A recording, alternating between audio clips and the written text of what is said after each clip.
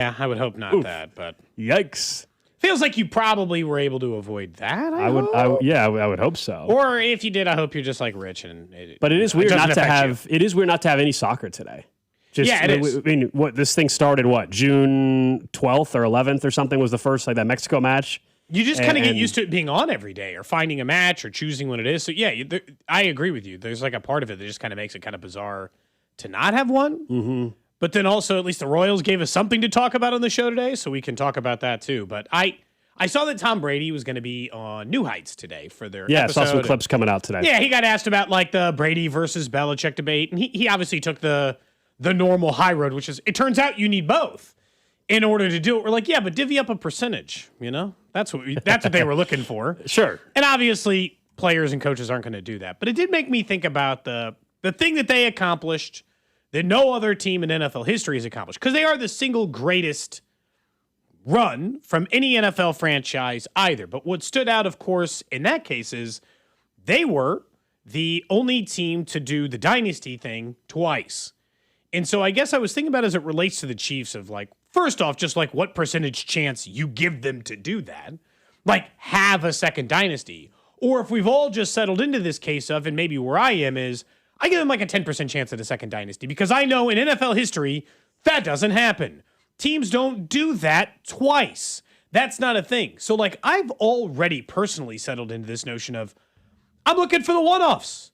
The plucking off a Super Bowl here or one there or maybe another here. Like, they don't have to be in consecutive runs. They don't have to all be together.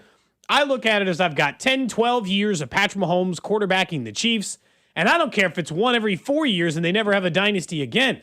I'm just looking for the years in which they possess a team that Patrick Mahomes can take them there, and I only give them like a 10% chance at dynasty number 2 Gold. I don't know if that's too low of a percentage, knowing that Patrick Mahomes is there, but like, it's just not, it's never happened other than the Patriots. I don't think it's too low at all. I mean, you just mentioned, and I think we all recognize how rare it is. And so to think that suddenly the next dynasty is going to start up, I think would be pretty wishful thinking.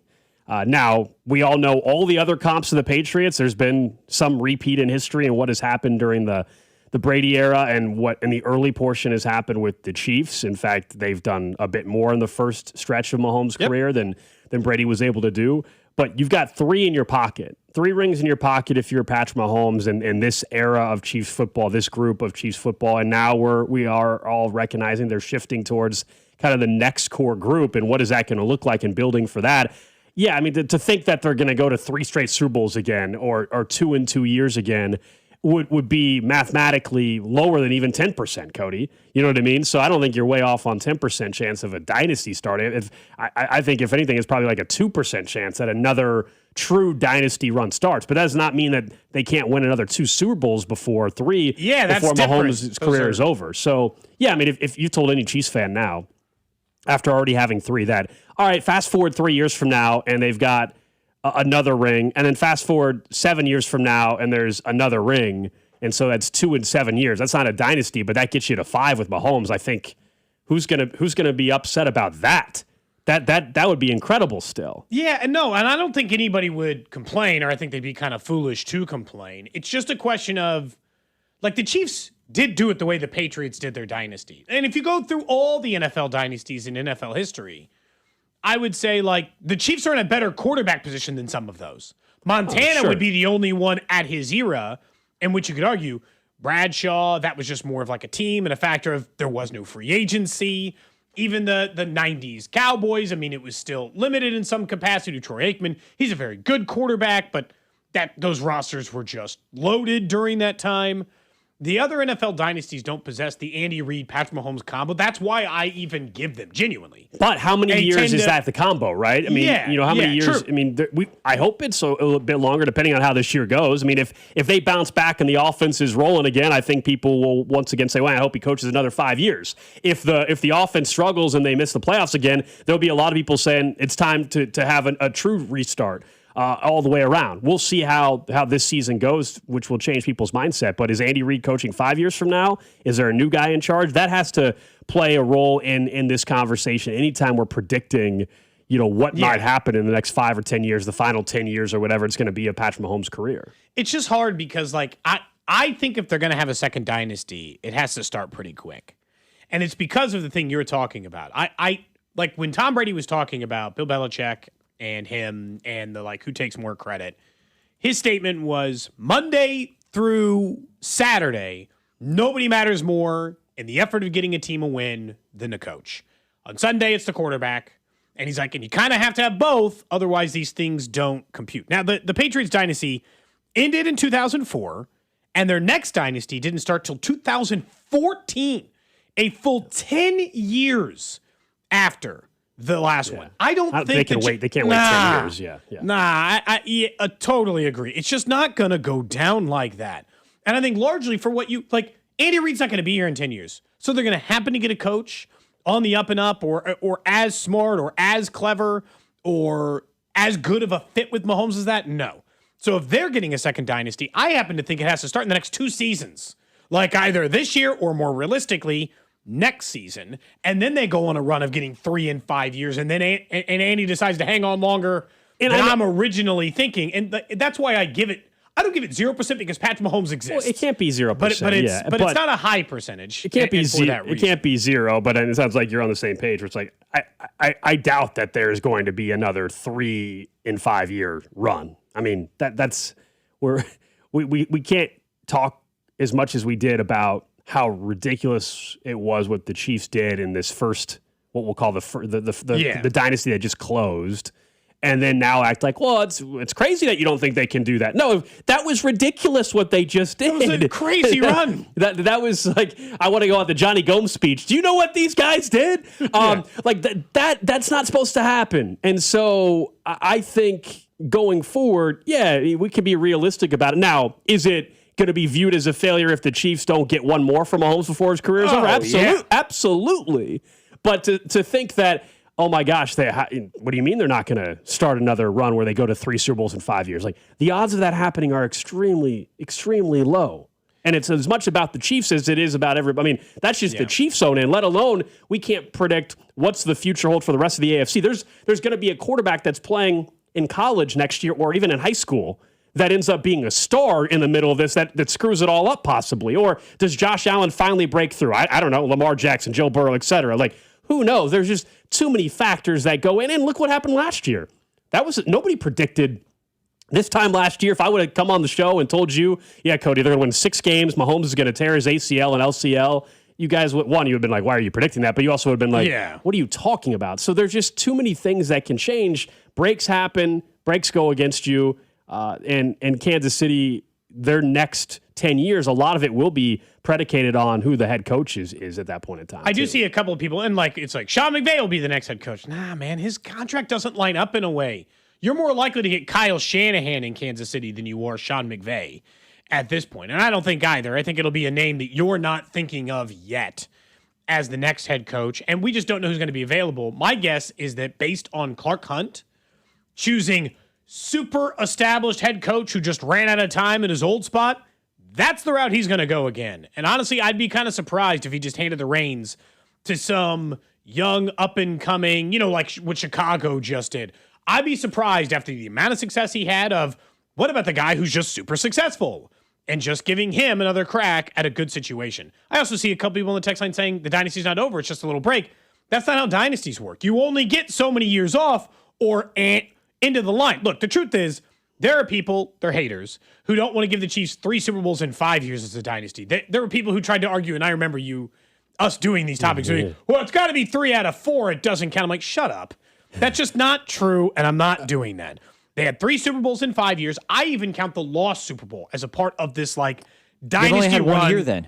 Because they've only had 1 off year then. Yeah, I think they're still in the dynasty. I don't think it's gone yet. I think the first chapter is 2 years ago. Yeah, I think the first chapter is closed, and the question is whether or not they're about to enter a brand new one, or there's going to be a much longer lull in between the two. You're not alone in that argument, Drew. I guess if they won the Super Bowl this year, it'd be hard not to lump it in with the other ones because I think if 3 Super Bowl wins in 4 years. So is your thing that if they get? So you're saying if they get to the Super Bowl this year, you think it's just a continuation of the prior? Yeah, just because, whether you have to win some, I guess, to be included in it, but them just getting to one means that they're still the team to beat in the AFC, which collectively, if you're going to include the losses, Cody, is a part of this dynasty. I guess I don't want wanna to say the it's- end, you know? I don't want to say it's until Andy Reid retires or until Andy Reid is gone sort of thing, but that's the way that things have gone here. If they miss the playoffs again, Andy Reid's gone, the chapter's closed. If they get back to a Super Bowl again, then they're still in the dynasty. They just had 1 year where things didn't go right, quarterback got hurt, you lost a ton of close games. That stuff happens. I think they would, at bare minimum, have to make it to the Super Bowl this year for there to be an included, argument that it's still a continuation of the first dynasty. I kind of lean towards the first chapter, first dynasty, maybe the only one, I don't know, we'll see, is closed. The question is now, what's the next chapter really look like? But I think you won't be alone if they were to bounce back in a massive way and go from 6 wins to back to being a team that's in the Super Bowl. I think there would be a lot of people that say, hey, it never ended. Yeah. But I tend to think that it likely already is shut. But I understand what you're saying. It's just like largely, it's like it's not that you can't take a single year off, but like if you were to lose the Super Bowl, I get it. It would still be they went to 6 Super Bowls in 8 years, which is insane. But when we go back, quick question. We're sorry to cut you off. When the Patriots dynasty, we all know they had the gap between the first and the second. They went to multiple Super Bowls and the time just lost. When they missed the playoffs, did you think their dynasty was still going? Because that's the only part where I get not having to go to Super Bowl, but missing the playoffs altogether, does that not end the dynasty? I think it should. I also happen to think that I think the end of the dynasty is not something you know until you're a few years removed from it. So it's harder for us to see it but when you go back and look, the end of dynasties is the last Super Bowl you won, not the last Super Bowl you lost. When we go 20 years from now, we talk about the end. Though. I shouldn't have included the Super Bowl. Yeah, you did loss. mention the Eagles game. I shouldn't include that one. In retrospect, I viewed it as the end of it because they went all the way there and it capped there. But 20 years from now, when I mention the dynasty run, it'll be the last one they won. I think that's how everybody views them. It's not the Patriots lost a Super Bowl. It was 3 years after, so that's too far. But they won 3 Super Bowls in 4 years, then divisional round, conference title game, lost Super Bowl, no playoffs, lost wild card, lost division, lost Super Bowl. None of those. Those were just like seasons in which you had good years. When you win Super Bowls, that is a part of it. And I just don't give the Chiefs a great chance of doing a second one. I think we should be viewing these as when the Chiefs have a Super Bowl contending team, like when the roster's all together, other quarterbacks aren't playing as well, other teams aren't as good. The way we talk about it sometimes for Josh Allen, or the way we talk about it for Joe Burrow, not the desperation, the like, oh, you have a team that can win a Super Bowl, take advantage, win a Super Bowl. Like, that's how I'm going to view every Chiefs team moving forward. Not as can they put together a roster that's going to give them a chance to win 3 out of 5 years again? That's just asking too much. So if they get back and they win it this year, then the second dynasty started then. Yes. A year after being removed from missing the that's right. I don't. You think it's just too close? Yeah. I mean, it's tough. I think it's too That close. would be a tough argument. If they won it is the only thing I could say, Drew, where maybe it's a continuation. But losing it would still be 3 years since you last won one. You would have lost 2 Super Bowls, and you would have missed the playoffs during that time. That can be included, lumped into the dynasty. Like, it's got to be, then it would be too far removed, in my opinion, to be like lumped in with the previous Super Bowl wins, I guess. We'll get back into this, I'm sure, during the Chiefs Red half hour as well. But let's pivot to history that happened last night that none of us ever expected to be talking about. Tyler Tolbert made history. Consecutive hits. Check swing. Lindor charges. He throws. He won't throw. Tyler Tolbert. Unbelievable. Swinging a magic wand. And he does.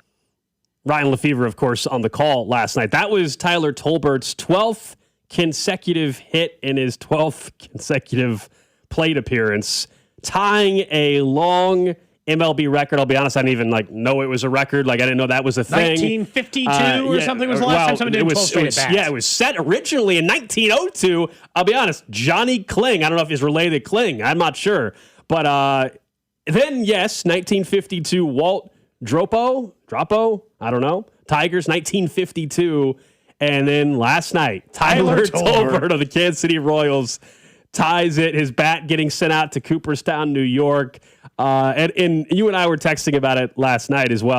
I told you off air this morning. I was like, it's one almost you have to laugh about because it's so unlikely. It's so unlikely. I mean, look, it's a very cool thing for Tyler Tolbert. Good for him. This guy's obviously been up and down in the minors and big leagues throughout his career. He's now hitting over 400 or whatever it is, I think. And Got in a another year, player since George Brett. You know? in a year in which, of course, the season has gone terribly wrong for the Kansas City Royals. And I had people texting me about it as I told you to start the show. It's the first time like something good was happening during the game that was prompting people to text. And look, it is unique. It is weird. It's such a baseball thing. It's still nobody's like, if you were texting me and said, hey, Seth Lugo has a perfect game going to the 8th inning, I would have made sure I dropped everything and was locked in. This was not oh my gosh, I got to make sure I'm watching every single at bat. That was just for me. But it's was very, home, it's very so I cool. put it on. Yeah, In a weird way, like, you're right. If like whoever Royals started, no camera was in the middle of a no-hitter in the 7th inning, and I was like out and about, I'd probably like get the phone out. I'd find an effort. But I was home, and I knew that Tyler Tolbert was in the middle of this streak, and I did watch his final 3 at-bats in that game because I wanted to see whether I could do it. Look, do I fundamentally understand? And people are going to be mad because, like, the Royals still stink. Just enjoy a moment of levity in what has been an otherwise miserable season. Just enjoy that they've scored 31 runs over the last 2 days, and for a minute, forget your troubles. Like, this is just one of those, like, life lessons I would give you in general, which is rather than just be miserable in a moment in which at least there's some joy, enjoy the joy. Tyler Tolbert had the biggest grin on his face after that single. He did. You couldn't wipe it off of his face. He was so happy. It was such a silly moment. He is maybe the most unlikely person to have ever tied this record, ever. He has 54 plate appearances this year. He has 111 plate appearances in his life. He's 28. He tied a major league record. Do I wish he would have actually said it? He had a chance to set it, and then flew out to right in the 9th but inning, because as you guys may have noticed, everybody was scoring last night in the Mets game. The pitching was terrible on both sides, and in the 9th inning on a fly ball to right. So he finished 5 for 6, ended the streak. But that was one of those. Yesterday we had JJ Piccolo on the show. Yeah. We didn't ask anything about it because at that time it was just not. I mean, he had what? He had 5 hits. He had back-to-back 5 hits. That's not worth like talking whatever. about. Like, okay, cool, cool. But yes, the fact that it's Tyler Tolbert is pretty funny. But good for him. And it was just in a year that has been awful. Like, of course, that's the year that something like this happens. And again, there are records that we all know, like in sports, and you can name who had, prior to Joe DiMaggio's streak or single-season home run record. Prior to Ovechkin breaking, we all know Wayne Gretzky. Like, this was, I had no idea this was even a thing. Had you ever heard of some of these guys that had the original record? No. I mean, come on. They were all born in like that's what I'm saying. Two. They all got nicknames like Slippery Pete. I don't know. Johnny Kling in 1902. No, and there's some other ones who have done it. Like there was a Twins player did just a couple of years ago, but not in consecutive at bats, but 12 straight hits in like 12 straight hits, right? But he had to walk in between. Yeah, you can't. Yeah, you could not have a walk or anything. He's one of just the 3 people to do it in consecutive at bats. It's only like you only have like 3 people if you give them a walk in between. And look, I'll be honest. The Royals had scored 15-1, and it was a fun Royals game the day before. And then they started last night's game with one of the worst-looking plays imaginable. And I thought, oh, God, I got to go right back to being miserable. And instead they gave me something fun to watch. Little tapper left of the mound. Lugo fielding, throwing on the run, and it gets on by Caglione. That'll bring in the game's first run as Ewing scores. Bichette to third, and all the way to second goes Benj. Now it's thrown to the backstop, and Bichette digging for the plate. He scores. Now the ball gets away again, and Benj will score. Oh, my God. A Little League home run for Carson Benj. 3 separate errors on one play by the Kansas City Royals, and the Mets lead 3-0. Oh, my gosh. The announcer just the entire time during the call. Oh, my gosh. Yeah, that was awful. Thank goodness they ended up winning, and then the Tyler Tolbert thing happened because that would have been the entire highlight of the night. Well, how embarrassing. Look, I thought the Royals have done a couple of really embarrassing things this year. Right after I had said, hey, they haven't done they're a bad team, but not like a, oh my God, train wreck Benny Hill music team. Since then, they've done several of those things. That's a Little League home run. I don't know where it catches on the ball. And I thought, oh God, right after 15-1, I got to watch this team get run by the Mets, but they scored a bunch. And Tolbert set history, and I got to enjoy a Royals game for a night. Look, I understand that the season still is where it is. And it's frustrating, too, because on the same night where the Royals they won, but continued to not be anywhere near competition level this season. Sure. And the Mets stink also. Yeah, so it's I got to watch former Royal Ryan O'Hearn have 10 RBI and 3 home runs. And then it just makes me wonder about like process. Because when I watched that and I looked up his season stats and I looked up his last 3 seasons, do you know how frustrating it is to think about a player where, like, in fair, and I will be totally honest with this. I thought I couldn't understand why the Royals kept giving Ryan O'Hearn a chance. I'm like, this guy stinks. He can't hit. I don't get it. I don't know what you see in him. Are you guys delusional? This doesn't make any sense to me. And in fairness to the Royals, they were right on the talent, Gold. They were just wrong on how to get it out of him. And that part frustrates me. How can you be right in identifying what that player is capable of and know what their ceiling is and never unlock it? Never find it. How did you not get that? Like, that's the part that gets me. It's actually more frustrating than just you gave a talentless guy a bunch of chances and he just proved you wrong. JJ Picollo was on with us yesterday and he acknowledged, like, they keep an eye on what other, even it's hard not to when people leave your organization and how they are doing. He's probably talking about Ryan O'Hearn when he said that. Ryan O'Hearn is one of the prime examples of a player leaving and just taking off and having quite a bit of success, to say the least. And Ryan O'Hearn's out here making $15 million a year for the Pittsburgh Pirates.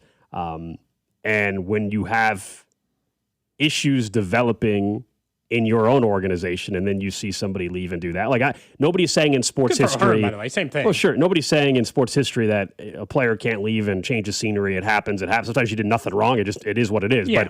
But there have been quite a few. I mean, Brent Rooker's the other headliner with the A's, right? That for a couple years had been the story and the comp that everybody would bring up over and over. And then there's other guys that they leave, right, and they still aren't any good. MJ Melendez is in AAA with the Mets, by the way. He got, he was up for and had the walk-off home run, and everybody texted him the next day and freaked out and said, "Oh my gosh, look what he's doing!"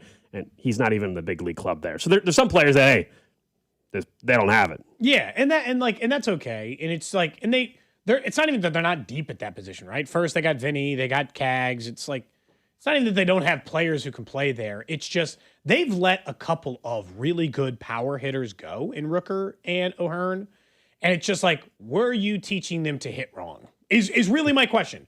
And look, I've seen people suggest that maybe the shift changes happened after Ryan O'Hearn left here. Maybe that helped Ryan O'Hearn a little bit come around. But like, part of me is just like, what were you teaching them power-wise? What are you teaching them? Like, why doesn't Jack Caglione hit more home runs? And he hits some, but like, he should be hitting even more. What do you guys teach power-wise in this organization? And don't blame the stadium anymore. You made the fences all short or whatever.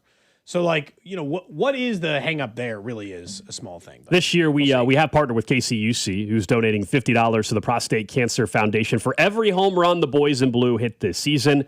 1 in 8 men will face prostate cancer. Early detection saves lives. And at KCUC, Kansas City's largest, most experienced, and most advanced urology team, you see the best in KC, scheduled today at kcuc.com. Up next, we'll talk about what's going to happen in Kansas City on Saturday. Maybe a different look than we all thought, but maybe it makes it a bit easier for you to find your way into Arrowhead. We'll also get into where the quarterbacks are stacking up in the AFC West as we are a couple weeks out of training camp, right here on Cody and Gold.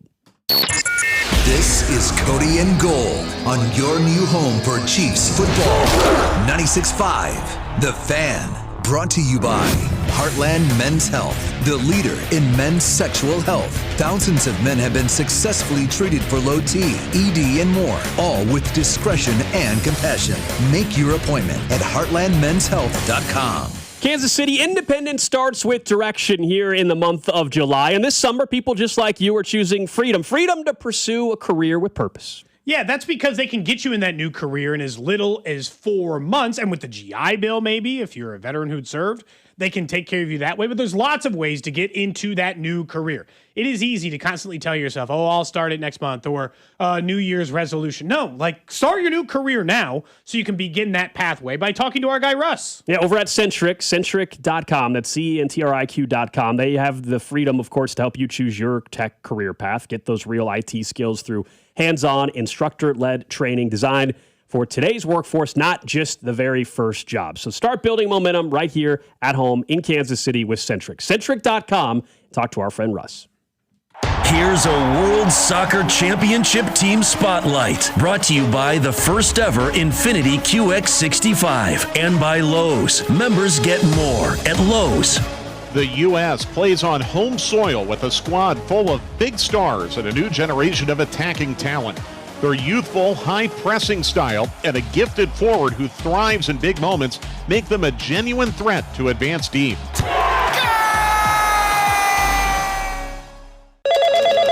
Another app for inventory, one for CRM. Oh, don't forget accounting. Wait, which login was that? Or you could use Odoo, one fully integrated system that does it all without the hassle. Ditch the app overload. Get everything your business needs on one platform. Try Odoo free today at odoo.com. That's ODOO.com. The FIFA World Cup is entering its biggest matches, and there's no better place than Kalshi, America's #1 prediction market platform. From the very beginning, we've been predicting France to take home the title. A $100 trade over there right now would net you $281 in return. That way, it's trading at about 36% right now over at Kalshi. You can choose some of the local matches, maybe Argentina on Saturday, or so many other ones. That's because over on Kalshi, you're trading against peers in a live market, meaning there is no house. And as probability changes, you can buy in and out of your position. For a limited time, download the Kalshi app and use code TAPP, T-A-P-P, to get $10 when you trade 10.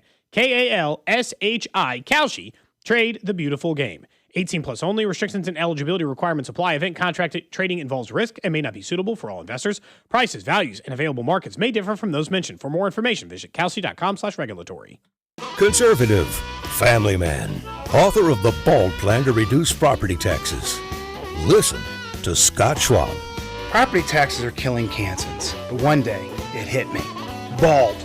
BALD stands for Better Affordable Living by Decreasing Property Taxes. And it's the only detailed plan. Schwab's BALD plan means voter approval for property tax hikes, refunds for unfair assessments, and tax relief for seniors and working families. Listen to Scott Schwab. I focus on reducing taxes for Kansans. You should keep more. My BALD plan makes sure of it. When I'm governor, we'll get it done. Finally, a governor with a good head on his shoulders. Author of the BALD Plan to Decrease Property Taxes. Conservative Republican Scott Schwab for governor. Visit scottschwab.com/bald to learn more. Paid for by Schwab for Governor, Jim Felter, Treasurer. The Royals and the See You in the Major Leagues Foundation are teaming up with Blue Cross and Blue Shield of Kansas City to recognize outstanding high school sports coaches through the Blue KC Coaches with Character program. From April to September, we'll recognize 6 coaches as a Blue KC Coach with Character. Each honoree will receive a VIP package that includes tickets to a Royals game and more. Be part of honoring our high school coaches whose service is making Kansas City a better place to live, work, and play. Just go to bluekc.com/nominate coaches with character to nominate today. Attention, have you racked up $10,000 or more in credit card debt? Are you barely getting by making minimum payments? With credit card debt reaching all-time highs, National Debt Relief is notifying consumers about significant debt relief options currently being made available to help those with overwhelming credit card debt. These options may reduce a large portion of credit card debt for those who qualify. You don't need to declare bankruptcy or take out a consolidation loan, and you may only have to pay back a fraction of what you owe, even if you have bad credit. National Debt Relief has already reduced the credit card debt for more than 550,000 consumers, so don't wait. If you owe $10,000, $20,000, or even $100,000 in credit card debt, you can now take advantage of this financial debt relief as the cost of living continues to skyrocket. To check what debt reduction you may qualify for, call 800-358-6868. That's 800-358-6868. Again, 800-358-6868. On the biggest stage in the world, FanDuel is out here changing the game. Because sometimes your player gets subbed off, and that means your bet goes with them. Well, not anymore. With FanDuel's Super Sub, if your player is subbed out, your bet stays in. That's right. If your player leaves the match, your bet continues on with the substitute. Your bet stays alive, keeping you in the action longer. So if you're still in it until the final whistle, Super Sub covers the entire game, including extra time. So visit FanDuel.com/local to get started now. Look for the yellow Super Sub icon on the game page and the My Bets page. If your player leaves the match due to substitution or an injury, your bet will automatically transfer to the substitute who replaces that player. So go to FanDuel.com/local. Let there be goals this summer on FanDuel. FanDuel Sportsbook is the official sportsbook of 96.5 The Fan. 21 in President, Missouri. Gambling problem? Call 1-800-GAMBLER. When Kansas City storms roll through, hail and wind can damage your roof without you even realizing it. If your home was hit, call us at Century Roofing for a free inspection today.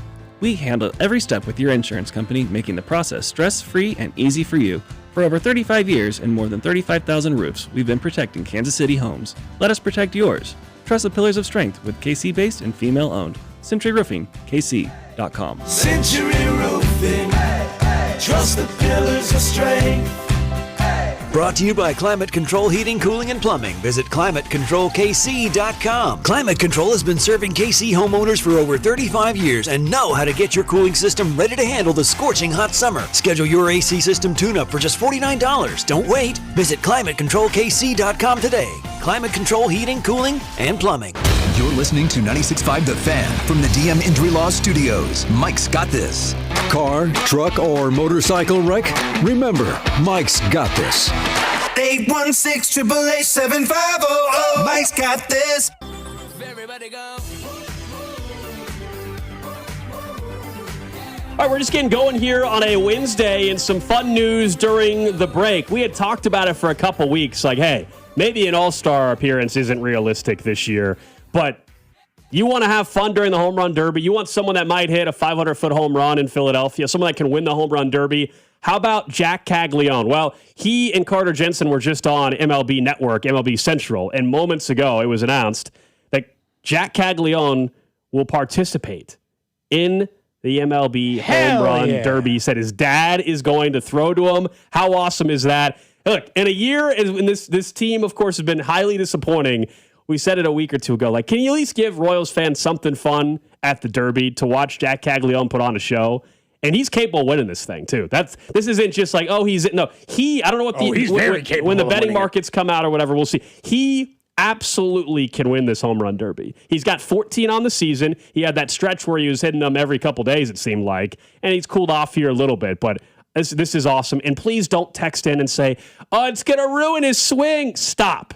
For what season? Also, Bobby Wood Jr. was in the home run derby a couple years ago, and he was just fine right after. That's like such an old, low-hanging fruit take. You know what? I don't want to see him in the home run derby, Cody, because it's going to ruin his swing moving forward. Stop. Players participate all the time and are just fine. I got to be honest. I'd care a lot more about even that fear, even though I wouldn't care about it anyway.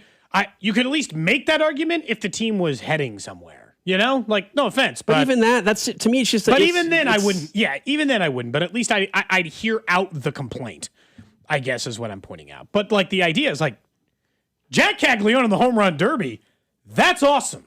Yeah, like that's fun. He hits the ball a mile. It is at least something that has gone well for the Royals this season.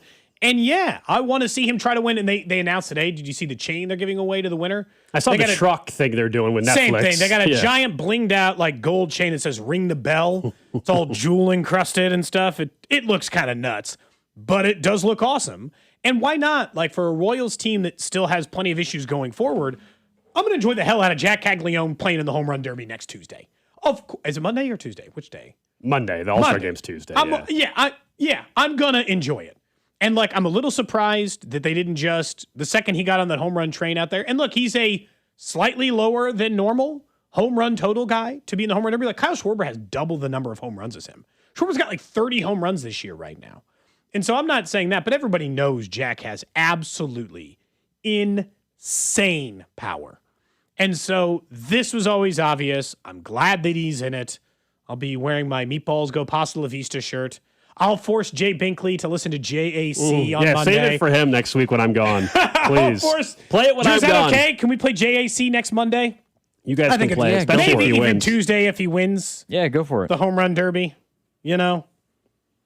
If you want to play, go ahead and play it. I don't care. I know Caminero is white hot right now, but Jack Caglione, like, I'll go ahead and just call it out. He's going to win the home run derby next week. He's going to win the home run derby next week. You're calling it? Yep, calling it right now. Okay. I think he's got as good of a chance as anybody. Cam Nero finished second in the last home run derby? Yep, he was the runner-up. Mm-hmm. So like that's he'll probably be the favorite in betting so. markets to win. Cags is going to be way up there just because of the raw power. Someone says who's going to pitch to him. We mentioned at the beginning his dad is going to throw to him. Very for the cool. home run derby. Very cool. And his dad, like if you had the opportunity to do that, even if you think it was like maybe there was someone better to throw, BP, he'll practice. His dad will get in a cage and throw to now don't wear your arm out, but make sure you can throw it center. As a reminder, by the way, the home run derby rules are back to the old ones. Mm-hmm. It is no longer like how many swings can you do in 2 minutes. It's back to total numbers of misses, essentially. You get a total number of swings in order to do it. So the home run derby rules have changed from the previous rules. So there might be a whole new strategy thing back to it too. Because Gold, this, the timeouts and who does this. They're back to round 1, 20 swings. Round 2, 15 swings. Finals, 15 swings. Each swing counts towards a player's allotment, homer or not. If you homer on your last swing in any round, you get to keep going until you do not homer. There is no bonus round, no bracket for the first round. Tiebreakers, home run distance, which I feel like Jack Caglione should favorite, or a three-swing swing off. Yeah, we have the swing off for rounds 2 and 3 for those. So just so you know how this is going to set up, that's the system for it. But Jack Caglione announced just a few minutes ago on MLB Network, he is going to participate in the home run derby. His dad is going to throw to him, so he joins a couple of the other guys we know, like Ben Rice and Junior Caminero, who's going to compete in it on Monday. And his agency, Frontline, just put out a tweet as well. So, in case you were just wanting multiple places, but they just put out a graphic saying congrats to him selected to participate in the 2026 Home Run Derby. Man, can I get any of those meatball shirts made for everybody else? Can we all just wear them together? Nah, now you just need one with CAGs. We need more CAG shirts. We got to wear the CAG shirts on Monday. We have the CAG shirt. I know. I said I'll bring it with me now to they're going to really wear it on Monday. Well, yeah, I'm not even out of the country. I'm say I'll be out of the country. People, the thing is, people they won't know what the why it just says CAGs. They're going to be very, very confused. Doesn't matter. It's by for that. you. This is how it sounded, by the way, on MLB Central minutes ago. All right, Jack, you got an announcement to make? Yeah.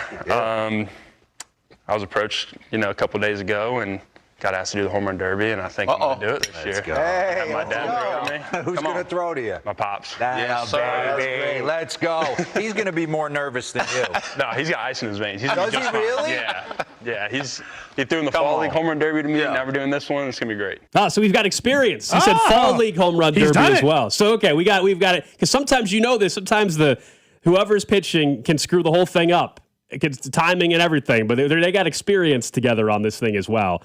So this will be the first Royals player since Bobby Wood Jr. was in the home run derby, member 2024. When he hit 50 homers and was the runner-up and was 5 feet away from clearing the wall. Yeah, it was so close. And that was an awesome showcase for the Royals as well. This year, it's going to be Jack Caglione representing the Royals. So we've got Walker in the All-Star game, Bobby Wood Jr. finally starting in the All-Star game at shortstop, and then Jack Caglione hopefully put on the show on Monday night in the home run derby. In a year in which the team has stunk, it's awesome to see fans have something to be excited about next week. I will say Jack Caglione did not win the Fall League home run derby. Okay, I looked it up. In 2024, the winner of the Fall League home run derby was who's this guy? Yankees prospect Garrett Martin. He won over infielder Brock Wilkin from the Brewers.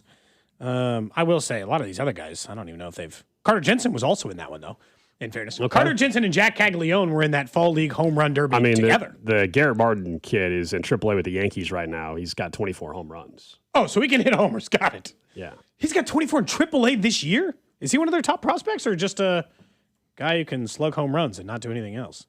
This was, by the way, Drew Kindfully. All right, we just played it, Cody. Oh, did we? I wasn't even listening. We just played it. It was short. I was thinking it was the longer one. I'm sorry. We just played it. I thought that there was a longer version. I should have just let you go with that. No, I mean, it was longer, but it was a minute long. I thought we had a longer one. We're all good. Yeah, you're fine. Yeah, that's why we're talking about the Fall League. That's what he said. What were we saying about the Garrett guy? Just that I don't know if he's 26 years old though, so I don't know but why he's not been called up yet for the Yankees. But yes, he is a power players. They do. They don't need just some, I guess, random guy, 26 years old. Is he even like one of their top prospects, or is he just like a AAA player who can slug homers? No, Cags legitimately, he can win this thing, and I think he's going to. That's the fun part. It's not just like, he's in and okay, he's going to put on a nice show. No, he also might hit the furthest home run in Philadelphia on top of all of it. I mean, probably. And this goes back to, this is why I'm glad his injury stuff like a week ago or so was so short. But Caglione had a big month of June hitting homers, and now he gets to participate in the home run derby. I don't know why, what's not to like? If you missed the news earlier, Jack Caglione officially in the home run derby. He will participate according to himself. He announced it on MLB Network today. Obviously, lots of those things confirmed since. So it'll be a great time on Monday. We'll talk about it next week. You're going to be gone. Do you think you're going to be out of the country? Do you think that they'll have the home run derby at the poolside bar?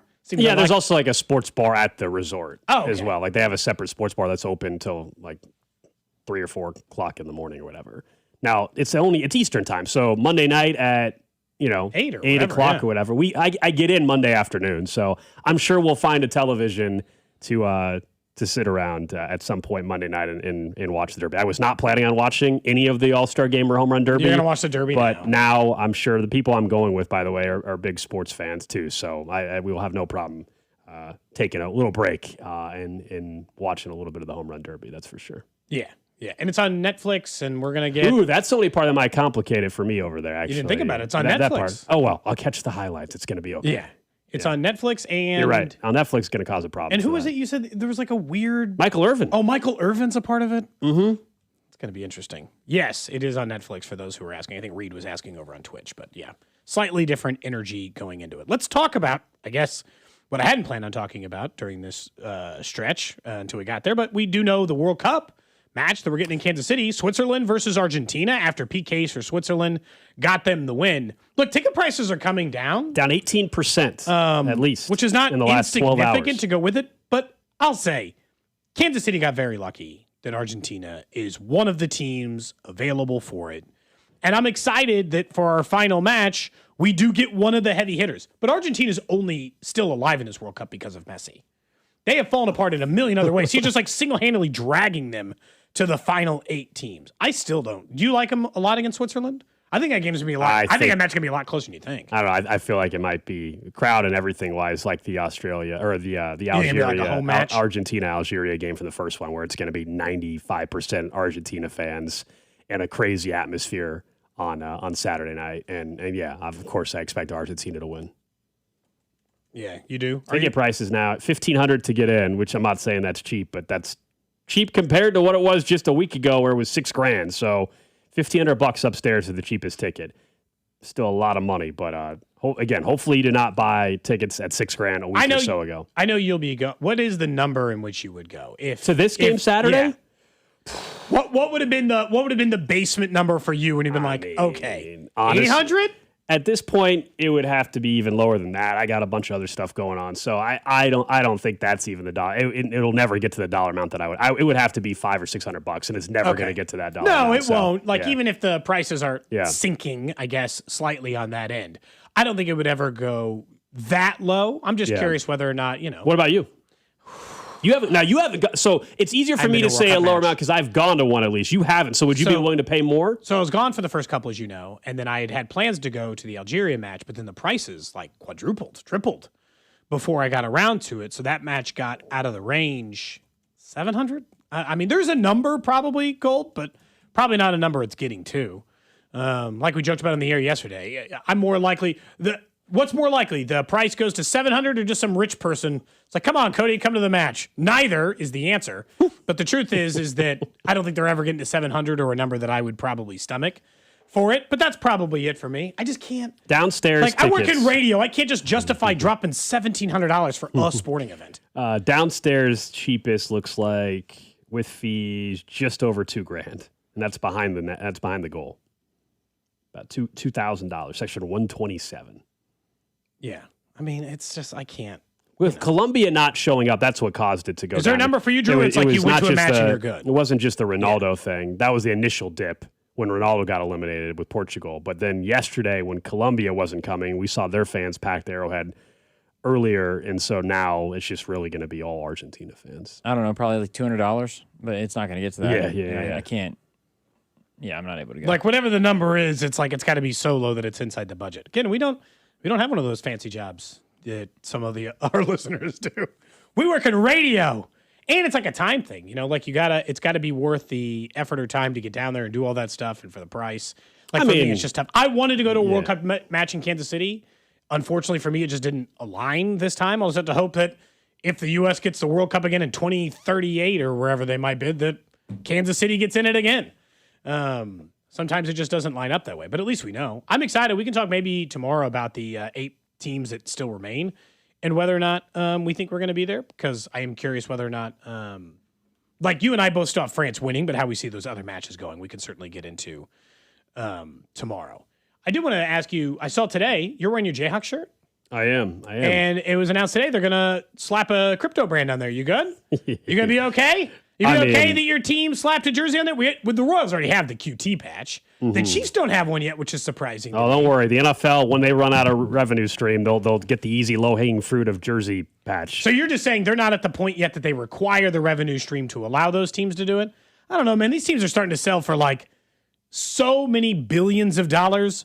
Aren't we only a few years away? I think within the next 5 to 7 years, the NFL will have jersey patches. I will say Drew was very bothered by not the Kansas one, but the idea that the Big 12 sold their. I'm not bothered by the actual thing. I'm bothered by the selling the name of the conference. No, or the price that they sold it for. The price. And I think a lot of people selling their soul. Yeah. But if you're going to sell your soul, I mean, I don't at least get the number. I don't think you should sell your soul, but in the avenues in which we're getting there, I get why they did it. It's just that a lot of people are saying they kind of got fleeced by Monster in terms of you're really only going to sell it for that much money. Washington State, by the way, I looked it up. Washington State makes more money on their jersey patch than what Iowa State is going to get, or any Big 12 school is going to get from this Monster Energy deal. Maybe more Coast on the other side. Yeah, so two but things. They can sell a separate jersey patch, right?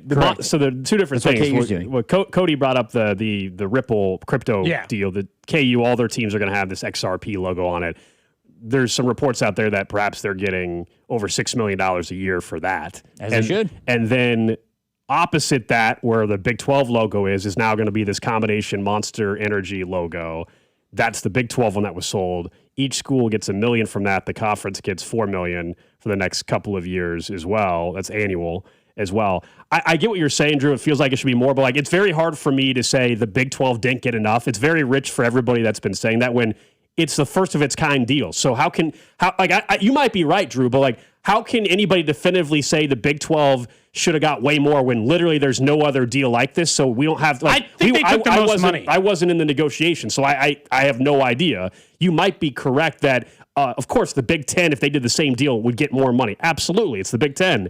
But for people out there to act like it's crazy how Brett Yormark only got each school $1 million a year.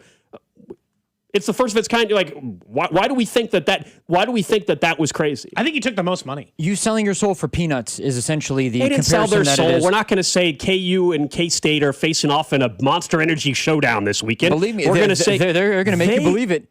Drew, they can say whatever. It's at the Big 12 tournament, they're going to have Monster memorabilia. They're going to have the Monster Energy girls there. They're going to have it all over the court and the field. Who cares? This is the same. To me, it doesn't make any. It's for pennies essentially. $1 million. Yes, I understand. Money is money, but $1 million compared to again just teams individually going and doing something. It doesn't do anything for you to sell your right to send. This is not NASCAR. NASCAR is a sponsor-based sport. College football, college basketball are not sponsor-based sports. But they will be The soon. Big 12 Conference is not a sponsor. Where it's all trending. But no. It's not live or die by sponsors is what I'm trying to get to. The Big 12 does not need this deal to survive. Iowa State doesn't need the extra $1 million for. And Cody doesn't need a 20% raise, but he would like one. So Drew, $1 million is not going to make the difference in terms of you surviving or not. So for the teams, it doesn't matter. It's the conference that it looks bad for the conference more than it does the teams in this instance. So you are right. The conference should have gotten more money. You are right in the sense that should have gotten more money is a very tough thing, because to Gold's point, and the way we look at all of these things is, I'm only worth what someone will pay me, and you're saying, hey, if that's how low the dollar figure is, don't accept it. Correct. Wait and then take another. But it's either have $1 million or don't. And this is the difference, I think, where I stand on this than you, at least from a money perspective, is the Big 12 doesn't need this $1 million to survive. But the Big 12 better also be damn sure understanding that they are the little fish in the big pond. And they are going to have to embarrass themselves a little bit more to get anywhere close to the amount of monies that the Big Ten team see, the SEC team see, and they can't turn down money because it's unseemly. They are the little dog. They are the little brother. I think you can turn it down because of that, actually. No, I don't. I think that there's a point where you better keep up with the financials at some point, or at least try to, or you'll continue to fall further behind, or continue to fall further behind the competition, or the money, or the NIL, and all these things. And yeah, you have to. I think it's like Tin Cup, the classic sports movie, right? And he's out here. He's like, I'm out here wearing like Big Boy's Furniture Barn. It's like, no, he has to wear those brands because it is what it is. He's not Scotty Scheffler who can pick and choose his sponsorships or every cent he gets. He has to take the money where the money is. I mean, look, if you're asking me deep down, would I prefer that Allen Fieldhouse didn't have, FNBO's green logo on the court? Absolutely. Would I prefer that KU doesn't have a XRP Ripple cryptocurrency logo on their jersey? Would I prefer the Royals didn't have a Quick Trip logo on their jersey? Absolutely. But I think we all recognize you have to find new revenue streams, and especially in collegiate sports right now more than ever. And so, yeah, I don't think anybody's acting like Drew that if the Big 12 didn't get this $20 million from Monster that they were going to fall apart and lose everything. Nobody's suggesting that. But to act like an extra $1 million for the next couple of years is nothing is also, to me, inaccurate. As far as could they have got more, I mean, that neither one of us, as I said, we're in the negotiation, so it's a first-of-its-kind deal. So I don't know. It's hard for me to believe anybody that says, well, they should have got more. Very easy to say that. I mean, the naming stuff doesn't bug me as much because on this show, you know this from the GEHA stuff, we still call it Arrowhead. I don't say, man, the Chiefs and Broncos have a huge showdown at GEHA tonight. They can brand it and market it all they want, but we still say Arrowhead. I'm not going to say that Texas Tech is playing in the Monster Energy Big 12 championship game. They will on the TV broadcast because they have a rights agreement. I don't have to say that. You don't have to say that. It doesn't bug me that much. Yeah, it's just every league, every team have different things that they have to accept because of where they're like UMKC, right? Like they got to take the money where it is. Like the Big 12 is of the 4 power conferences, the worst. No, they're not. Or the second worst. Like, but there it's is them in the ACC. The gap, though, between Big 12, ACC, who are close, admittedly, between them and the Big 10 and the SEC is seismic. It's huge. And so, like, they're going to have to do some things like... But $20 million... You can't always stand on pride. $20 million is $20 million. You got to take it. You know, like, but it doesn't do any. The Big 12 is still just as inferior, $20 million richer than the SEC. It literally does nothing. They're $20 million closer. No, than they were yesterday. Sure, but it does nothing for them. They are not more competitive. They are not better. They are not in the same universe. They are not anywhere closer to being better or as good as the SEC. But if they'll take 10 of these deals worth $20 million, not even close. But if it's like 10 of these deals worth $20 million, they can get closer. I'm not saying they can close the gap. But they got to do the little things in order to try to make it slightly more competitive. Otherwise, it just doesn't work. I did see the text line. Yeah, we did see the Jack Caglione's in the home run derby. Yeah, we talked about it for 10 minutes. We'll get back to it. Yeah, we definitely will. If you missed it earlier, Jack Caglione has announced he will participate in the 2026 home run derby. We'll certainly talk about it again next hour with Vern, who's joining us at 12:30. But, we did talk about it. We'll get Sometimes back. you just tune in, you know? Yeah, we'll get back to Cags, who is going to participate in the home run derby on Monday night in Philadelphia. Awesome news. Going to put on a show for Kansas City and for the entire country. And then up next, we'll also get into what executives are saying about the talent at a couple positions in the NFL and how long till the Chiefs have a few more guys that stack up at one particular position. That's coming up next here on Cody and Gold.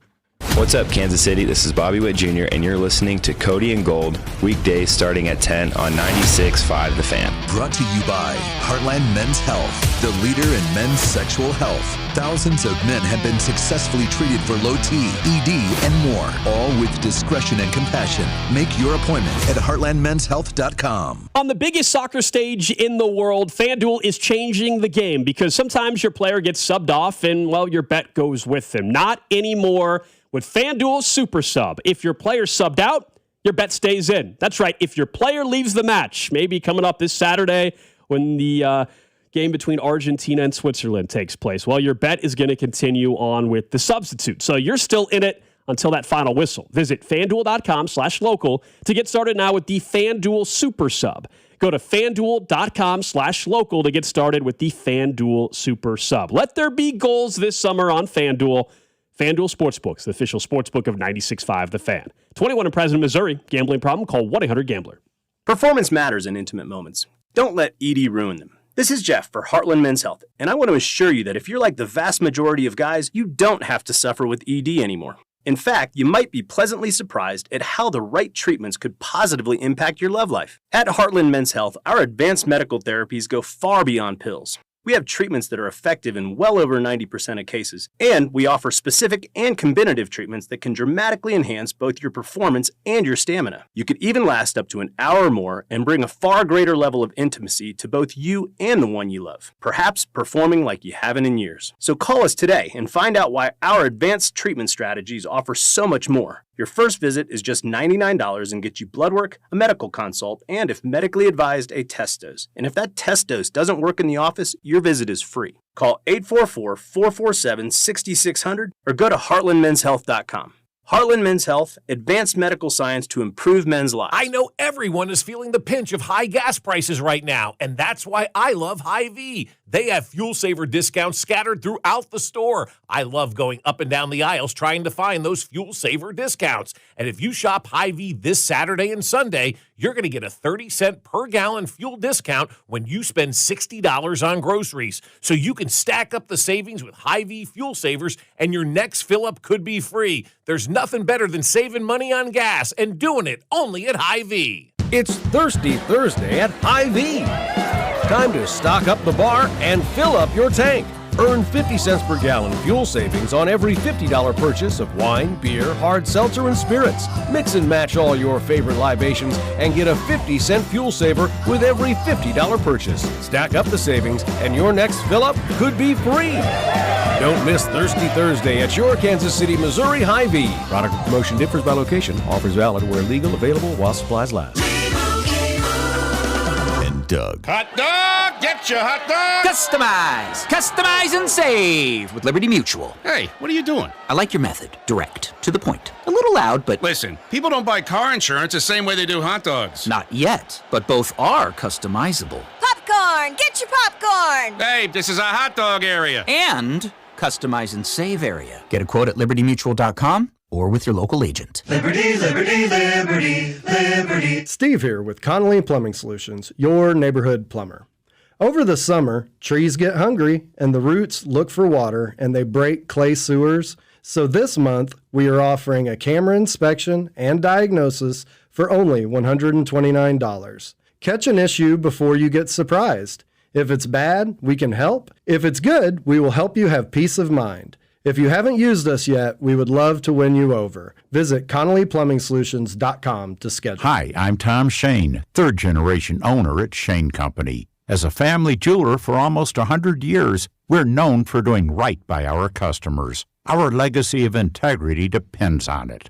We stand behind our engagement rings with our all-inclusive free lifetime warranty. We handpick the most beautiful diamonds, then negotiate for the best price. At Shane Company, we put you first because a friend always has your back. Shane Company, your friend and jeweler. This is the story of the one who keeps multiple buildings running smoothly day after day. Plumbing that flows, HVAC that hums, cleaning supplies that keep surfaces sparkling. That's why she counts on Grainger. With easy reordering online and 24/7 support, Grainger helps her keep the products she needs on hand. So shelves stay stocked and buildings stay ready. Call 1-800-GRAINGER, click Grainger.com, or just stop by. Grainger, for the ones who get it done. My name is Whitney Allen, and I'm a widow. My husband, Ryan, died. We never thought we'd ever have to use life insurance, but the unexpected happened. With Ethos, signing up was fast and 100% online. You can get a quote in seconds, apply in minutes, and get same-day coverage. No medical exams, and you can get up to $3 million worth of coverage. I'm grateful we were prepared. Get your free quote at ethos.com/radio. That's ethos.com/radio. Paid spokesperson. Time spent on application may vary. Online health questions required. The world's biggest soccer tournament has arrived, and you can trade the entire tournament on Kalshi. On Kalshi, you can trade every match from the opening rounds all the way to the final. Last week, Spain was trading at 17% to win it all, meaning a $100 trade could pay out $572 if they win soccer's biggest prize. Want to know what they're at today? Check Kalshi. On Kalshi, you're trading against other people in a live market. For a limited time, download the Kalshi app and use code PITCH to get a $10 credit when you trade $10. KALSHI Kalshi. Trade on anything. 18 plus only. Must be present in state where it is legal to trade. Event contract trading involves risk and may not be suitable for all investors. Prices, value, and available markets may differ from those mentioned. $10 free credit with no expiration. Restrictions and eligibility requirements apply. For more information, see kalshi.com/regulatory. This is the story of the one. As a maintenance engineer at a beverage manufacturing plant, he starts his day knowing every line is ready to run because Grainger delivers the industrial-grade products he needs to keep mixers, conveyors, and packaging equipment moving. With Grainger's vast selection of bearings, belts, and motors, he keeps operations running smoothly, so nothing grinds to a halt. Call 1-800-GRAINGER, click Grainger.com, or just stop by. Grainger, for the ones who get it done. Hey, it's Rob Brinton, and now that we're winding down the Kansas City portion of this summer soccer tournament, we want to thank you all for listening to Beyond the Pitch KC, presented by our friends over at Commerce Bank. The final episode will be released on Wednesday, July 15th, on the Odyssey app or wherever you get your podcasts. Hey, it's Bobby Witt Jr., and you're listening to the home of the Royals, 96.5 The Fan. KFNZ FM and AM, HD1 and HD2 Kansas City, an Odyssey sports station.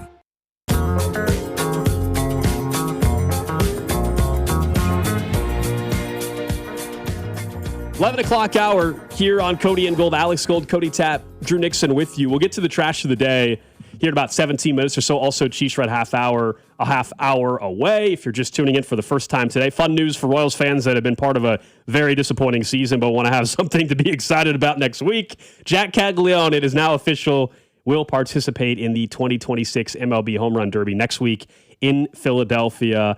Awesome to see that. He announced it officially this morning on MLB Network. It was live on MLB Network and made the announcement. His dad will actually be the pitcher as well, which is a really cool moment. So hopefully Jack Caglione puts on a show. Again, the last time the Royals had a guy in it, Bobby Witt Jr. nearly won the damn thing. So, and Jack Caglione's power potential is, as we know, off the charts. Are we calling them Jack Jacks? Did anybody ever decide on what they were going with? I don't know. We'll see what they call on the broadcast, the jackhammer or whatever. Yeah, and then there's the less appropriate one that people go with sometimes. Mm-hmm. Should we just make that shirt? What if we got people to make donations at certain banks in honor of him being in the Home Run Derby on Monday? Yeah. Do you think Speck would be on board with that idea? I don't think so. Just put it together in your head and be like, what could Cody be talking about? I don't know that I'm allowed to say it if I'm talking about home runs. Feels like I'm not allowed to describe a sexual act. I know that. Well, not an act. No. Yeah. Yeah. We'll see. There's several options. I do feel like we should be doing something, though. Now that Jack Caglione is in the Home Run Derby. Man, was it just like a year ago that we were doing the road trip to go see him? It was like barely a year ago. Oh, I get what you're hinting at. I personally can't go because I'm going to be out of the country next week. But I think you and Drew should drive to Springfield and host a watch party there at a bar for the Home Run Derby. That's what you guys think. You guys should do that Monday night in Springfield. We could do CAG shirts, or the meatballs shirts or something. I think you guys should just have wings and meatballs and watch it at a bar in Springfield while I'm gone. Yeah. And drive down with listeners. Drew, reach out, see if they're interested. The only time I'm going back is for a Missouri State football game. I'm not going back for anything related to the Royals or Cardinals or anybody else. Well, what if we do another road trip down the road? You could. I'm not going to Spring. I'm not going. Not Springfield. He says no. He says no. You could go to Fayetteville, right? Just not Springfield specifically. Yeah. Oh yeah. I'll go to Fayetteville. Yeah. Congrats to Jack Caglione. Johnny Palumbo just having a heart attack thinking about this conversation. Yeah. Both the first suggestions I was making, going to a certain bank to maybe make a donation, and this one, Johnny Palumbo not liking any of those. Anyway, we'll talk more about Jack Caglione being in the Home Run Derby again at noon, and then of course with Josh Vernier, our Royals insider, coming up at 12:30. Jeremy Fowler does us this show a service, but I also think NFL fans a service every year when he puts out a series of articles over the course of a week in which he interviews NFL GMs and high-level executives in the NFL to rank out different position groups as they see it in the NFL. And you and I had a very similar thought, and I don't think we're the only two people alive, which was when he put together his list of the best defensive backs in the NFL. Not surprising to see Trent McDuffie on the list at 5. The highest he was 3rd for any of these GMs and NFL executives you mentioned. The lowest was unranked, which was a bit surprising. But he came in as the 5th best defensive back in all of football, according to, I'd say, decision makers in the NFL. But what you and I both agreed with is that Mansour Delane needs to be on this list like next year. Like genuinely, maybe I'd give it 1 year after that. But if he's not on there by then, well, then you shouldn't have spent the 6th overall pick. He needs to be largely considered one of the best corners in the NFL by this time. Cooper DeJean's on the list. He hasn't been in the league that long. J.C. Horn. Some of these guys were just drafted a few years ago. I mean, hell, Trent McDuffie just got his first deal off of his rookie contract. It's not like he was drafted. He was on the list last year as well. So, like, there's got to be a pretty quick turnaround on Mansour Delane. And it also just continues to highlight what they gave up in a guy like Trent McDuffie. But that some people in the league didn't even view him as a top 10 corner was surprising to me, I'll admit. I think it goes back to, I'm surprised to hear it because it's executives and scouts on this. So these are people that obviously know what the hell they're talking about. Doesn't mean that they can't make poor evaluations or poor decisions, but they certainly have been around the game and have a huge knowledge base. I think it goes back to a conversation all three of us have had for multiple years with Trent McDuffie, the perception and narrative around him, because he's a shutdown corner, right? Quarterbacks will not throw to his side of the field in large part. He's not a ball hawking corner. He's not going to have 6 interceptions. That was a huge theme. And even this carried over to fans, even in Kansas City at the time, where some fans did not view him as highly because he doesn't get interceptions. And so that, by the way, I think is a flawed way of looking at it. Yeah, but I agree. The same thing. I mean, look, Mansour Delane, I think he's going to end up being very, very good for this team quickly, and he needs to be. And eventually, I think he can be one of the top corners in football. And again, he needs to be. He was a top 10 pick. But he's also not a guy that we're going to be sitting here, guys, and he's going to have 6 interceptions, 5 interceptions that wasn't what he was in on a college, regular basis. Yeah. I'd be pretty surprised. He's going to be more of a lockdown corner if he is what he's expected to be. Guys, yeah. He's going to be someone where quarterbacks are not going to throw his way because he's locked in, attached to the hip of the wide receiver on a regular basis, and they don't want to throw his way. That to me will be a very similar story with Delane as it was with Trent McDuffie. I think what does stand out on this list as I go through, I mean, we can talk about the running backs too. He has that list out, maybe where and if Kenneth Walker even ranks in the top 10. The one thing that stood out to me, and something we probably don't talk enough about corners, and maybe should have mentioned more in the Trent McDuffie trade, corners age fast. Look at the ages of the corners who are in the top 10 list. If we did this for quarterbacks, if we did this for a number of other positions, there would be some players who were 29, 30, 31, defensive ends, right? He did that today. We can talk about those tomorrow. There's some guys in their 30s who make that list. Number 1, Surtain, 26. Stingley, 25. Gonzalez, 24. Witherspoon, 25. McDuffie, 25. See a trend?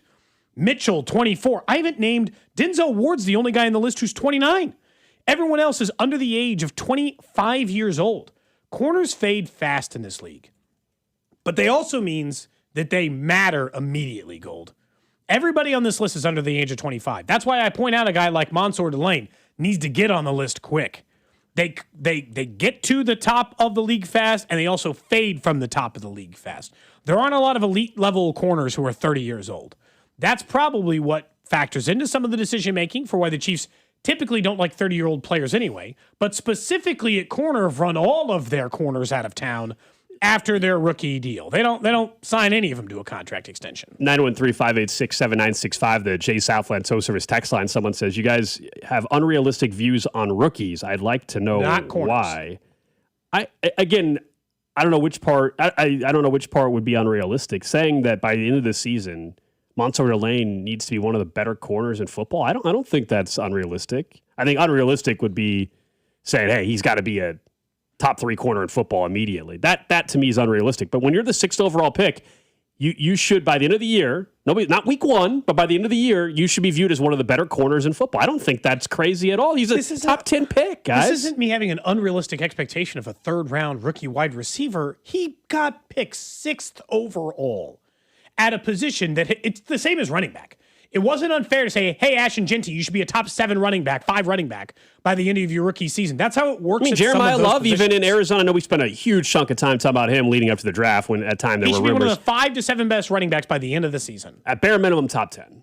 Yes, a bare minimum. When you're taking a position of lesser value, and look, Alex and I actually think we're somewhat fair because we're not unreasonable on, I don't think R. Mason Thomas should have 9 sacks this season. I think he should have 3.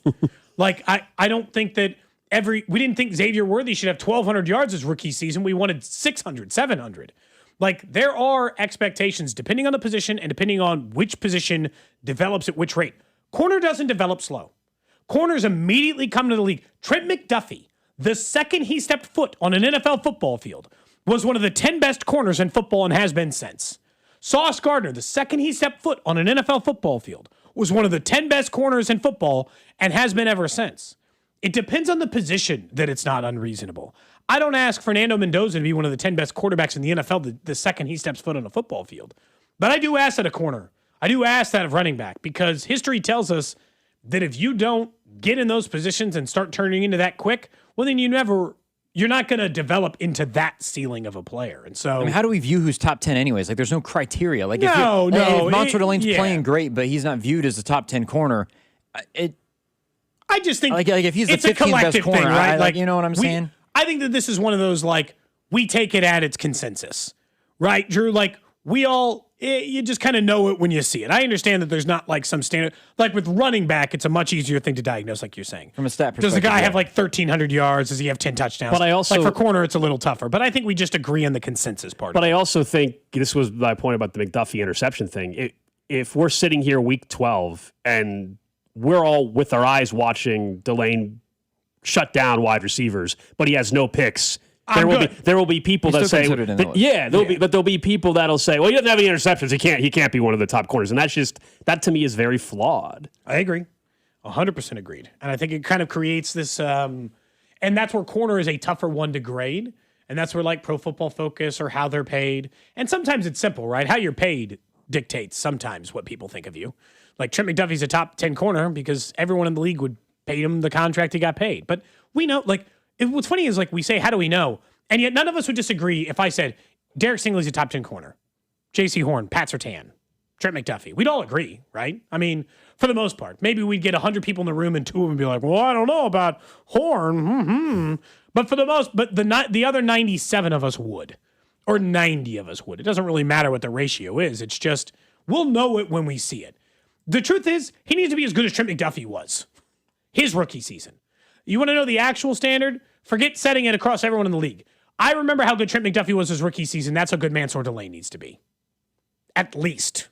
He was picked 20 picks higher. Not 20, 15 picks higher than him. We'll get to the trash for the day in about 6 minutes or so. Back to the Big 12 a little bit. Media days are going on down in Frisco. I know Drew's keeping an eye on it today as KU and K-State are expected to meet with the media, talk about their upcoming seasons as well. There was an interesting interaction, though, yesterday between Big 12 Commissioner Brett Yormark and a reporter from Texas Tech. I think we all know by now why that was going to be interesting, just because of the Big 12 schools and the conference were threatening Texas Tech with the whole Brendan Sorsby situation. Texas Tech, of course, was firing back. There was also stuff in season that Texas Tech wasn't happy about because of the throwing of the tortillas. Remember, they were getting fined, and eventually it was banned. Anyway, that's the context behind this interaction yesterday. Texas Tech got fined over tortillas, and tortillas were banned outright. OSU paddles broke an always maker rule, has a tradition exemption.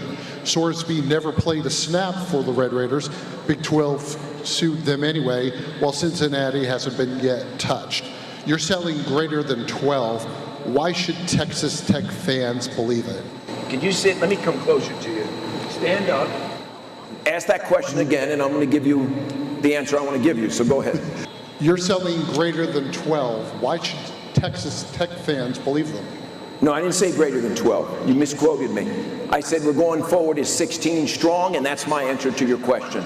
But thank you for that question. Appreciate it. That was Brett Yormark reacting to the question. He never answered the question. That part I thought was a little weak. To me, he tried to answer the question. He didn't answer. I think to ignore the whole Texas Tech situation. Make him stand and say, I'll answer your question, then not answer. It's kind of sad. Like my initial reaction was, the Texas Tech thing with Brendan Sorsby was such a big story. For Brett Yormark to not be willing to really talk about it, to me, is a mistake. Yeah. I would have liked him to have addressed that a little bit. Now, I will say, whether it's that reporter from Texas Tech or others, there seems to be like this alternate universe everybody's living in. If you're a Texas Tech fan or you work in Lubbock, you think the Big 12 is just out to get you. Yep. And now they no longer want to be a part of the conference, I think. And then everybody else is like,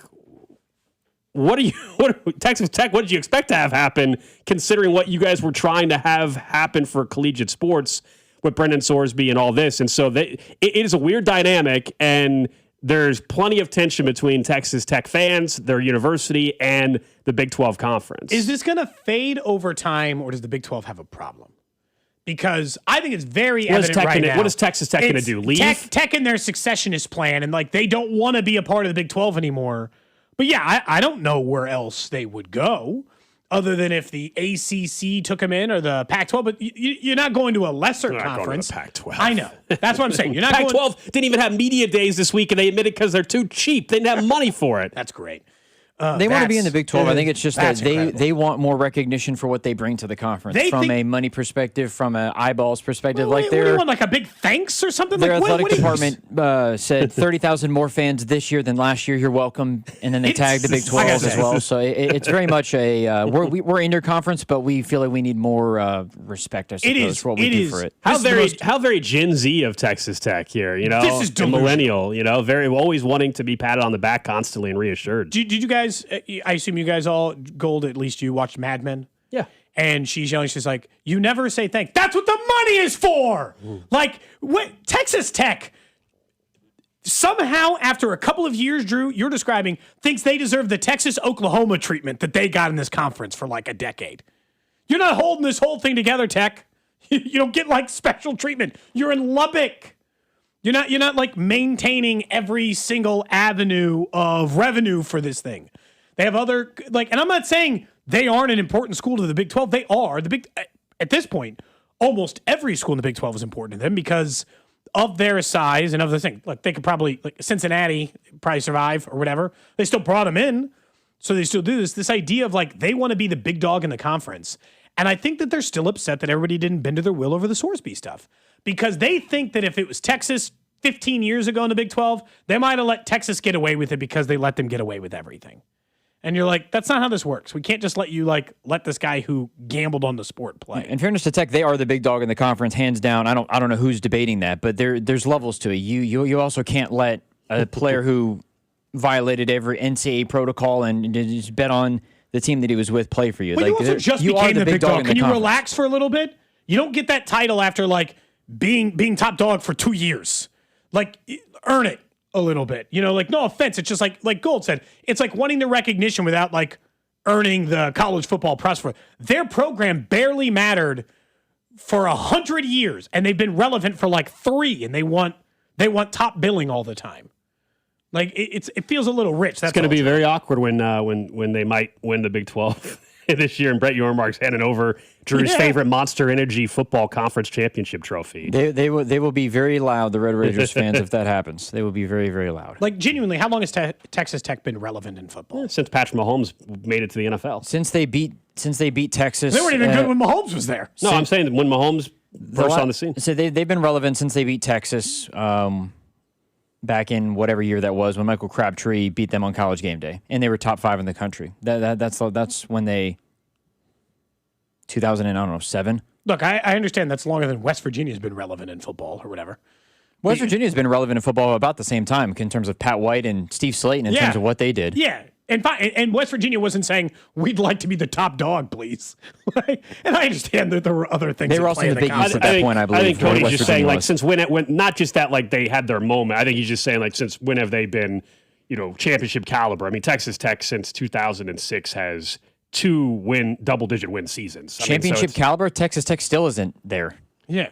No, but you're referencing Texas Tech burst on the scene in 2005. I'm just saying, in general, they've had 2 double-digit win seasons. Yeah, that's true. I don't know. It's just I feel like they're acting like the way, and maybe this is sometimes like just being tired of being bullied in the Big 12.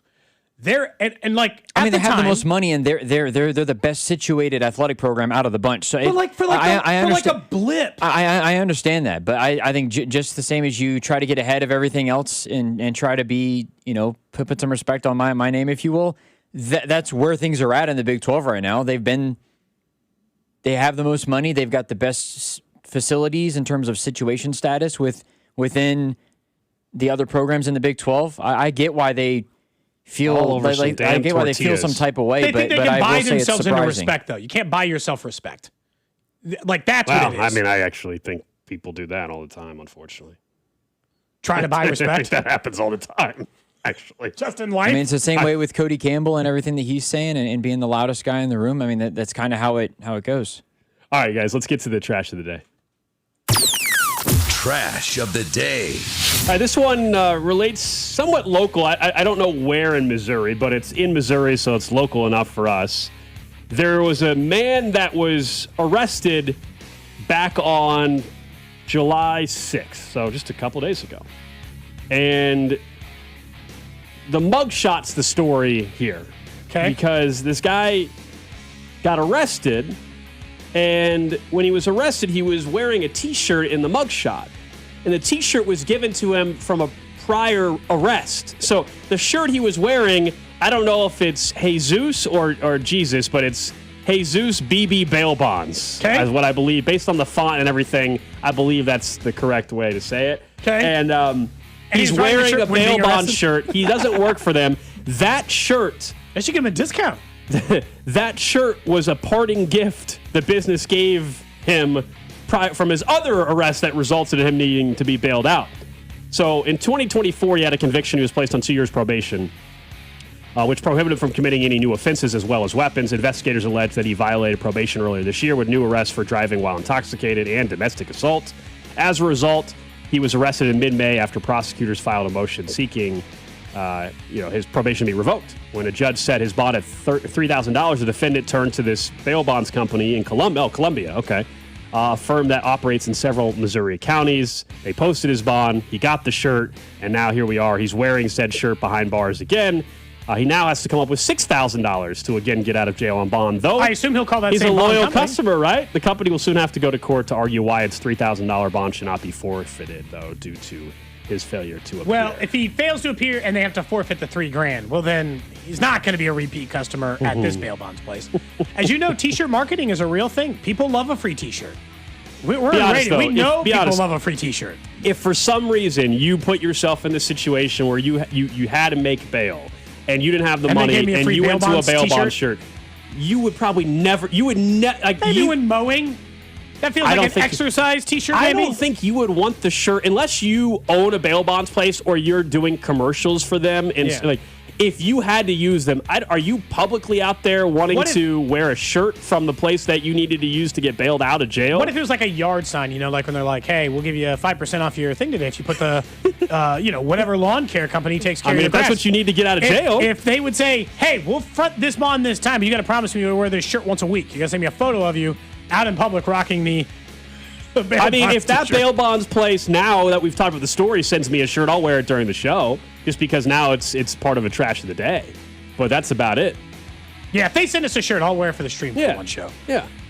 Even though I'm not likely, or hope I never, need a Columbia-based bail bondsman. Yeah. When's the next time you're going to KUMU play this year in Columbia? They play at T-Mobile Center in basketball. MU plays football on September 11th, Friday night in Lawrence. The next time KU plays in Columbia, maybe, get rowdy with an MU fan and maybe you need bond. You just said maybe get arrested in Columbia? Just give it a try? Is that what you just basically said to me? No, I was saying like maybe just things happen and you got arrested. I haven't. Unfortunately, I have not found myself in a spot where I've been arrested accidentally or intentionally in your case. I didn't intentionally get arrested. When I got arrested, I didn't want to get arrested. Yeah. Nobody wants to get arrested. You just made it sound like, go to Columbia, get arrested. I mean, maybe somebody does, but very few. Very few people. I just said, if it happens, at least now you know the name of a bondsman. Yeah. If they're listening to this. That's incredible, though, to be wearing it and then get arrested again. And missed bail. So, they don't want to have to front the $3,000 because of your failure to show. Skip out on bond, that costs a bondsman a lot of money. It does. That's why they usually take collateral. That's right. All right, that's the trash of the day. Up next, guys, let's get to the Chiefs Red half hour and what kind of hardware Mahomes could be in store for in 2026. Plus, we'll get back into dynasties in the NFL and the likelihood of another one or the current one continuing for the Chiefs. This is Cody and Gold on your new home for Royals baseball. 96.5 The Fan. Brought to you by Heartland Men's Health, the leader in men's sexual health. Thousands of men have been successfully treated for low T, ED, and more, all with discretion and compassion. Make your appointment at heartlandmenshealth.com. These storms in Kansas City, they've been pretty severe over the spring and now, of course, going into the summer. And if you've noticed a leak, you've noticed big issues with your roof, maybe you didn't get it looked at after the hail, Century Roofing is the company you're going to want to trust. Over 35 years in Kansas City is how long homeowners have been trusting them. Over 30,000 roofs. There is no type of roof they can't handle. They understand the needs that you have. They understand how to work with the insurance companies if that's something you need. And they've been doing it for a really long time. There's a reason why they were voted best roofing company in Kansas City for 4 straight years. Best roofing company in all of this, or in all of Kansas, that was Johnson County. And best roofing company in Kansas City last year from readers over the Kansas City Star.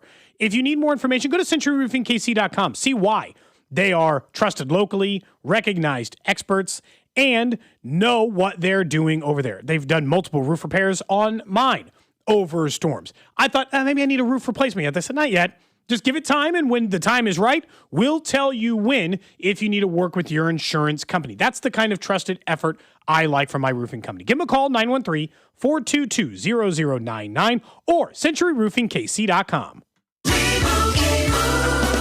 And Doug. Limu and I created a trick to help you remember that you can customize your car insurance and save with Liberty Mutual. You see, the shirts Limu and I wear are yellow, and yellow is the color of lemons, and lemons grow on trees, and trees provide oxygen, and oxygen helps us breathe, and breathing is how you live, and you can live more life when you save money by customizing your car insurance. I agree, Limu. It's really quite simple. Only pay for what you need at libertymutual.com. Liberty, liberty, liberty, liberty. Baseball season, of course, is in full swing. That means the summer heat has already arrived. And, well, you want to be cool this summer. Who doesn't, right? The guys at Climate Control have been serving KC homeowners for over 35 years. So they know how to get your cooling system ready to handle this scorching hot summer weather. Stay cool and comfortable this summer. Just call Climate Control today. That's 816-265-2830. 816-265-2830 for all your cooling, heating, and plumbing needs. You don't want to wait, so visit climatecontrolkc.com today. Climate Control, heating, cooling, and plumbing. They call this one Bill. Whoa, aliens? Am I in a spaceship? Affirmative, Bill. What's with the laser saw? Relax. We are cutting our bill in half. What? An Xfinity mobile transmission says you can cut your bill in half. Oh, your mobile bill, not me, Bill. Xfinity Mobile also says we can try it free for a year. Free. Yes, with no commitment. Can we put the saw away? I am reluctant. But we will find another being to bisect. That's not sci-fi, it's Xfinity Mobile. Xfinity Internet members cut your mobile bill in half. Plus, try Xfinity Mobile free for a year. No commitment. Learn more at xfinitymobile.com. Xfinity. Imagine that. Restrictions apply. Xfinity Internet required. Savings compares one line of Xfinity Mobile Select to comparable plans from T-Mobile, Verizon, and AT&T as of 3/24/26. Taxes, fees, extra. $30 monthly discount limited to new mobile customers only. After 12 months, regular rates apply. I know everyone is feeling the pinch of high gas prices right now, and that's why I love Hy-Vee. They have fuel saver discounts scattered throughout the store. I love going up and down the aisles trying to find those fuel saver discounts. And if you shop Hy-Vee this Saturday and Sunday, you're going to get a 30-cent per gallon fuel discount when you spend $60 on groceries. So you can stack up the savings with Hy-Vee fuel savers, and your next fill-up could be free. There's nothing better than saving money on gas and doing it only at Hy-Vee. It's Thirsty Thursday at Hy-Vee. Time to stock up the bar and fill up your tank. Earn 50 cents per gallon fuel savings on every $50 purchase of wine, beer, hard seltzer, and spirits. Mix and match all your favorite libations and get a 50-cent fuel saver with every $50 purchase. Stack up the savings and your next fill-up could be free. Don't miss Thirsty Thursday at your Kansas City, Missouri Hy-Vee. Product promotion differs by location. Offers valid where legal, available while supplies last. This is the story of the one. As a maintenance engineer at a beverage manufacturing plant, he starts his day knowing every line is ready to run because Grainger delivers the industrial-grade products he needs to keep mixers, conveyors, and packaging equipment moving. With Grainger's vast selection of bearings, belts, and motors, he keeps operations running smoothly, so nothing grinds to a halt. Call 1-800-GRAINGER, click Grainger.com, or just stop by. Grainger, for the ones who get it done. Finding great candidates to hire can be like, well, trying to find a needle in a haystack, but not with ZipRecruiter. Its powerful technology actively finds and invites qualified candidates to apply to your job. So while other companies might deliver a lot of hay, ZipRecruiter finds you the needle in the haystack. See why 4 out of 5 employers who post a job on ZipRecruiter get a quality candidate within the first day.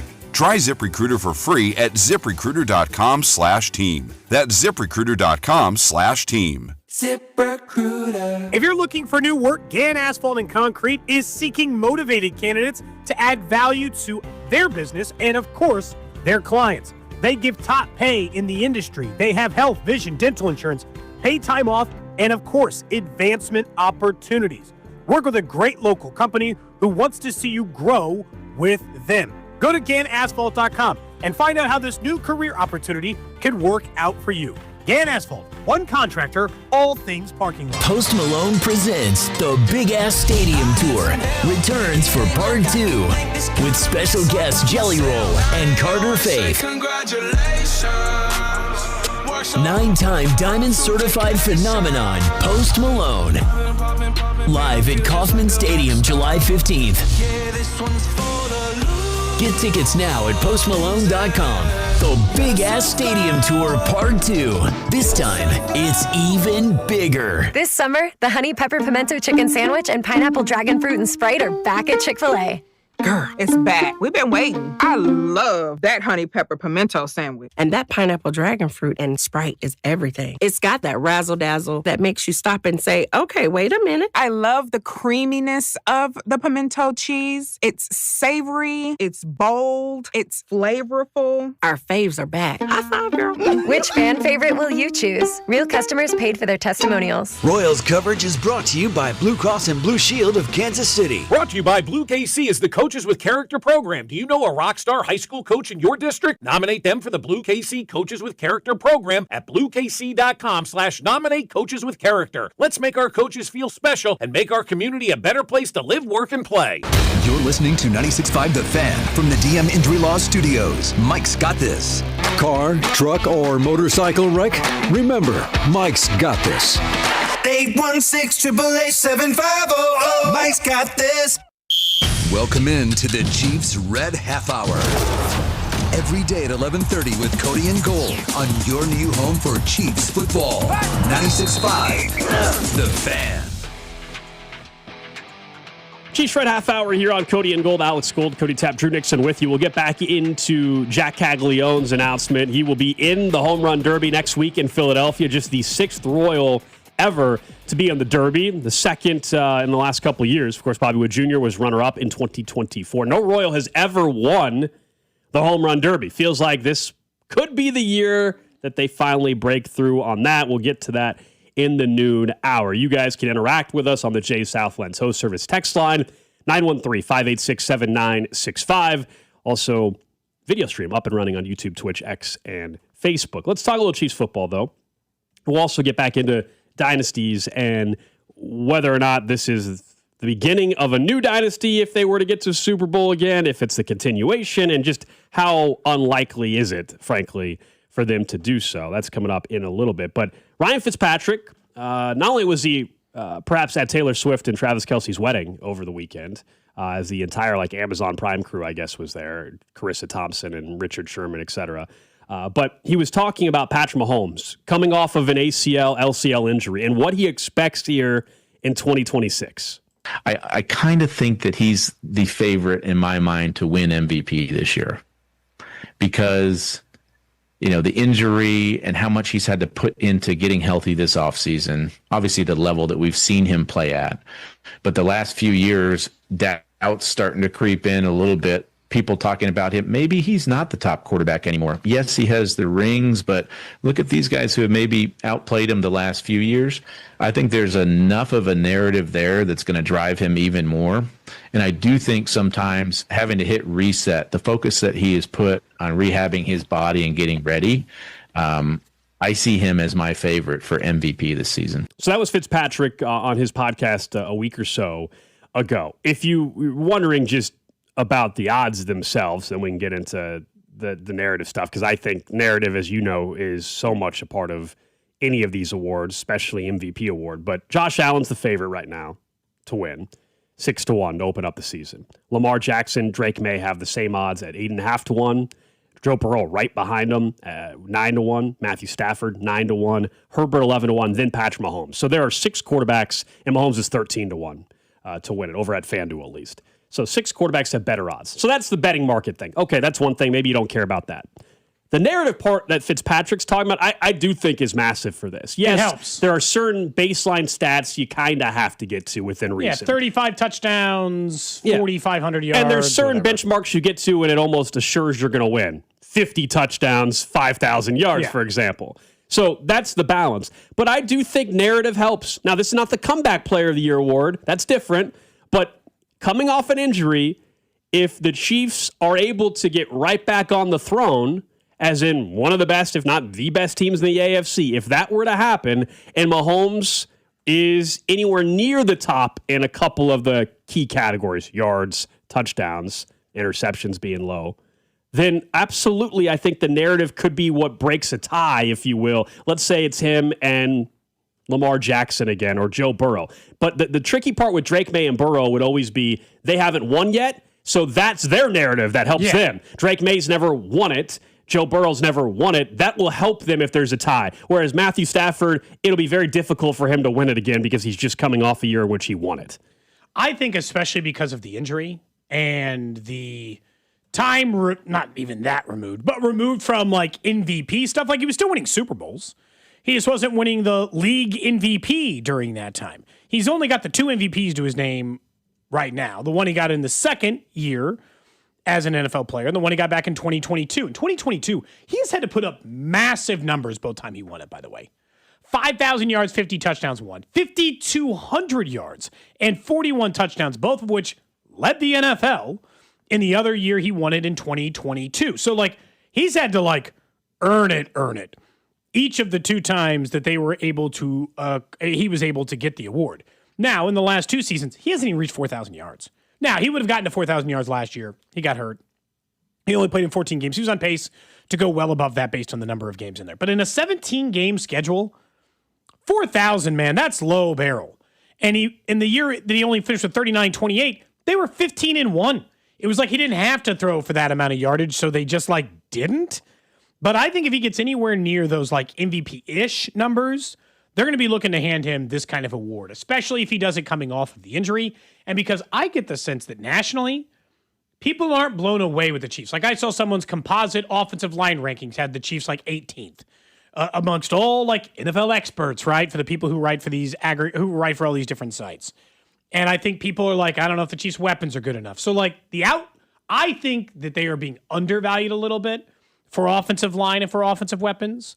But I think the outsider's perspective doesn't really respect what the Chiefs are putting out on paper offensively, which means it'll be even easier for him to accomplish getting that. I also think at some point, based on the person he's been, he's gonna at some point put up those gaudy numbers again. I don't think he's going the rest of his career with 29 touchdowns and 4,000 yards. Like, I just think big years are still there. I don't know if it's this year versus next year, but I do think that it's coming again, don't you? Like, you don't think he's just gonna have mediocre numbers the rest of his No, I think life. I think he'll win an MVP again at some point in time for starters. But yeah, I mean, I think so. The tricky thing about it being this year, while again, narrative to me is a huge part of this award. We've all been around it long enough now to know how this works, especially as betting markets have come online legally. People have gotten more infatuated with MVP award because, as you know, you can have a preseason bet and then all of a sudden bet on somebody else 5 weeks later and the odds completely change for you in your favor sometimes. The team also has to win the award. For sure. Yeah, Joe Burrow we've talked in yardage and touchdowns a couple of years ago and didn't win it. We've talked about this a ton. Last year was the outlier. Typically, you have to win your division Last year was the exception. Matthew Stafford at Seattle, of course, won the division. Now they tied Omar. It was almost best a tie. division in football helps. Yeah, but other than that, you pretty much 90% of the time have to win your division. So part of this scenario for Mahomes this year to win it is, do you think the Chiefs will win the AFC West?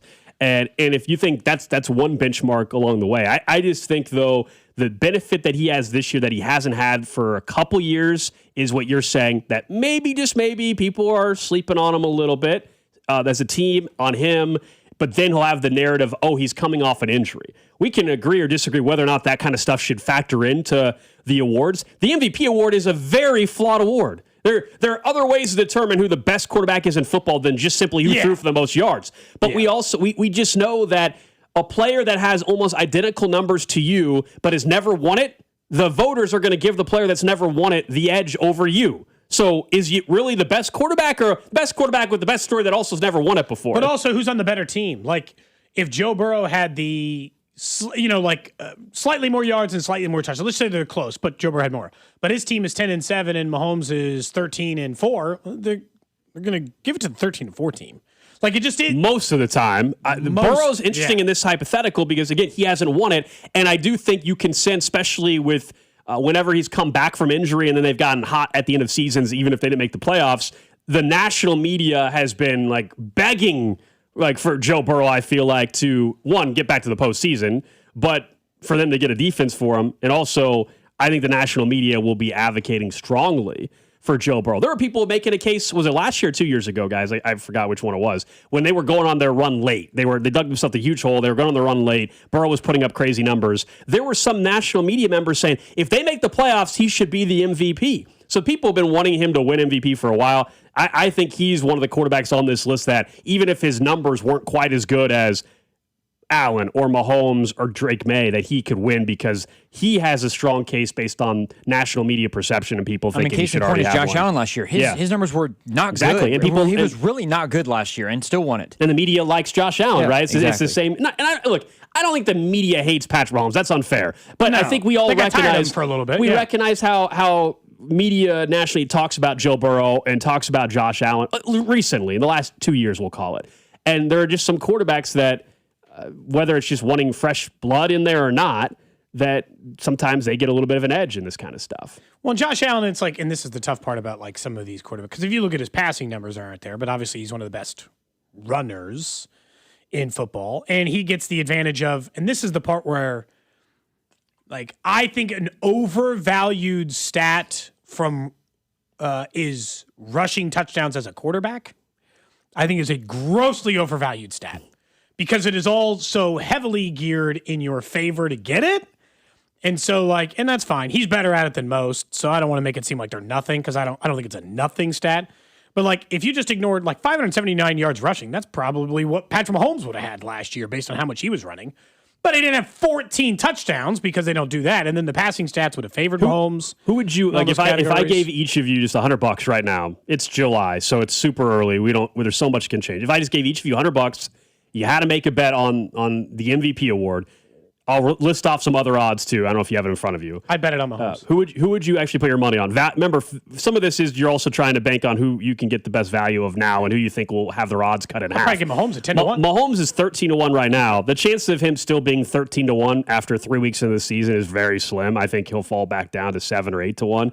So maybe that answers my question for me, but Josh Allen 6-1, Lamar and Drake May are 8.5-1, Burrow's 9-1. I'd probably put money on Caleb Williams before I did some of the guys you just mentioned. Caleb Williams is 15-1.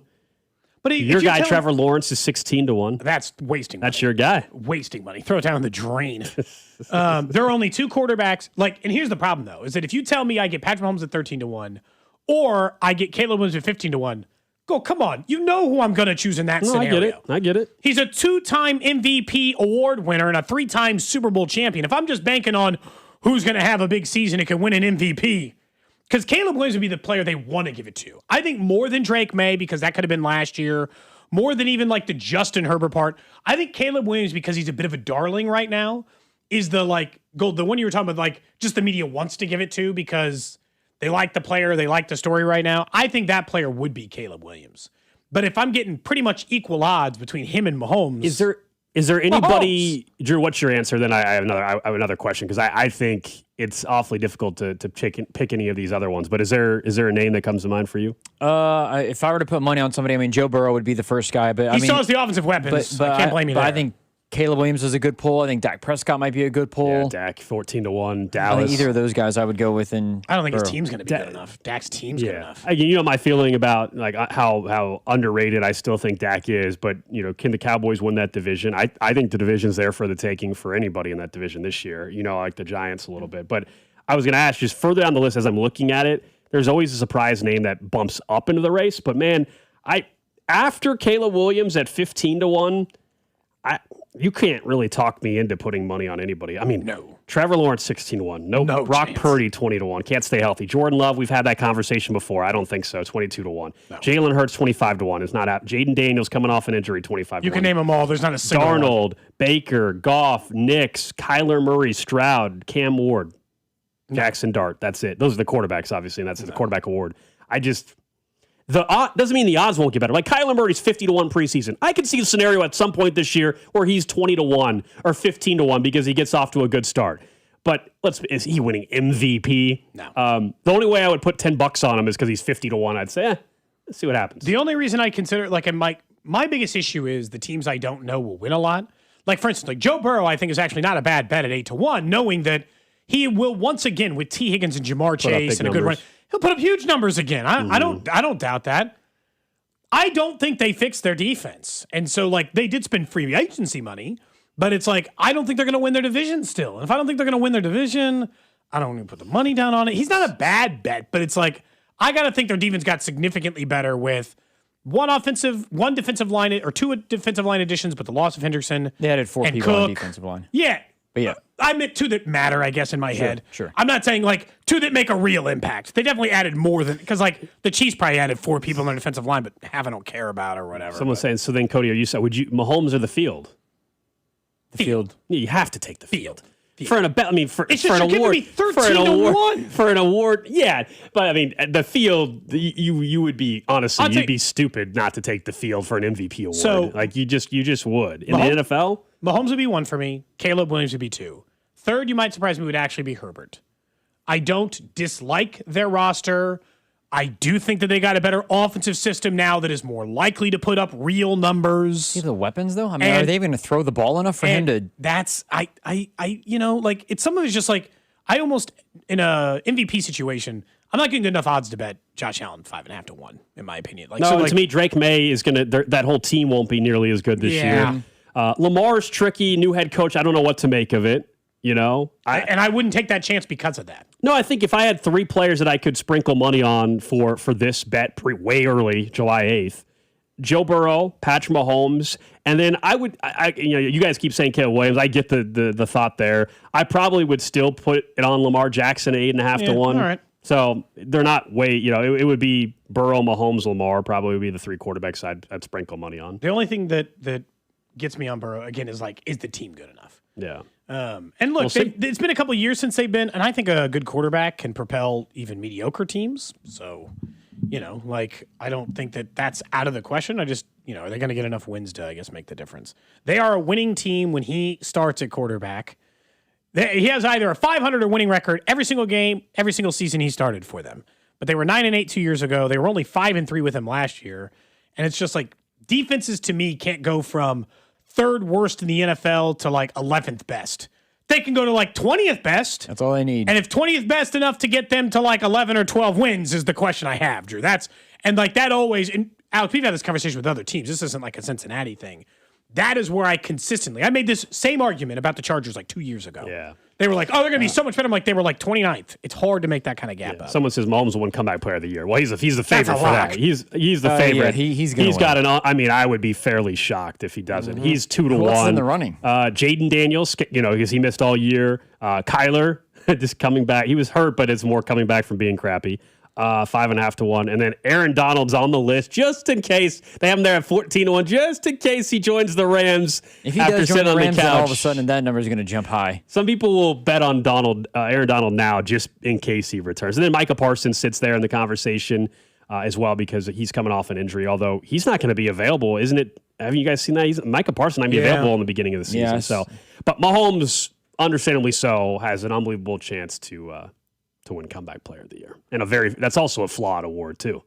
Someone said the best dark horse Joe is Tyler Flacco Shuck. won it. Calm down. Tyler Shuck for MVP. Okay. What are the odds on that? Can you Sir, do you that? hate money?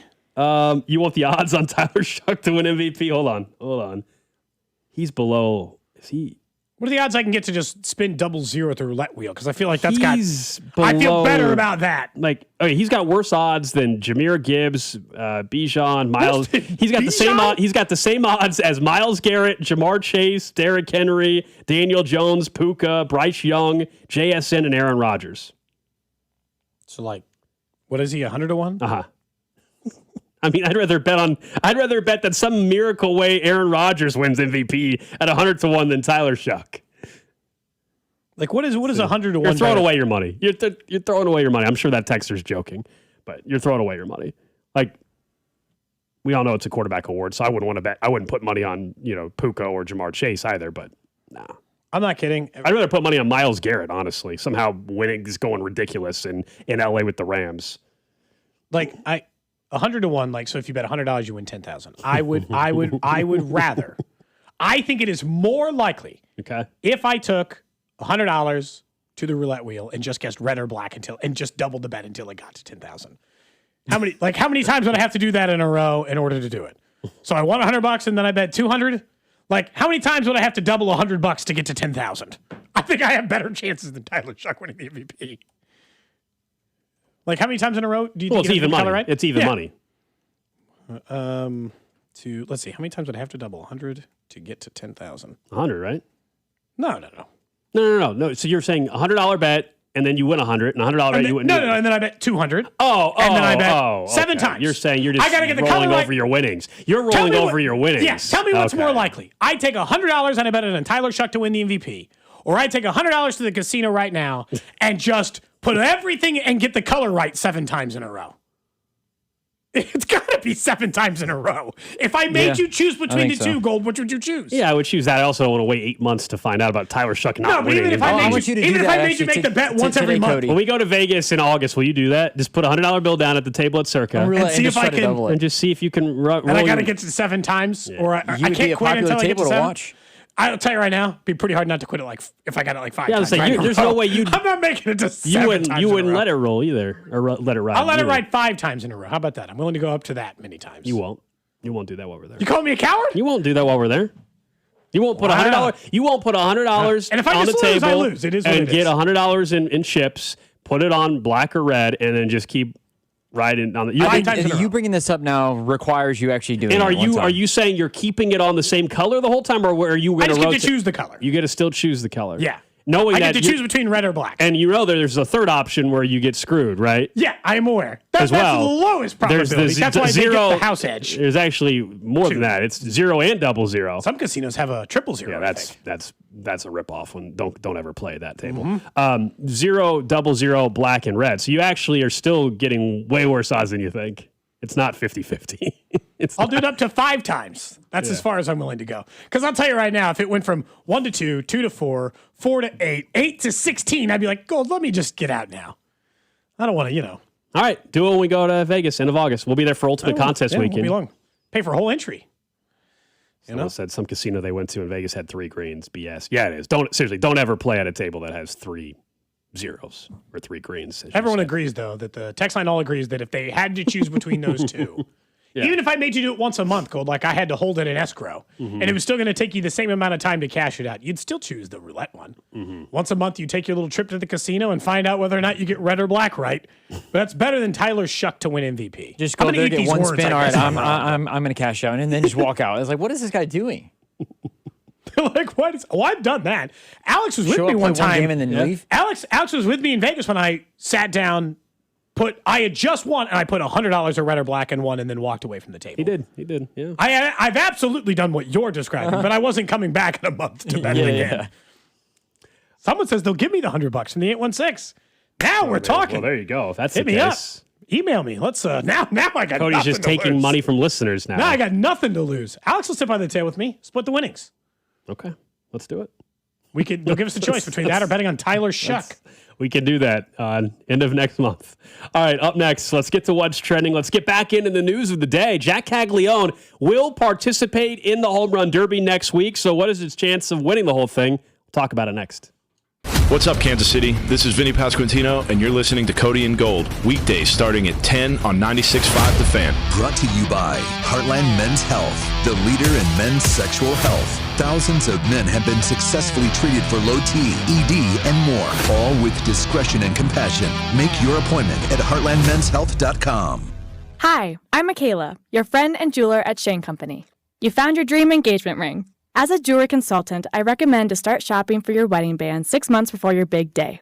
Don't worry. At Shane Company, we're here to help you find the perfect bands. Our men's and women's bands are crafted to high-quality standards, and it shows in every detail, with a stylish design and comfortable fit. At Shane Company, we'll take care of your engagement ring and wedding bands for life, because a friend wants you to say, I do, to your rings again and again. Shane Company, your friend and jeweler. And Doug.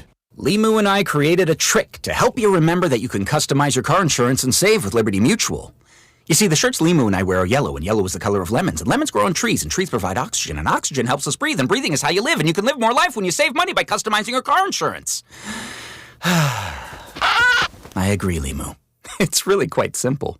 Only pay for what you need at libertymutual.com. Liberty, liberty, liberty, liberty. As World Soccer hits the big stage, Fanatics Sportsbook is making every game day worth more.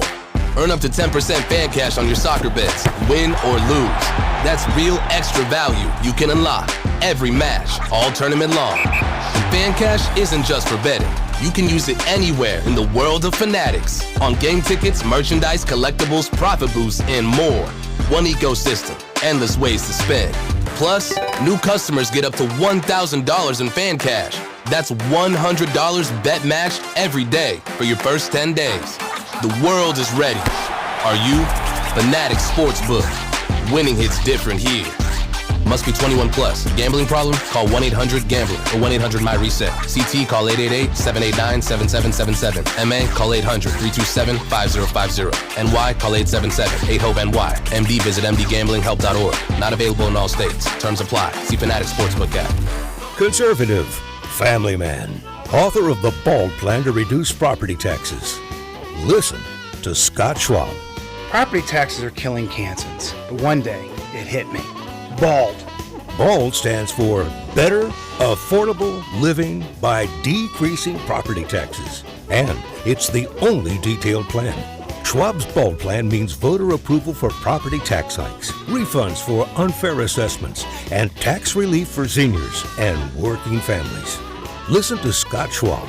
I focus on reducing taxes for Kansans. You should keep more.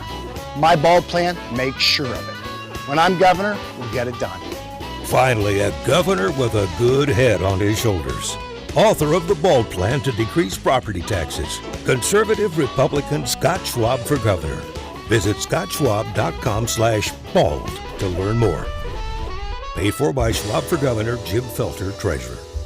Use Polymarket to trade the World Soccer quarterfinals. Delete that sportsbook app that's robbing you and join the millions using Polymarket. Polymarket is a prediction market, not a sportsbook. You trade against other fans, not the house. Polymarket, your go-to prediction market for soccer's biggest stage, available in all 50 states. Download the Polymarket app, use promo code FOX to unlock $50 free for your first trade. That's promo code FOX. Trading not available in all jurisdictions. Check local regulations before trading. Restrictions and eligibility apply. Train to push past the pain. Not athletes, just people. Men, women, and children trafficked every day in the United States. Sometimes by someone they trusted, sometimes by their own family. While millions watch the World Cup, they're fighting to survive in silence. Help us change that. Visit bluecampaign.gov/World Cup to help us break the silence. For adults with Crohn's disease or ulcerative colitis symptoms, every choice matters.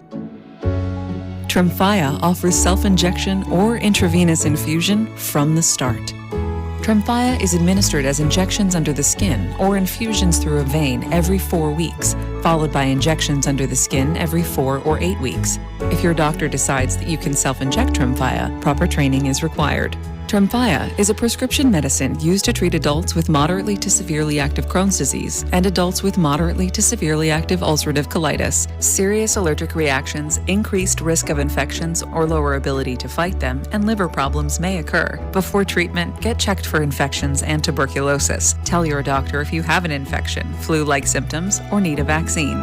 Explore what's possible. Ask your doctor about Tremfya today. Call 1-800-526-7736 to learn more or visit tremfyaradio.com. Onyx, I keep having stomach issues. Please make me a doctor's appointment. Okay, are you suffering from diarrhea, bloating, gas, or oily stools? If so, you may want to ask your doctor if it could actually be a problem with your pancreas, called exocrine pancreatic insufficiency, or EPI. My pancreas? How is EPI treated? A prescription medicine like Creon, pancrelipase, is used to treat people who can't digest food normally because their pancreas doesn't make enough enzymes. Creon is the #1 prescribed treatment for EPI. Creon may increase your chance of fibrosing colonopathy, a rare bowel disorder. Tell your doctor if you have a history of intestinal blockage or scarring or thickening of your bowel wall, if you are allergic to pork, or if you have gout, kidney problems, or worsening of painful swollen joints. Call your doctor if you have any unusual or severe gastrointestinal symptoms or allergic reactions. Take Creon as directed by your doctor and always with food. Do not chew capsules, as this may cause mouth irritation. Other side effects may include blood sugar changes, gas, dizziness, sore throat, and cough. These are not all the side effects of Creon. You can learn more at 1-800-633-9110. Before your appointment, visit creoninfo.com. That's CREON info.com. Hey, it's Rob Brinton, and now that we're winding down the Kansas City portion of this summer's soccer tournament, we want to thank you all for listening to Beyond the Pitch KC, presented by our friends over at Commerce Bank. The final episode will be released on Wednesday, July 15th, on the Odyssey app or wherever you get your podcasts. This is your home for Royals baseball. 96.5 The Fan, KFNC FM and AM HD1 and HD2 Kansas City, an Odyssey sports station. What's trending? Cheddar, mozzarella, Havarti.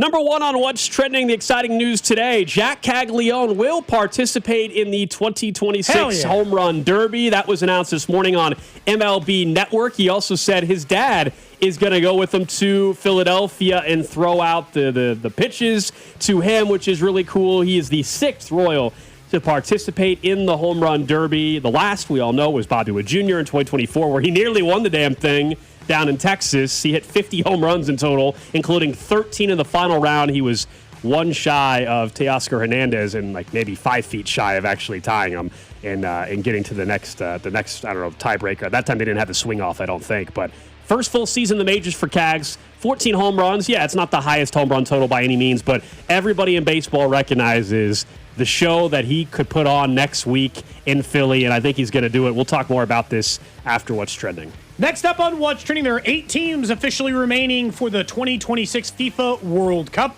Argentina advancing yesterday along with Switzerland. They'll face off in Kansas City coming up on Saturday night. Belgium, England, France, Morocco, Norway, and Spain. The other 6 remaining teams.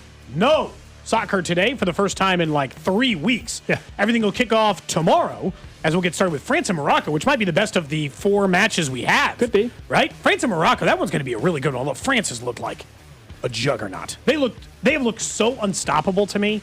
I feel better about our pre-tournament selection of them, but still, I expect that one to be a really good match. And as you said, Saturday night at Arrowhead, the final World Cup match here in Kansas City. That's going to be Argentina and Switzerland. Surprise there. It was looking like Argentina, Colombia for a lot of people. That's why ticket prices still very, very expensive, but they have taken a nosedive compared to the $6,000 that they were looking at just a week or so ago. Get in price right now, you could get in for about $1,600. All right.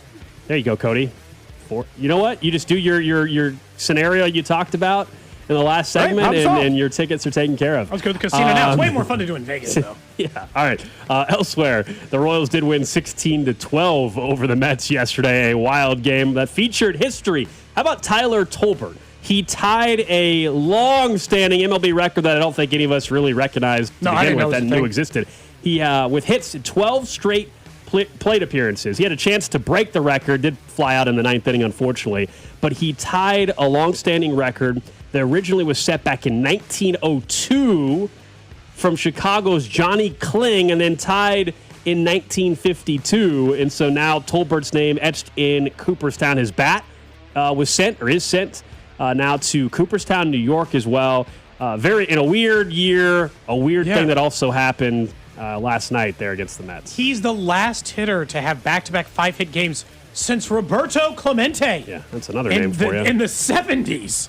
So, like, he is etched in some stone there, but it is a weird one. Good for Tyler Tolbert. I was really happy to see that happen for him yesterday. Next up on What's Trending, Kansas is scheduled to announce a 5-year deal with digital finance company Ripple that will feature XRP cryptocurrency patches across their athletic uniforms, including football and basketball, of course, all of them. Sources suggest it's among the most lucrative college jersey patch deals to date. So Kansas obviously getting a good pile of cash in order to do it, but I mean, this is the way of the land, you know? They're at least doing the color match based on the photos they sent out versus like the Royals and the QT logo being red against the blue. Looks like they can do the color match. It'll be like blue on some and red on the others, but Kansas taking some crypto money in order to get a jersey patch. First jersey deal with crypto in college sports, at least right now. And the Kansas Jayhawks, going back to, I think, a couple years ago when they had the First National Bank green logo on the court, I think there was an emphasis to make sure that the logo on the jersey was more of a color match. Yeah. Because that was something that I know irritated a lot of people. Lastly, on What's Trending, Justin Verlander did confirm that he will retire at the end of the MLB season. This is it, huh? He was just named the, whatever they call it, the veteran or the legacy, legend. That's what it is. The legend exemption into the MLB All-Star game. So he will be there for Philadelphia, but this is it. He's going to retire. So it's like Clayton Kershaw last year. Yep. Okay. So he's going to be done at the end of the season. Final time in the All-Star game for Verlander, who's 43 years old and, of course, is an instant first ballot Hall of Famer, unbelievable career. And, has he pitched much this year? He was hurt. 3 2/3 of innings, all he's pitched this year. He's been hurt. That's it. So he's just going to go there to hang out, you know. But still. Yeah, is he actually still hurt? Yeah, he hasn't pitched since March. So he's truly just going to put on a uniform and wave. Yeah. Okay. Yep, correct. Kershaw actually pitched, though. And Kershaw did pitch, but what do I care? If it's just a courtesy thing for a guy who's 43 years old and has pitched in the big leagues for 21 years to say goodbye to his pals before he retires, I don't care. There seems like there's absolutely zero harm in it, to be honest. He's done a good year last year. At 42, he posted a 3.85 ERA and 152 innings pitched. I'd take that in the Royals rotation right now. He's obviously been hurt this year, but still. Isn't his contract deferred by the Astros too? What's his? Yeah, I think they deferred some. Let me see. Not the Astros. The Tigers are still paying him.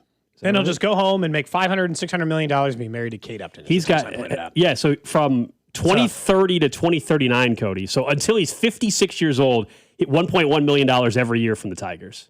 So he just gets to clear $1 million every time?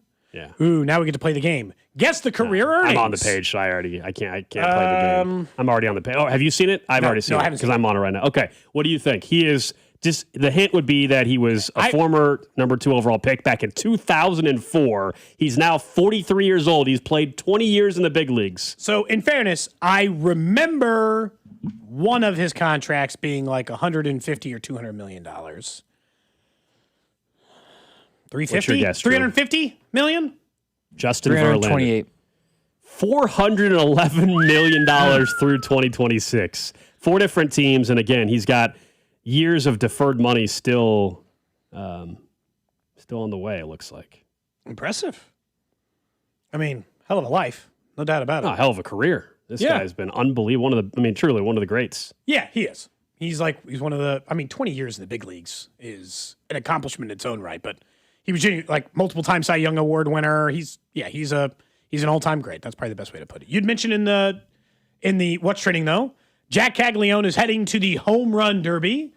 This is what and how he announced it over on MLB Network earlier today. All right, Jack, you got an announcement to make? Yeah. I was approached, a couple days ago and got asked to do the Home Run Derby, and I think I'm going to do it this year. Go. Hey, my dad throw me. Who's going to throw to you? My pops. Yes, baby. Let's go. He's going to be more nervous than you. No, he's got ice in his veins. Does he really? Yeah. He threw in the Fall League Home Run Derby to me. Now we're doing this one. It's going to be great. So that happened live this morning. Remember, the Royals are in New York, so MLB Network studios are in New York. So whenever a team plays in New York, usually you get some Royals players on the network anyway, and this was perfect timing. You heard the announcement there. His dad's going to throw pitches to him. Really cool moment next week in Philadelphia. And he's got a legit chance to win this thing. That's why it's fun. This isn't just like, oh, it's cool, he's in it. No, he and Junior Caminero might have some of the two best odds to win this thing. I know he's only in his first big league career. He's never been in a derby before, like this stage. No, he did the Arizona Fall League one 2 years ago with Carter Jensen, though. But I mean, he's got a real chance. Like I think he's going to win next week. I do too. But that's also the homerism, I'll admit. But the truth is that this is a prolific home run hitter, and I think that's still what's frustrating about part of his season is that. What I saw in June, I want to see more. Jack Caglione should be a 40 home run hitter in the big leagues soon. Like, it's not going to happen this year because I don't think he's going to hit 25 in the next 60 games. But next season, right? The season after that, he should be expected to do that. But I'm just excited because the Royals are at least developing power in a way. At least they can have guys in it. Salvador Perez a few years ago, Bobby Witt Jr., now Jack Caglione. Like, no Royal, as you pointed out, has ever won the home run derby. That's because for the longest time, their career home run hitter was Steve Balboni. Right. They don't even have a 400 home run hitter in a career. Shohei Ohtani just got to 300 last night. I feel like he just got to the big leagues. I know that's not true, but like seriously, he has 300 home runs. So it's not a team of prolific home run stars. I just like it because he's going to put on a show. Let's just admit for a minute. This is what he is tailor-made for what home run derbies want. He hits the ball loud and far. He hits the ball hard. Like I want like a Josh Hamilton putting the baseball in places Citizens Bank Park didn't even know it could go. The all-time record in a home run derby, not in a regular game, but in a home run derby, the longest measured home run is 520 feet. A 520-foot home run from Juan Soto during the first round of the 2021 Home Run Derby. Now, that was at altitude, okay? That was at Coors Field in Denver. So keep that in mind. But that's, if you're just wondering, like, what's the record in a Home Run Derby? 520 feet. This is in Philly, not at Coors Field, so it'd be very difficult to get to 520. Does he get one over 5? Well, O'Neal Cruz went 513 last year, which tied Aaron Judge's 513. One was in Atlanta, one was in Miami, which was the longest sea level derby home run. And again, this will be in Philly next week. So can Cags get to 513? That's the number to watch. 520 is probably not realistic because you're not at altitude. Can he get to 513 feet? That would be the one. I mean, maybe. Why do I think no? Yeah. Honestly, and this is one of those things like, let him use, like this is the thing, let him use cork bats. It's a show. It's not a game. Just let him do whatever you want in order to make the thing entertaining. What's your favorite home run derby? Like, what's the home run derby you remember watching the most? I think the Josh Hamilton one might be one for me. I just remember watching that like awestruck. He was never the same player after that. He was oft hurt and all that other stuff. But because his story getting into the league and all that other stuff, that one absolutely stands out to me. Obviously, recently Salvi and Bobby, but those don't even stand out to me as some of the ones as like Griffey and I remember as a kid would probably be my second answer. And then I remember the one time in Josh Hamilton, I think that was the year. I think it was the one Morneau won. That was 08. Was that the one Justin Morneau won because of the way they did the bracket? Like Hamilton hit like 40 in a round old and then Yankee Stadium. I think it was Justin Morneau. I'm not sure who won it actually, but 08 was Hamilton. Hit 13 consecutive home runs and multiple homers that were over 500 feet. It was Morneau. In the most ludicrous way ever. Josh Hamilton hit 28 in the first round. Justin Morneau hit 8. He was the second highest in the first round. Josh Hamilton hit 20 more home runs than the next closest person in the first round. That's crazy. Then in round 2, so by the final round, Josh Hamilton hit 32 and Justin Morneau had hit 17. In the final round, it was 5-3. And Justin Morneau won. You're like, so silly. Yeah, I mean, for me, it's probably it's Boo Cano by a mile, maybe. Well, that for Royals fans, that moment where he got booed because Billy Butler, as we all know, wasn't in it. That's probably one for most Royals fans. Going back to as a kid, for me, I was very young. I was still only 8 or 9 years old. McGuire Sosa. But the summer of McGuire and Sosa, that year McGuire was in the home run derby, and let me go back and look. Yeah, he hit at the time it was a record 13 home runs in the first round and over the Green Monster. So that year was in Boston. And then Ken Griffey Jr. won it that particular year. So that would probably be one for me. That's one of the first ones I can recall, like actually remembering watching. And that was the McGuire Sosa. Yeah, that's up there. That's way up there for me. Somebody mentioned Bryce Harper winning it in Washington. So like, at least doing it somewhere close. But someone says, who is in the first home run derby? What do you mean? Who is in the first home run? It's obviously it's Cag's first. What do you mean? Who is maybe they were asking just the first home run derby. The very ever. first home run derby, who was in it? We'd have to. I don't know when the first home run derby was. The most memorable to me is when Josh Hamilton was just going bonkers. The first home run derby ever was 1985 in the Metrodome. Dave Parker hit 6 home runs to beat Jim Rice. 6? He was up against Jim Rice, Eddie. 6. Lame ass event. Jim Rice, Eddie Murray, Carlton Fisk, Cal Ripken Jr., and Ryan Sandberg were the. That's a lot of Hall of Famers. They got the stars out. This is the one thing I will say that baseball has to continue to do well with the home run derby is that the NBA can't convince anybody to do in the dunk contest. You got to keep some stars in there. Like, it doesn't have to be all stars, but you need stars in the home run derby. Otherwise, no one's gonna care if it's just some dude you've never heard of. Like that guy who was in the NBA dunk contest, the old white dude from the Magic. From the G League? Who won it or whatever for a few years. Mac McClung. Yeah. I can't believe I remembered his name. It was somewhere in the recess of my brain there, Drew. Maybe you were going to remember. Multi-time winner. Yeah, no one cares that Mac McClung won. It's shocking I even remember the name. It's the only reason I guess I know his name. But people want to see the stars, man. It's way more fun. Josh Hamilton had 28 in that first round. That was the most memorable for me. It was I don't know, 10 minutes of Chris Berman back. That was all it was. Yeah. Way back. No, the Hamilton one is number one for me. Other than Boo Cano, which I was there for, but also drunk. So, and I don't remember quite as clearly for that one. Yeah, you ran over somebody's kid. We know. Ryan Howard's kid. Yeah. No, I forgot the Ryan Howard's story. kid. Man, I'd push that kid right to the ground. Not on purpose. Knocking over children. It was on accident. No wonder why you haven't been back. Damn, if we ever get Ryan Howard on the show, I'm going to have to apologize. No way he remembers that, right? Someone says it's not Ryan, it's right. No, it's He's talking about Ryan Sandberg. Yeah, but yeah, okay. I didn't. It's spelled R-Y-N-E. Right, Ryan, but who said, Ryan. who did you say? Did you? I don't know. I thought I said Ryan, but I don't know. Maybe I said it too tight and they just corrected Anyway, it.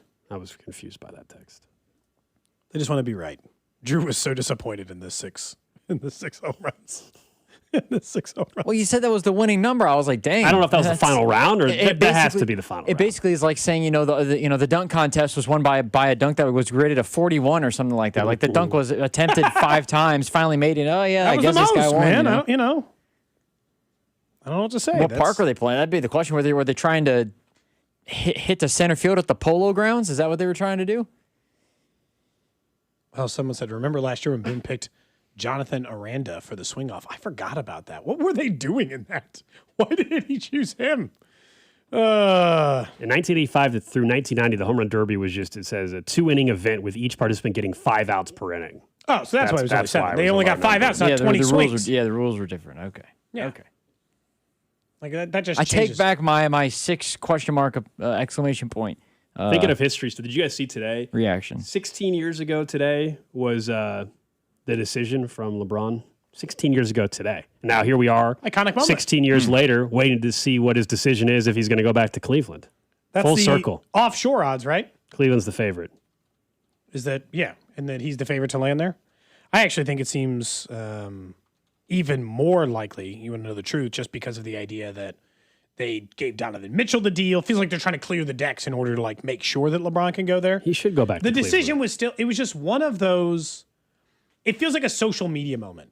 Because before even things like the decision, social media wasn't what it is now and certainly didn't exist.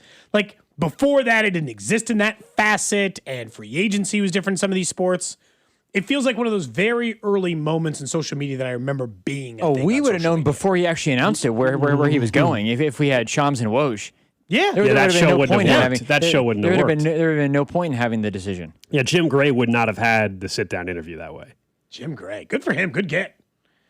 And then the talents back to South Beach. I still people think it would burning be- all the LeBron jerseys, and they went back and won a title anyway. I still think it would be hilarious if he day by day knocked one team off of the list and then at the end had 3 hats and like the college decisions, he picked the hat of the team that he was going to play for. It'd be piss people It'd be off great again. television. Oh, it'd be great. It would be great television.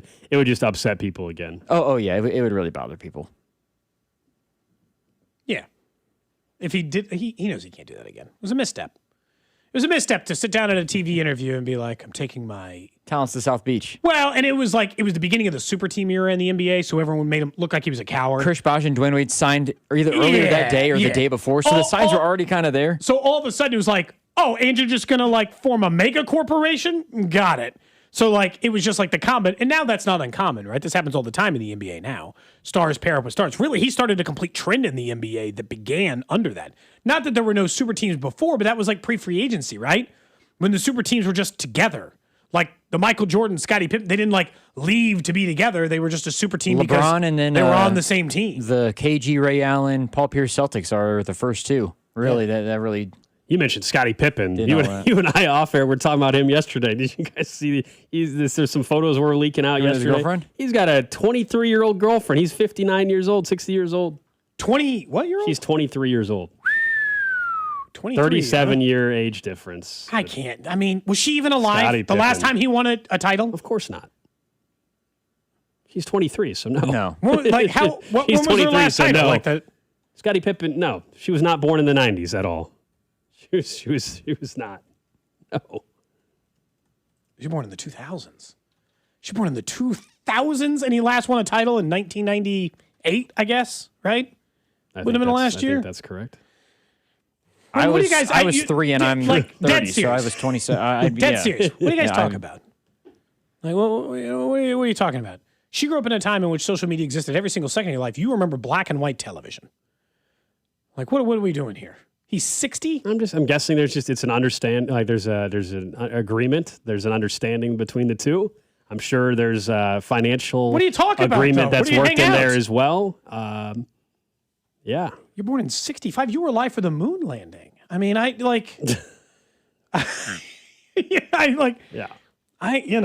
just a part of that goal that, look, I'd say the same, like if 23 years old and you're 60. If 5 years, even 5 years from now, Golden, 5 years from now, you're sitting on the show and you're like, oh, I got a new girlfriend. It's going great. I was like, yeah, great. How old is she? 23. I'd be like, and I'd be 40 in that hypothetical. I don't think their conversations would be... You'd be 20 full years younger than Pippen. In terms of their life experience, obviously it's different. I don't know if the conversations are all that different than what you normally would have. Just, hey, how was your day going on with your friends? Oh, it was good. How was your day on the golf course? You know, I mean, it's...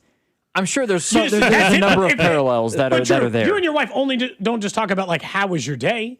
You sometimes speak nostalgically about like a cat dog or something you remember from childhood, or you talk about like he remembers like I mean I can't even begin to describe the things the nostalgic talks are different for sure. There is no nostalgic. What I can't get over in this things you're talking about. What I can get over in this scenario is he's 60, she's 23, his kids are like 25.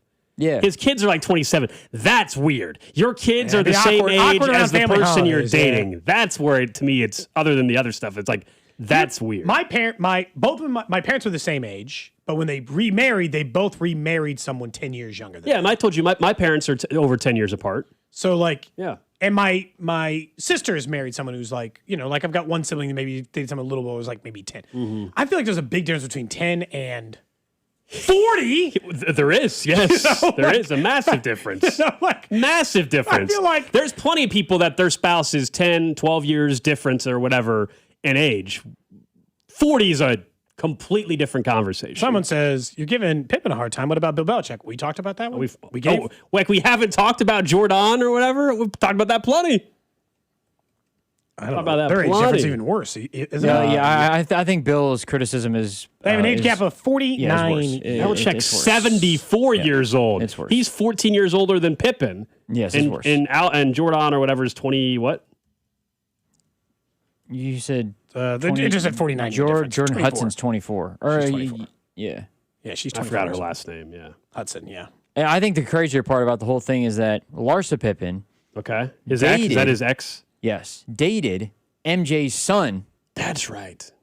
For about a year and a half or so, which obviously between the relationship between Scotty and MJ, that whole deal, kind of crazy. That is how things ended up for a little bit, but like I just think like Bill Belichick experienced real things that she read in like maybe a history book. Like, he was born in 1952. He remembers like the coronation of Queen Elizabeth, according to this, or Edmund Hillary being the first person That to might Mount be what they talk Everest. about. I don't know. Do you think about how old that photo is? Oh, that just you talk about, like, think about all the things I've seen in my life that you didn't even know. You're 24. It's crazy. Crazy stuff. That We're would going be to talk the about crazy dating thing. in a different way during my random questions. Okay, So we'll prepare get to that, and we'll talk some Royals baseball. Josh Vernier will join us next. We'll ask him about Jack Caglione participating in the Home Run Derby. You're listening to Cody and Gold. We're going to try to tickle your tonsils. Brought to you by Heartland Men's Health, the leader in men's sexual health. Thousands of men have been successfully treated for low T, ED, and more, all with discretion and compassion. Make your appointment at heartlandmenshealth.com. Getting a little older doesn't have to mean, well, getting older. This is Jeff for Heartland Men's Health, and if you're feeling low energy, can't sleep, can't lose weight, are struggling with brain fog, or your sex drive is off, it's time to change it up. At Heartland Men's Health, our advanced medical strategies featuring TRT, GH peptides, NAD+, GLP-1s, PDA, and more treat low T and other hormonal issues to help you shed pounds, have more energy, enhance your body composition, improve sleep, increase your sex drive, and so much more. Getting you back in the game again. So don't be older. Be stronger in the gym. Be sharper at work. Be better in the bedroom, and be more confident in every part of your life. So call us today and find out how our advanced treatment strategies could change the game for you. Your first visit is just $99 and includes blood work and a medical consult. And if you start on one of our advanced treatment plans on the day of your appointment, your visit is free. Call 844-447-6600 or go to heartlandmenshealth.com. Feature therapies are compounded and have not been evaluated nor approved by the FDA. Provider prescription required. See website for details. I know everyone is feeling the pinch of high gas prices right now, and that's why I love Hy-Vee. They have fuel saver discounts scattered throughout the store. I love going up and down the aisles trying to find those fuel saver discounts. And if you shop Hy-Vee this Saturday and Sunday, you're going to get a 30-cent per gallon fuel discount when you spend $60 on groceries. So you can stack up the savings with Hy-Vee fuel savers, and your next fill-up could be free. There's nothing better than saving money on gas and doing it only at Hy-Vee. It's Thirsty Thursday at Hy-Vee. Time to stock up the bar and fill up your tank. Earn 50 cents per gallon fuel savings on every $50 purchase of wine, beer, hard seltzer, and spirits. Mix and match all your favorite libations and get a 50-cent fuel saver with every $50 purchase. Stack up the savings and your next fill-up could be free. Don't miss Thirsty Thursday at your Kansas City, Missouri Hy-Vee. Product promotion differs by location. Offers valid where legal, available while supplies last. And Doug. Limu and I created a trick to help you remember that you can customize your car insurance and save with Liberty Mutual. You see, the shirts Limu and I wear are yellow, and yellow is the color of lemons, and lemons grow on trees, and trees provide oxygen, and oxygen helps us breathe, and breathing is how you live, and you can live more life when you save money by customizing your car insurance. I agree, Limu. It's really quite simple. Only pay for what you need at libertymutual.com. Liberty, liberty, liberty, liberty. Hey guys, it's Cody and Gold, and this July, Centric is honoring freedom and those who earned it. At Centric, veterans and transitioning service members have the freedom to prepare for civilian IT careers through hands-on training, career support, and strong employer relationships over at Centric. And for those who qualify perhaps through the GI Bill, your benefits may help cover the cost of training. Your next chapter deserves the same purpose. Centric, training for what comes next. Centric.com. That's CENTRIQ.com. The world is coming to Kansas City. Is your parking lot ready? Over at Gann Asphalt and Concrete, they want to make sure that your business is inviting, that it's safe, and that, of course, your project is cost-effective, because they want to make sure that you're ready and that your business is ready before the world comes here. That's all possible over at Gann, who can handle any type of project your parking lot would need. That's because they're one contractor, all things parking lot. Check out their projects at GannAsphalt.com or give them a call at 816-688-3512. T-Mobile has an exclusive bundle for customers 55 and up. I'm Sarah Bowl. Yeah, I'm Frank Bowl. A reliable network is key for us. And with T-Mobile, it's been wonderful. And going to the 55 plus plan saved us so much money. A lot. And that's important, trying to keep costs down. The home internet's been perfect. It's fast, it's quick. The setup was so easy, it took less than 15 minutes. It was like, if you want simplicity, coverage, reliability, you want the whole package, T-Mobile has it. Right now, T-Mobile customers 55 and up can get 2 phone lines on America's best network, plus America's fastest 5G home internet for just $30 each.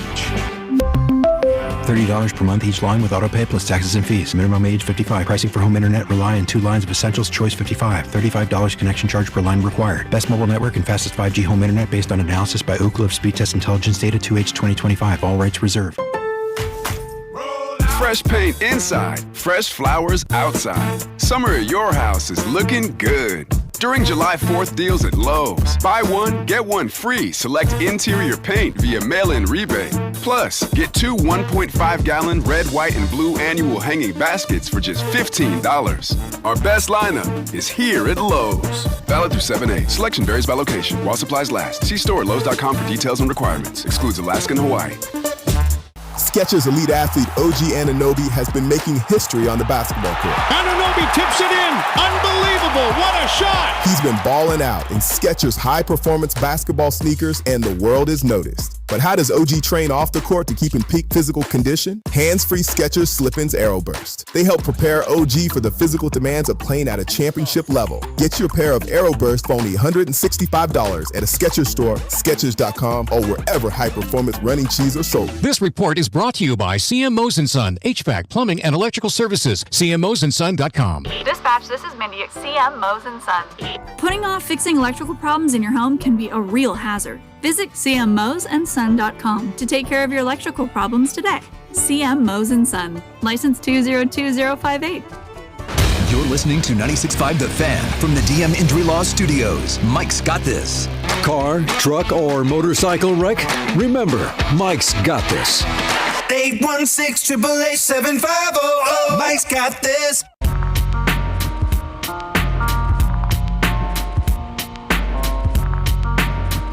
Back here on Cody and Gold, Alex Gold, Cody Tapp, Drew Dixon with you. We'll get to the random question of the day, which relates Cody promises to the World Cup. I want to know if you're having a good time during the World Cup. Okay, fair enough. About one specific thing. Okay, so we'll get to that.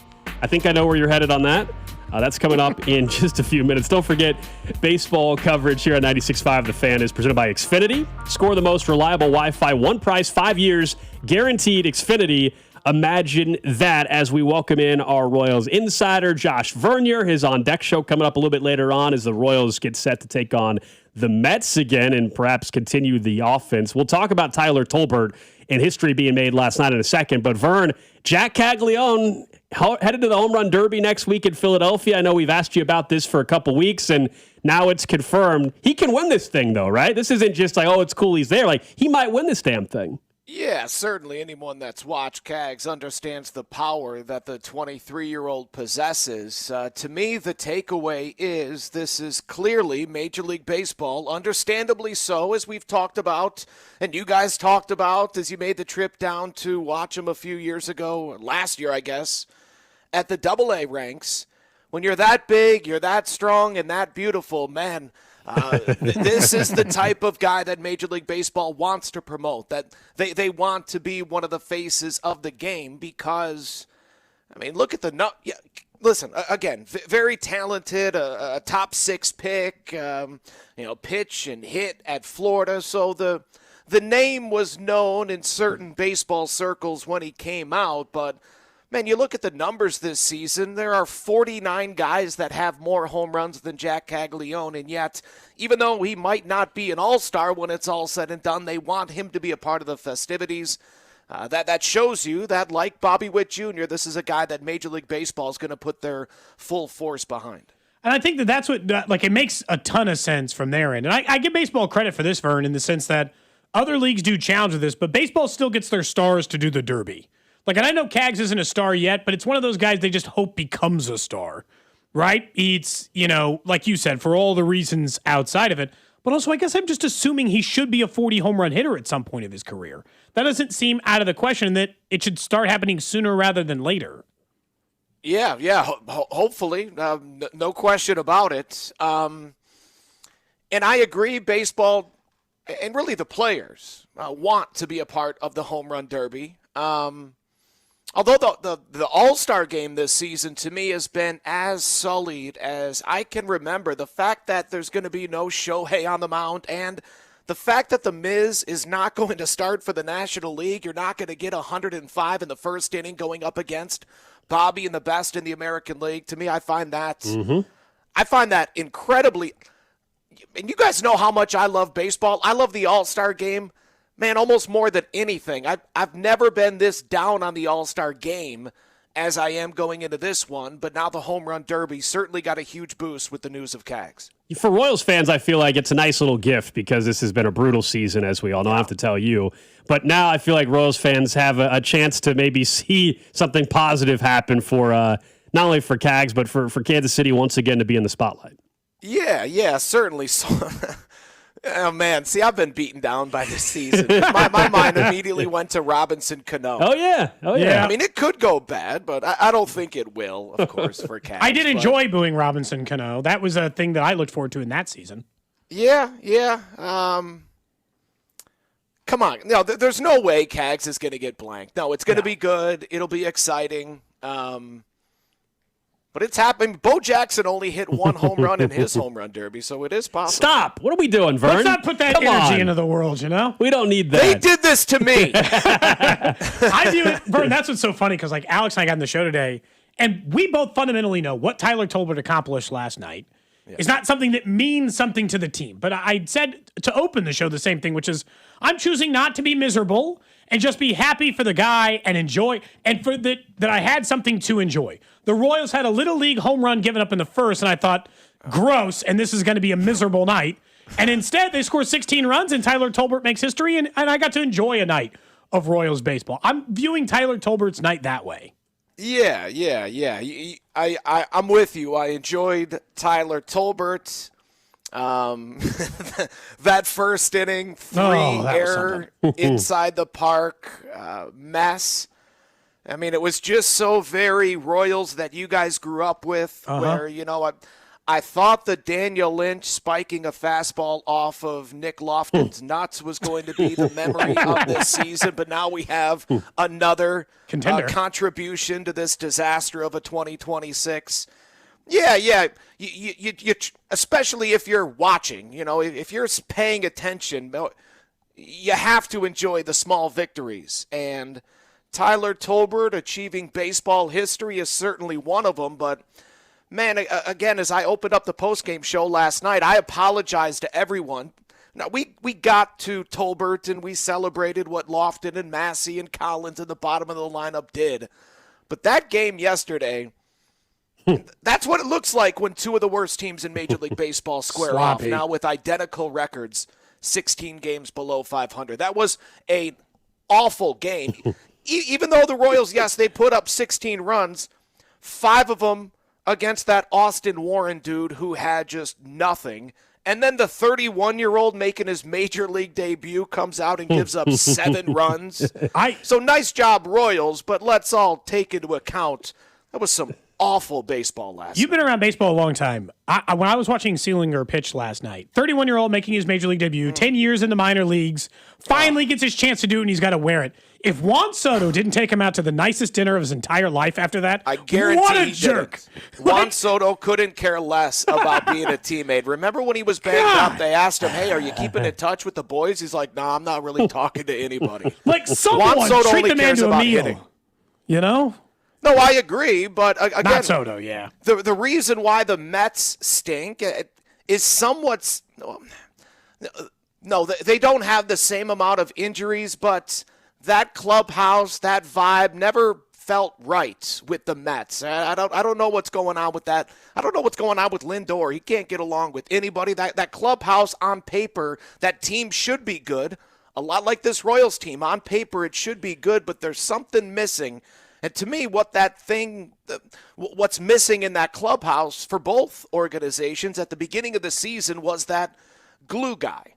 Now, there's a lot more, of course, that goes into a season this disappointing, but I feel like it's now back-to-back years in which this organization has overlooked clubhouse chemistry and the importance of a Luke Maile or an Adam Frazier, a Johnny Gomes, a Raul Ibanez, the guy that the way that they contribute is by being a clubhouse guy, is by being a leader in the clubhouse. You know, Vinny and Salvi, sure, they're leaders, but the best way they can lead is by putting up numbers. I'm talking about a guy that, you know, you're the old head in the clubhouse, Unk. Yeah.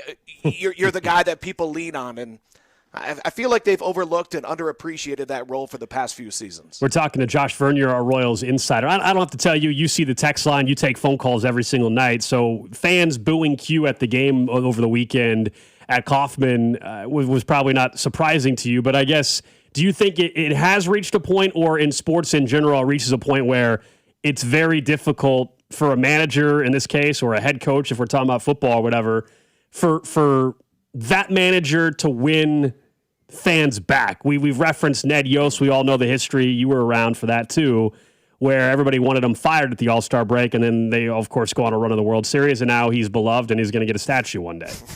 Right. Yeah. To me, Ned's the ultimate example. Of course, you can win everybody back over. I mean, I remember Fesco sang a song about firing Ned Yost, and then a few years later, his Twitter avatars him like bear hugging Ned Yost. I mean, I remember all of the columnists, local columnists, were writing their articles to fire Ned after that wild card game, and now nobody's ever going to wear the number 3, ever again. Certainly Q, because a lot of those. And a lot of the boos and the fire Q chants are coming from tarps off. And tarps off, a lot of them are 25, 35-year-old kids. They don't know anything. They were probably the same ones calling into my post-game show saying that Q should win Manager of the Year the past 2 seasons.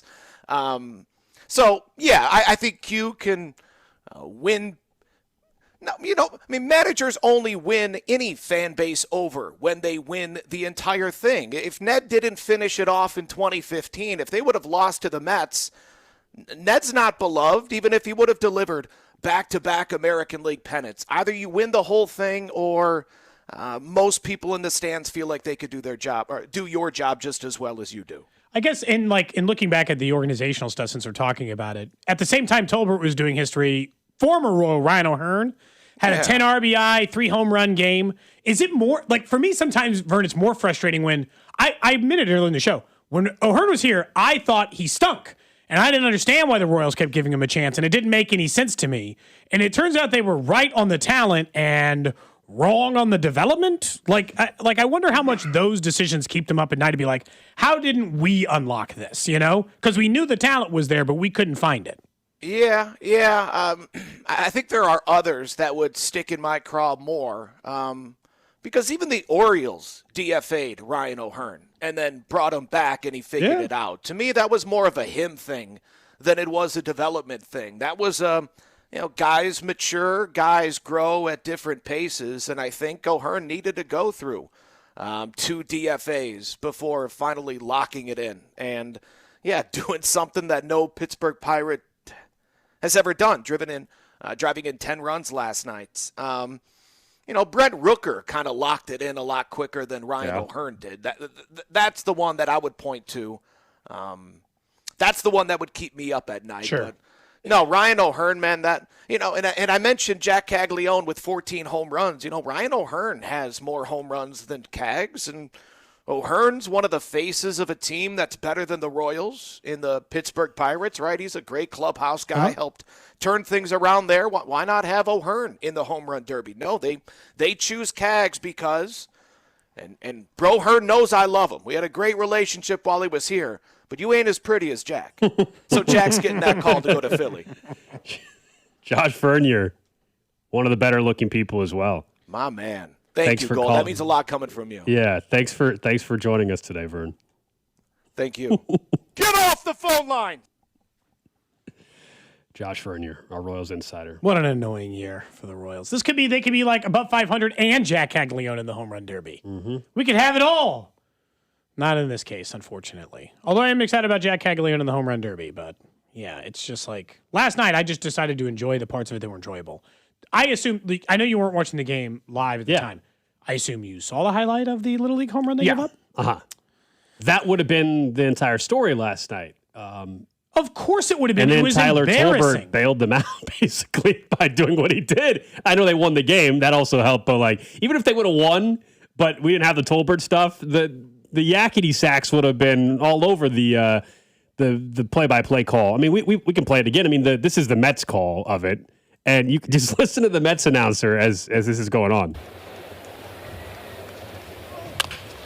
Little tapper left to the mound. Lugo fielding, throwing on the run, and it gets on by Caglione. That'll bring in the game's first run as Ewing scores. Bichette to third, and all the way to second goes Benj. Now it's thrown to the backstop, and Bichette digging for the plate. He scores. Now the ball gets away again, and Benj will score. Oh, my God. A Little League home run for Carson Benj.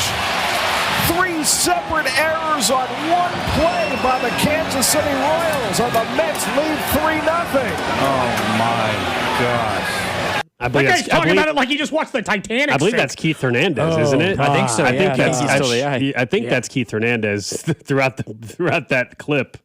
Oh my, that was so bad, man. It was embarrassing. I did not watch it live. To your point, no, I saw the video highlight of. So I did watch that play live, and then was like, okay, I'm not going to watch the Royals game for a little bit, and then came back around once Tyler Tolbert started getting hit. So they brought me back once the game was closer, and Tyler Tolbert started making it interesting. But after, like, I will in a sporting event, like I knew we weren't going to watch this individual Royals game, and that play pissed me off so bad. I'm like, not going to watch the Royals right now, thanks.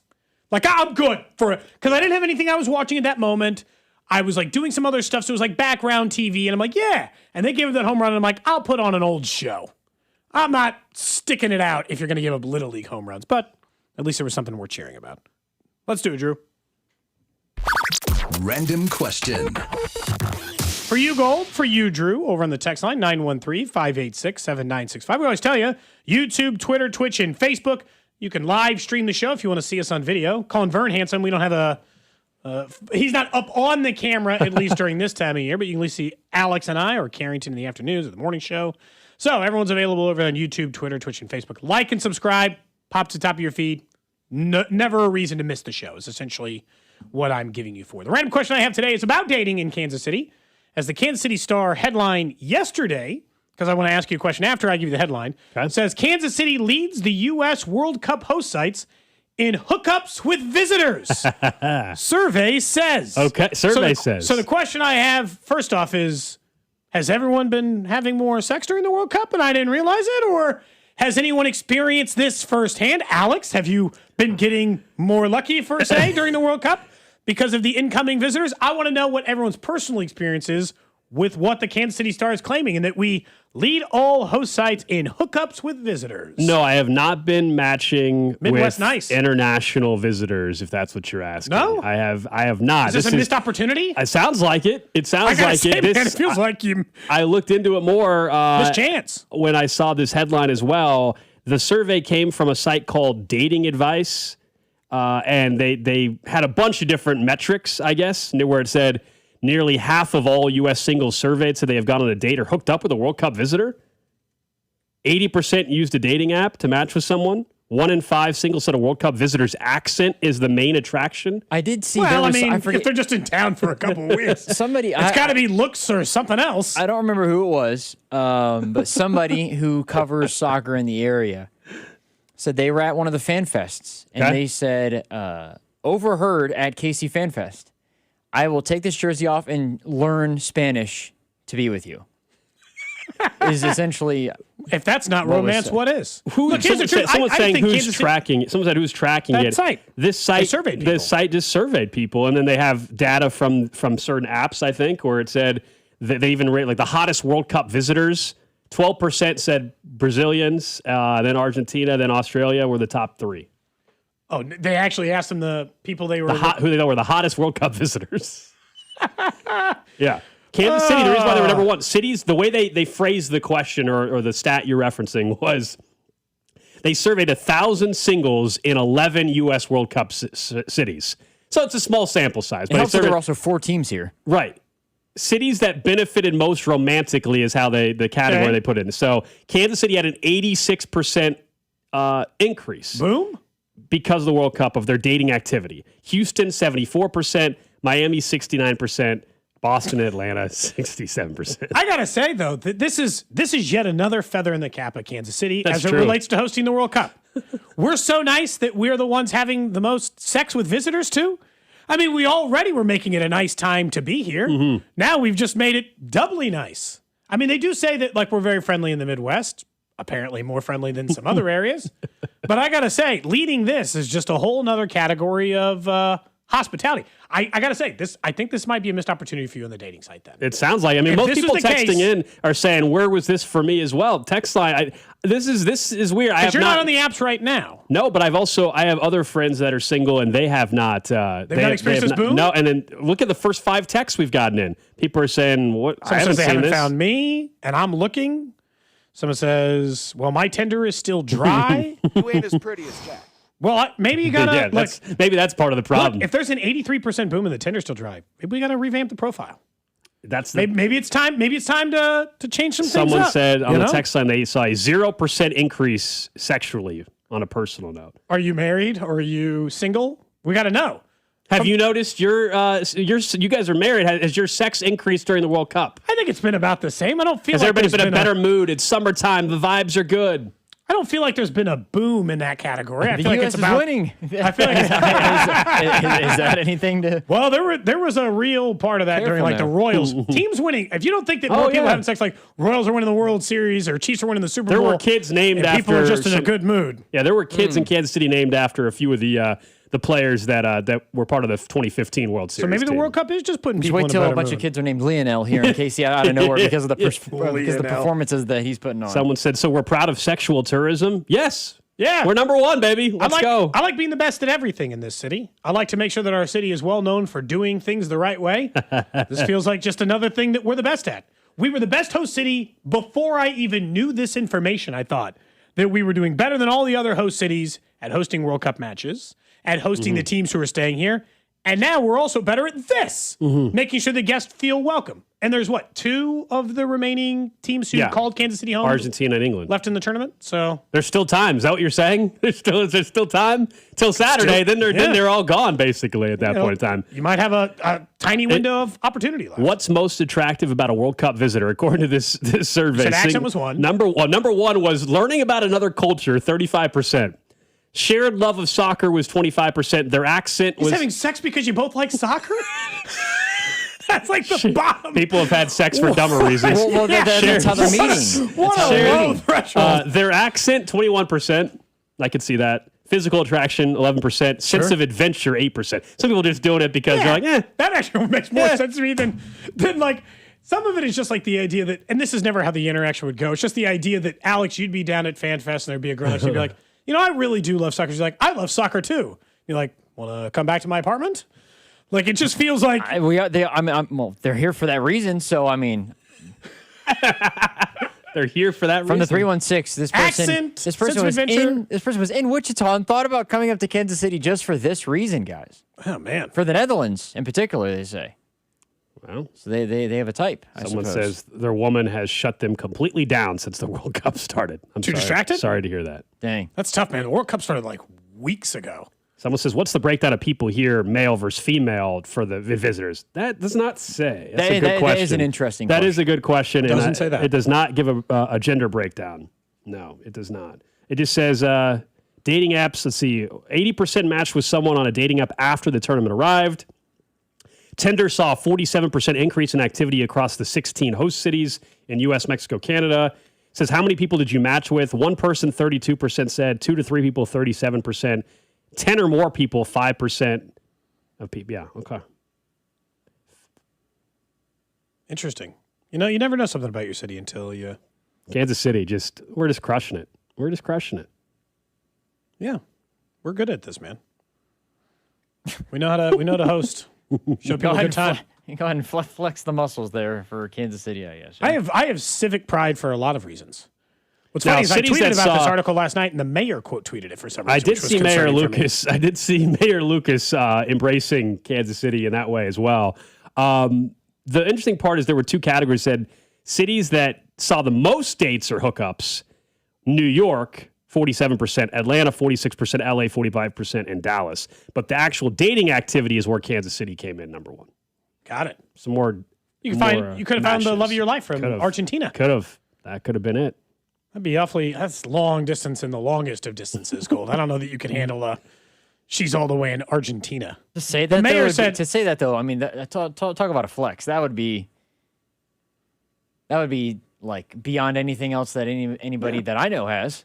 You met somebody at the World Cup who was from a completely different. And you're dating an Argentinian who is living in, I don't know, Buenos Aires or I know, something but like that. That's like you guys. kinda You nuts. gotta like fall in love fast, and they gotta like you gotta get in the same country somewhat quick. Alex isn't gonna Your date someone for experience must 2 have been years in really good. Argentina. You got to get in the same country at some point. The mayor had quote tweeted and said, "Just be safe, folks. That's all we ask on behalf of your local health department." There was so essentially just saying, "Wrap it up." Yeah, well, there was I might even go back and there was an article somebody or an interview he did or somebody did before the World Cup, and somebody was asking if they were going to do like the Olympics do, and they were going to hand out free condoms, and they said they chose to. Other cities, was it Toronto? Yeah, Toronto chose to hand out FIFA World Cup branded condoms. We did not do that in Kansas City. Oh, man, you got to be better to be safe. All right, up next. Let's get to the 1 o'clock hour, shall we? Where quarterbacks are being discussed in the AFC West, and a former local college athlete seems to be crushing it when it comes to the Summer League. What's up, KC? It's Carter Jensen. You're listening to Cody and Gold on your home for Royals baseball, 96.5 The Fan.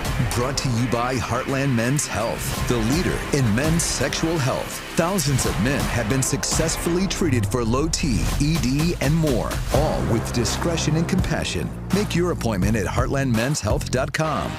96.5 The Fan. What do parents think of back to school at Staples, where supplies start at just 25 cents? Staples has the latest laptops with up to 40% savings. I may hug the cashier. So embarrassing. It's the most wonderful time of the year. It's a wonderful time at Staples with up to 40% off select tech. Staples. That was easy. Visit Staples today or shop online and in the app. Ends 9/12. Exclusions apply. I mean, we were just talking about it as it relates to, visitors to our city and comfort. Maybe your sex drive isn't what it used to be. Maybe you just don't feel the same or the energy's not the same. These things can be a sign of low testosterone. And over at Low T Center, they want to help make sure that doesn't stay a long-term problem. All month long, men who start testosterone therapy and stay with it for 90 days earn $250. That's because July is America's 250th birthday, and they want to help by making sure that you get back to what you were before. And that's what's important. Getting back to feeling normal. You know the feeling. Everybody knows this where you're like, I'm just not feeling the same. And for men over 40, it's far more common. And so you want to make sure that these problems are taken care of and taken care of via, short in-person visits. You can use their app. You get to choose your style of treatment and choose how you'd like to be treated. Visit fixmylowt.com and book your free T-test today. That's fixmylowt.com. Offer ends July 31st. Terms and conditions apply. Is your garage door too loud and whining for help? Overhead Door Company of Kansas City will make it all better. They will perform their full 26-task garage door tune-up for just $79. That's just $79 for up to 3 garage doors and openers.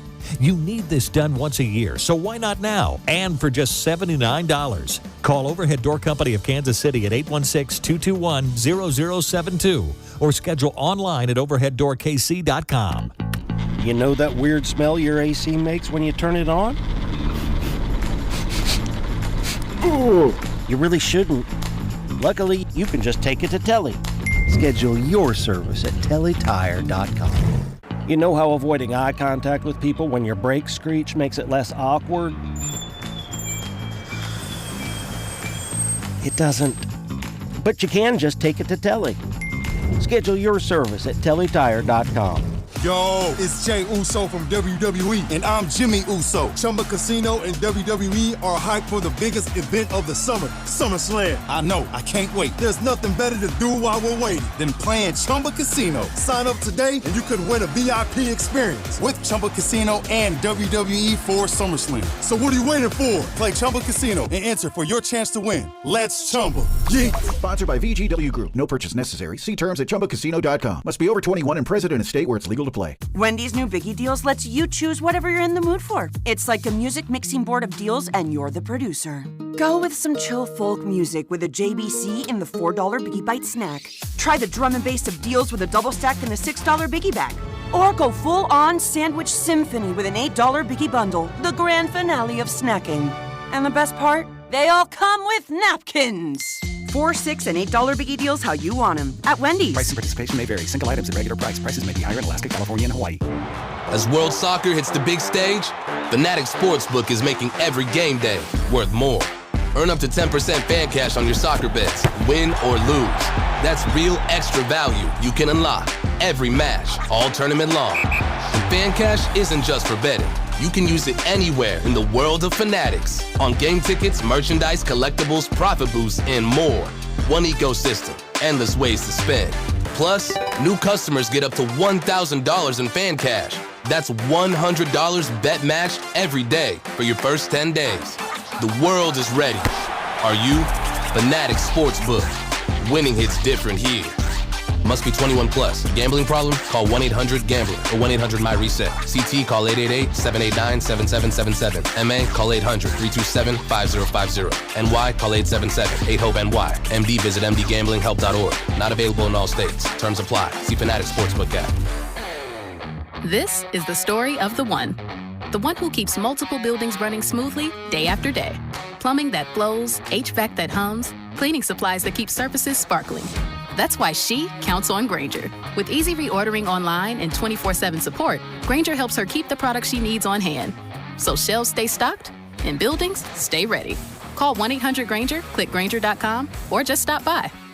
Grainger, for the ones who get it done. Honey, did you invite the minions over?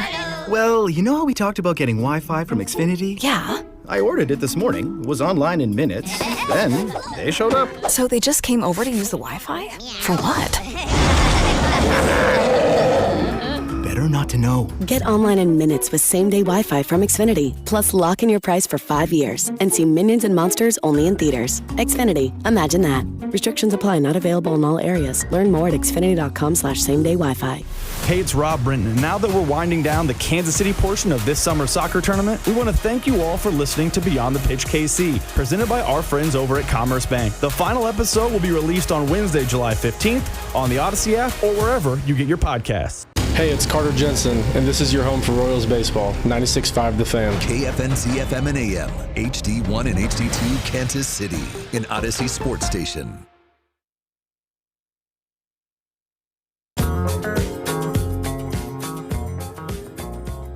1 o'clock hour here on Cody and Gold. Alex Gold, Cody Tapp, Drew Nixon with you. People still texting in about the random question of the day, which a survey saying that the United States World Cup cities dating activity has picked up with international visitors, I should say, but nobody is dating more international visitors in Kansas City. Wow. Somebody texted in a story that there's no way it's true. It's too absurd. True. It's too absurd of a story. Someone says their friend hooked up with somebody from the Netherlands, and they explain what happened during said activity, and there's no chance that story is true. You went too detailed on it. Like, too many details to where it seems fake. I mean, if that really happened, I'm sorry. But yeah, it's really unfortunate for you and for him. But I'm having a hard time imagining that's accurate, is what I would say. Fair to say. Can't trust the text line all the time, you know? No, sometimes we do the snitch line on Thursdays, and there's times where some of them I'm sure are real. There's a few times where we can sort out usually the ones that clearly are fake. Yeah. But it's also, kind of figure it out from context sometimes when it seems like you've provided too many details. Like when a little kid lies and you're like, that's a lot of stuff you're saying. And it feels like way more than I would need to possibly know about the circumstance. And that part of it that at least makes it seem slightly less believable. All right, let's get into something more on the NFL side of things with the AFC West. And it started because Pro Football Focus ranking out some quarterbacks. We've got our issues with PFF. We've talked about it, but I still think it's an interesting baseline. For some positions, more than others, typically offensive line, I told you I think it's more valuable than at quarterback for rankings at least, or for grading. Well, they ranked their quarterbacks heading into this season. And at 19th was Bo Nix. And that prompted Denver Twitter, social media to say, hey, this is disrespectful at this point. Like, how dare you? He was in the AFC title game, the normal stuff. Where should he rank for starters? And then let's go through the rest of this division, where obviously you've got Bo Nix and Justin Herbert and then Mendoza/Kirk Cousins to go with Patrick Mahomes. Because Bo Nix, I do admit, I think 19th might be a little low, but it's not that far off. Like, it's not so far off where you think he's being severely disrespected. If he's being disrespected, you could make an argument he should be 14th, 15th. But, like, I can equally make the argument. The player ahead of him is Baker Mayfield. Bo Nix, and I do think this is a stat that Matt Verderame has pointed out on this show, and I do think is a massive negative to him. He led the NFL in pass attempts. He played all 17 games, and the man did not get to 4,000 yards. Like, do you know how hard that is? And look, I understand that some of that is certainly Sean Payton's system. He loves a good dink and dunk passing system in which nothing is down the field and everything is short, but not 4,000 yards, even though you led the NFL in pass attempts. I think Baker Mayfield's better. I would rather have C.J. Stroud, even though I don't know, and Jared Goff and Jalen Hurts. These are the people that are ahead of him on the list. So you can feel disrespected if you want. But the answer is he is still by far the lowest ranked for sure quarterback in the division, with Mendoza having a chance to threaten him over the next couple of years. The other quarterbacks in the division, by the way, have Justin Herbert 7, and they have Patrick Mahomes 4.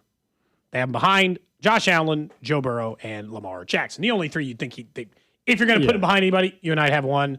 They're going to base it off of some of the statistical stuff over the last couple of seasons. And Pro Football Focus, their metrics have never really loved Patrick Mahomes anyway.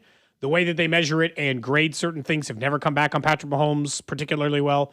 He was like the third best PFF quarterback. I think the year he finished with 50 touchdowns and 5,000 yards. They're always like dinging him on, potential interceptions. They have Kirk Cousins, 27th, if you think he's the starter in week 1. And then Fernando Mendoza, honorable mention just outside the list because he's a guy who hasn't started but is the number 1 overall pick. I thought about it really hard because I was like, maybe Denver's got a point. They're just in the AFC title game. Their quarterback played pretty well in the postseason. I wasn't blown away in the regular season, but 19th after I do it is right. I wouldn't rank him any higher if you made me rank all starting quarterbacks 1 through 32. It's not far off, though. I mean, I think he's in the 15 to 17 range of quarterbacks. I think 19's on the lower end. I think that's getting a lower end of the scale, sure. If we were to go through and take a look at projected, NFL starting quarterbacks and rankings, I don't think it's enough to where Broncos fans should think it's the most egregious thing, but also I don't think 19th is correct either. They're off by a couple spots. It's like the only... and they do it off of their own grades. Remember, this is strictly off of PFF grades from last year, I believe. I think the one thing they did is that they ranked him lower than... It's not all just off of last year because Jaden Daniels is 12. Okay. So they didn't just do grades. No, but at the same time, there is some part of their grades in the history of it, but then there's some other factors going into it. But tell me, genuinely, I'm going to give you the list of people. You tell me if you guys are 100% sure that this quarterback is better than, or that Bo Nix is better than this quarterback. Trevor Lawrence. Anybody want to take? No, he's not better than Trevor Lawrence. Yeah. Caleb Williams? No, of course not. Sam Darnold? No. Jalen Hurts? No. Goff? Nope. CJ Stroud is that's the first time you can make the argument. Mm-hmm. Is CJ Stroud or Baker Mayfield? And genuinely right now, if you had to have a one season... I don't think he's better than Baker. I don't think he's better than Baker either. The only problem on this list... Baker had very similar numbers to him last year. The only problem with PFF's list, and they're banking on guys being healthy, but they have Brock Purdy 10th. Do I think Brock Purdy's better than Bo Nix? Yes, but Brock Purdy also got to start staying on the damn field. He's probably not 8 spots better than Bo Nix. You know what I mean? And Jaden Daniels is coming off a serious injury. That's fair. You have to be available on a regular basis. That would be my only pushback, and I'm not trying to tease Drew on purpose, but Burrow's number 2. He can't be the second best quarterback when he's not available. It's very funny. It said a year ago, the only real knock on Joe Burrow was his health. That's always his knock. Yeah, that's our only complaint. I don't think he can be second right this second, but he's not. They're not far off on it though. he's still top 5, top 3 quarterback in football, but he's got to be available. Similar to Mahomes or Josh Allen. Josh Allen, actually, in fairness, I think there's 2 complaints on Joe Burrow. Josh Allen's only complaint, in my opinion, is he doesn't win the big game in the big moment. Doesn't mean he plays bad, but the man can't win the big game. Puts up plenty of stats. He also looked worse last year in the last couple of years statistically. I think the only complaint you have, I don't think there is a real one on Mahomes, but inaccuracy or some small one. Joe Burrow, there are only 2 complaints. One is that he is unavailable 2 of the last 3 seasons and 3 of the 6 seasons he's been in the NFL.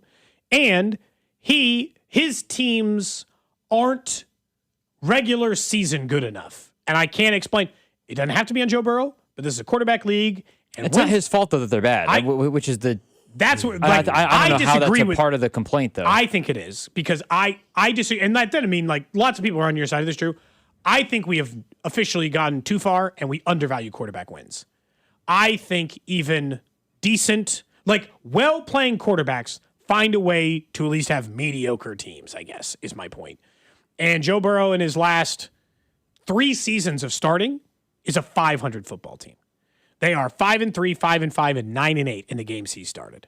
And I just think, like, if you are a superstar quarterback, I don't care what kind of number, it's like Justin Herbert. It's like you got to find a way to win more. I don't know how much more you can ask him. I mean, they were the first team in NFL history to score 35 points or more and lose all 3 games, I believe. You can't blame Joe Burrow for those, and that is the reason they missed the play. Patrick Mahomes made the playoffs the year that they had the second Cody, worst. I understand that, but they're the first team in NFL history to have that average or to score that many points and not win the game. Patrick Mahomes, as good as he was, I know how bad the defense is. That was the first time in NFL history that had happened. You couldn't ask him to do any more in 2024. You know what? It's an unfair standard, and I think it's more than. And so, like, you can call it that because it is. But Patrick Mahomes had a defense that bad in that season, and he just scored 50 touchdowns and 5,000 yards to drag him there. Like, you know, like.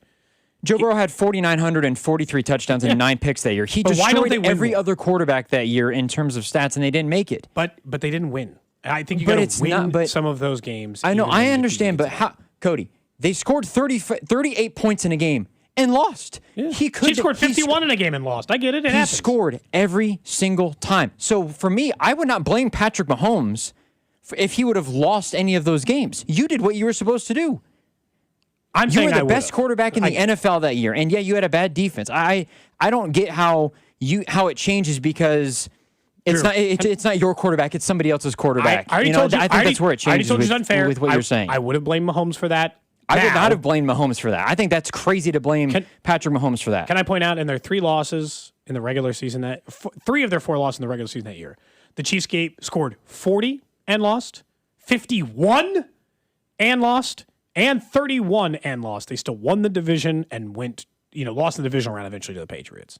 So, like, and I'm not saying, it's not even like a 1-year thing for me, Drew. It's just, I think great quarterbacks, and I don't know where you are, Gold. I think great quarterbacks should be getting to the playoffs like 90% of the time. I'm with Drew. I think you're being way too hard on Joe Burrow. And I legitimately think that you saying that you would have been hard on Patrick Mahomes for it is crazy.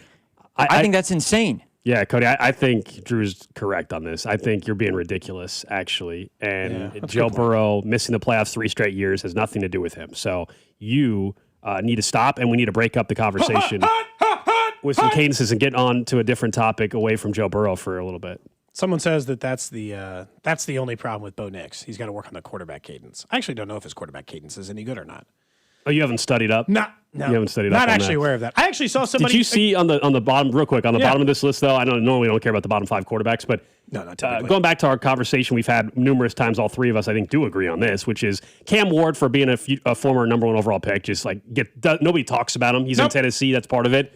And they got now Carnell Tate and Robert Saleh as the head coach, so we'll see. He's 29th on this. If you were to ask me who has a chance to make the biggest climb, though, and get out of this bottom tier, Cam Ward is the number 1 candidate. Here are the other names. Malik Willis, who's starting Miami. It's going to be ugly for the Dolphins all year. The rest of that roster is bad. Jacoby Brissett and Deshaun Watson are 31 and 32 on this list. Tua is 28. We think he's starting over Penix. Kirk Cousins is 27, but he may not start all year with Mendoza. 26 is Geno. He's back with the Jets.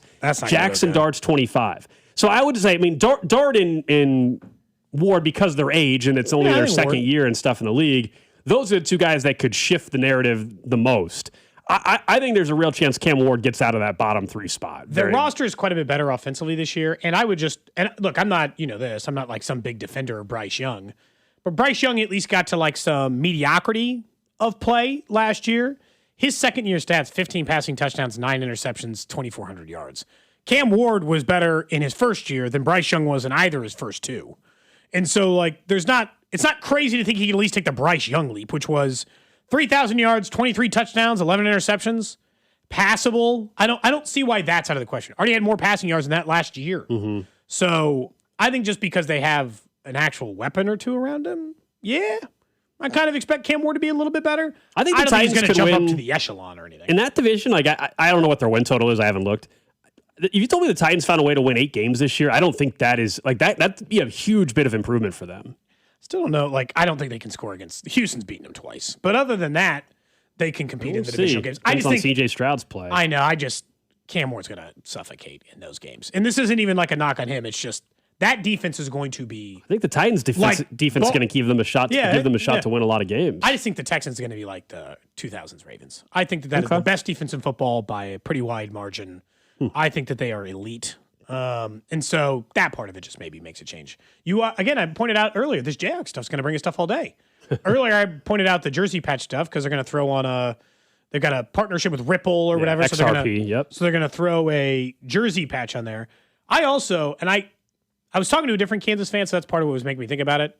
Are Kansas fans rooting for Darren Peterson to do well or rooting against? Because my general sense is he's killing it in Summer League. Drew had pointed out maybe a couple days ago, and you look at the stats, he rules in Summer League. He's been talking about his game. He seems like more open and honest. All this stuff feels good. And my general sense from a few, small sample size, not even as much as the people who got pulled over sex at the World Cup. Small poll sample size of Kansas fans have been around. I don't feel like they want Darren Peterson to do well at all. They're like rooting for the guy to fail because he didn't work out as a Jayhawk. Yeah, I think there are some. I'm not in that camp, though. I mean, I think if you guys listen to the show throughout February and March and even January with this whole Darren Peterson saga, I think I was one of the few KU fans that was way more in defense of Darren Peterson throughout the entire mess of a season. And I thought at times people were very unfair with the whole situation. So I stand by that. And I feel that, frankly, on that, I feel like once we got to the end of the season, we learned more about what happened. While I don't buy the creatine story, I think that his team did not do him any favors either. His team, meaning his PR team / agents, not Kansas.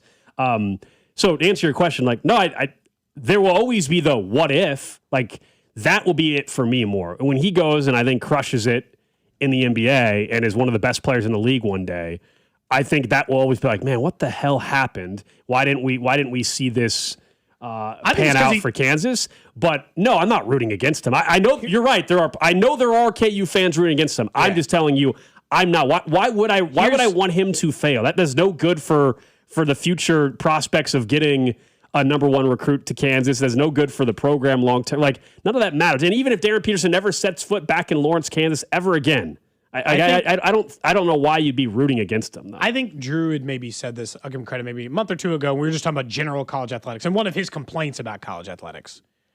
I think the reason why it'd be easy to root against Darren Peterson if you're a Kansas fan is very clear now that he's left. This man had no interest in doing this. You know what I'm saying? Like, he wasn't interested in being a college athlete, in my opinion.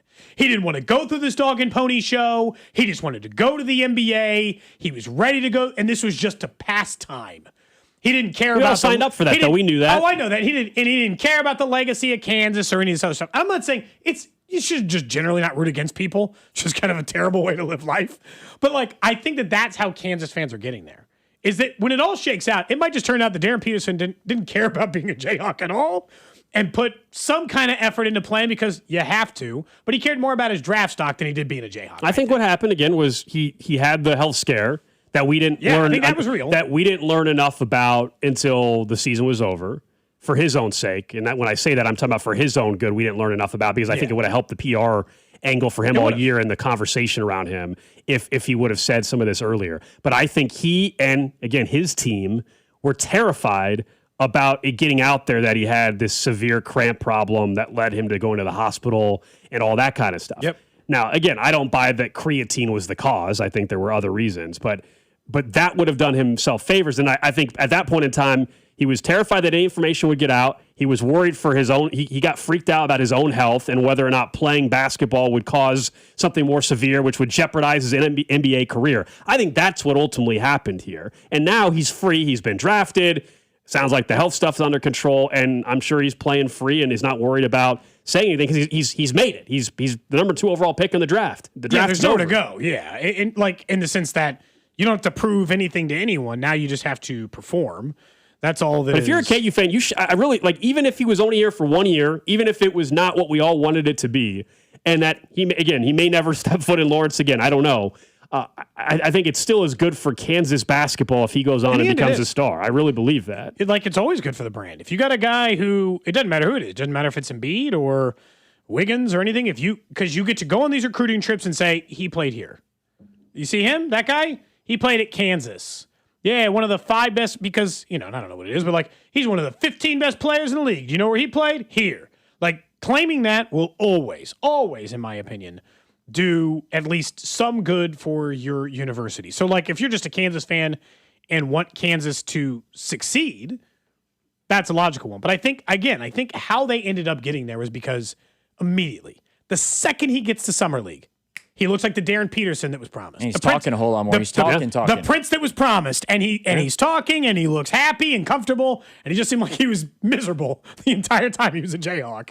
Well, I'm sure it's a huge bit of relief, though, if you were worried that your career was in jeopardy with the health stuff and what that would do for the draft stock and all that. Could he have handled it better? Absolutely, of course. Yeah. The mistakes were made, I think, throughout. I think his team hurt him. I think mistakes were made. Yeah, same reference. Yeah, I think mistakes were made, by him, his agent, in terms of that. Now, you would argue his agent actually did his job. He went number 2 overall, and nothing really. There was no real consequence. I know this time last year when he first committed to Kansas, we all thought he was going to be the number 1 overall pick in the draft. Okay, he slid 1 spot. After all that, he slid 1 spot. That, it was maybe he'd go 1 or 2, and the other player was better than him. How much was it? Just that AJ was awesome for BYU too, and there wasn't as many. We talked about the day after the draft. The ceiling is much higher for Darren Peterson, but a team like the Wizards perhaps could not have taken the bigger risk, which the bigger risk is still Darren Peterson than AJ. I don't think he's going to have a single solitary hamstring problem this entire season. I think he's going to be great. How good of a pro do you think you guys will be this year? Immediately good? Yes. Yeah. Immediately a top 100 player in the NBA, 50 player? I think he's going to be awesome. Top 100. Yeah, I think he's going to be awesome. I'm not saying he's going to win Rookie of the Year, but I think he's going to be phenomenal right away.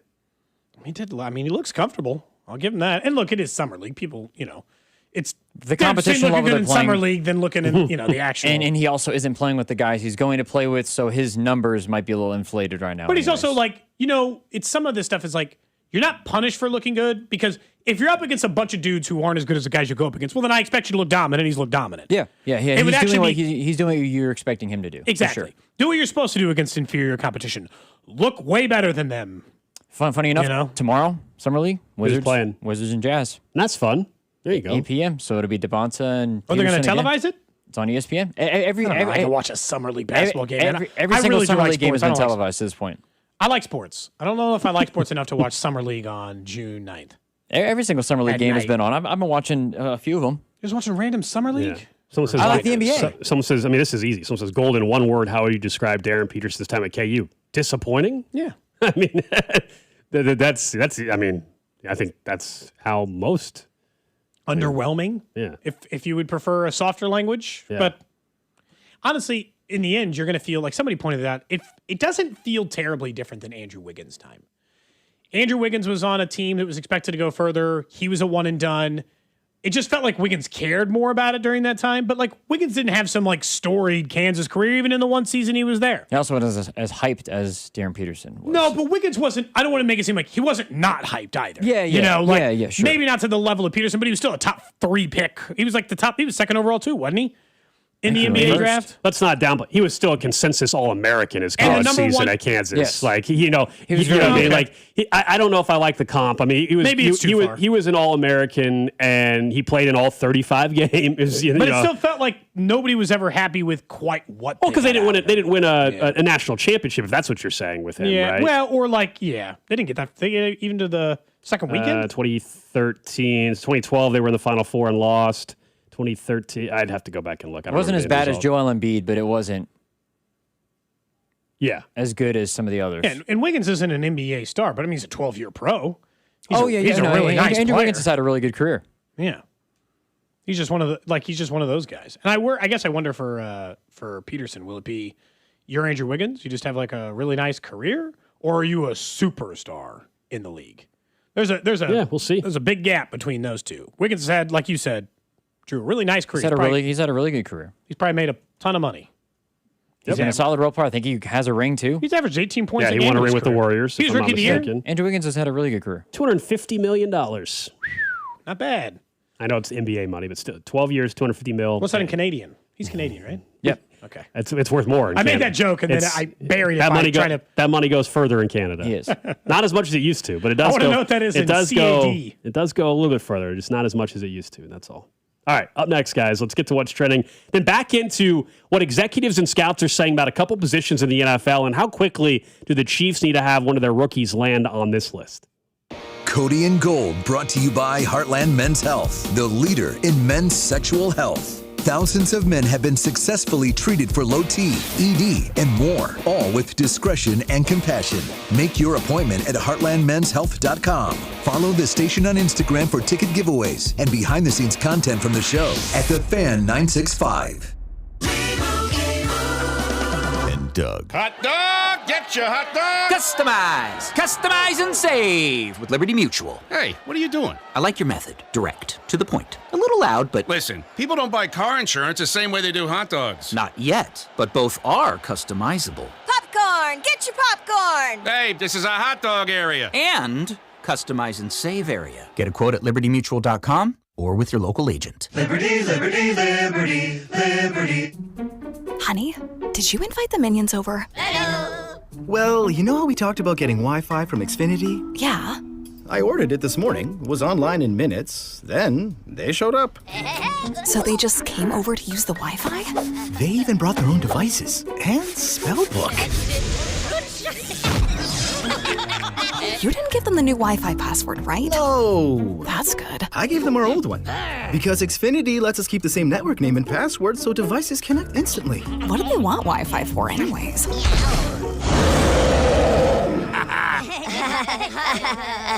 Better not to know. Plausible deniability. Get streaming or scheming instantly with same-day Wi-Fi from Xfinity. Plus, lock in one price for the most reliable fiber-powered Wi-Fi for 5 years.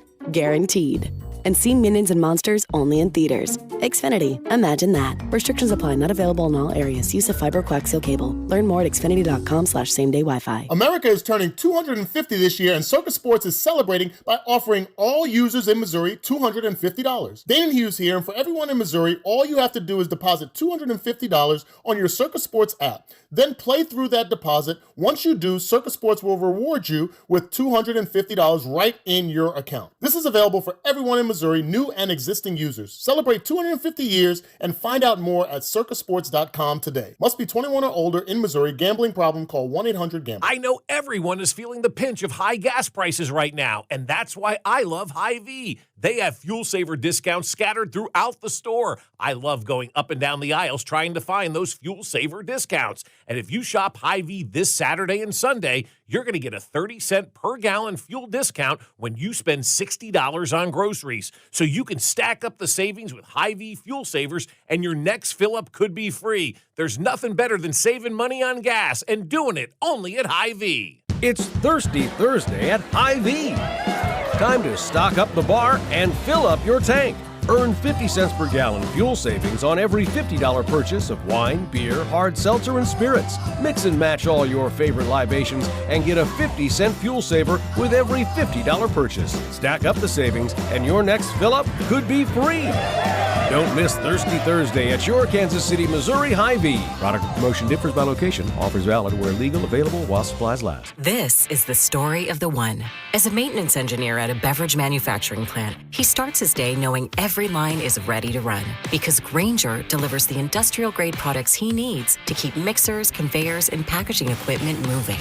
With Grainger's vast selection of bearings, belts, and motors, he keeps operations running smoothly, so nothing grinds to a halt. Call 1-800-GRAINGER, click Grainger.com, or just stop by. Grainger, for the ones who get it done. It's the first day of the first grade, and she found a new best friend. It's a laid-back Sunday afternoon you wish would never end. The homemade taste of Bluebell and good friends gathered round. The good old days are being made right now. Our American dream is ice cream. Red, White, and Bluebell is our strawberry ice cream loaded with strawberries, alongside creamy vanilla and blueberry ice cream with real blueberries. A full half gallon of red, white, and blue ice cream. Feel free to celebrate. The good old days are being made right now. The good old days are being made right now.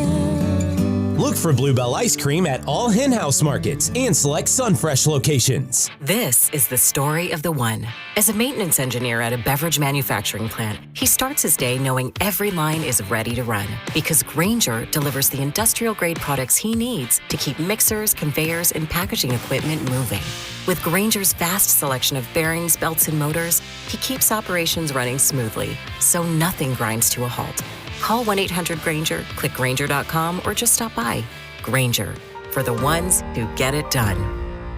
Is reviewing life insurance on your to-do list? Now's the perfect time to add it. A friend recently told me that securing life insurance sooner rather than later can help you lock in lower rates for years to come. So I bumped this up on my list and got it done. I called SelectQuote and couldn't believe how easy and affordable life insurance is. I'm 40 and got a $500,000 policy for $16 a month. My husband's also 40 and his $500,000 policy was only $18 a month. Plus, with SelectQuote's same-day coverage, there was no medical exam required, and we were covered by the time we hung up. Knowing I have this checked off my list feels amazing, but the peace of mind knowing my family is protected feels even better. Call SelectQuote at 1-800-329-1010. That's 1-800-329-1010. Or go to SelectQuote.com to get your free quote today. That's 1-800-329-1010. Details on example rate at SelectQuote.com. Brought to you by Duke's Real Mayo. This is the Duke's Country Song. It's a song about award-winning chefs, yes, chef, and why they choose Duke's Mayo. Get Duke's Mayo in store. It's got twang. You're listening to 96.5 The Fan from the DM Injury Law Studios. Mike's got this. Car, truck, or motorcycle wreck? Remember, Mike's got this. 816-888-7500. Mike's got this. What's trending? Cheddar, mozzarella, Havarti. Number one on What's Trending, Jack Caglione will be in next week's All-Star game, or Home Run Derby, during All-Star Week, I should say, in Philadelphia. Jack Caglione, the sixth Royals player ever to be in the Home Run Derby, the first since Bobby Wood Jr. in 2024. Cags with just 14 home runs, but I think baseball and everybody recognizes the power potential. It's why we've had the bigger conversation, like, why doesn't he have more home runs? What's the reason for that? This will all be about the home runs Monday night in Philly, and he can win this thing, man. He can win Absolutely. this thing. We looked it up in non-altitude, high altitude, I should say, of Colorado. The longest home run derby home run was 513 feet. See if he can challenge it. I want him to get one over 5. Can he get to 513? Oh, I think he'll hit one over 5. Does he get to 513? I don't know. 5 plus, but I don't know if I actually get to 5. I think he gets a big home I think run. he gets 1 to 500. I did have a couple people ask me, and this just a reminder, said, hey, wait, he's not an all-star. How can he be in the Derby? You don't have to be an all-star. Thank goodness. To be in the Home Run Derby. They don't want to limit themselves to that just in case there's some guy who's hit there was also a lot of players that do opt out, that don't want to participate in this. Yeah, correct. Next up on What's Trending, we're down to the final 8 World Cup teams. We know that the Argentina will play on Saturday versus Switzerland. And so we know that that's at least a part of the matchup. The World Cup's off today. The rest of the matchups will all start up here in a little bit. It'll start tomorrow with Morocco and France.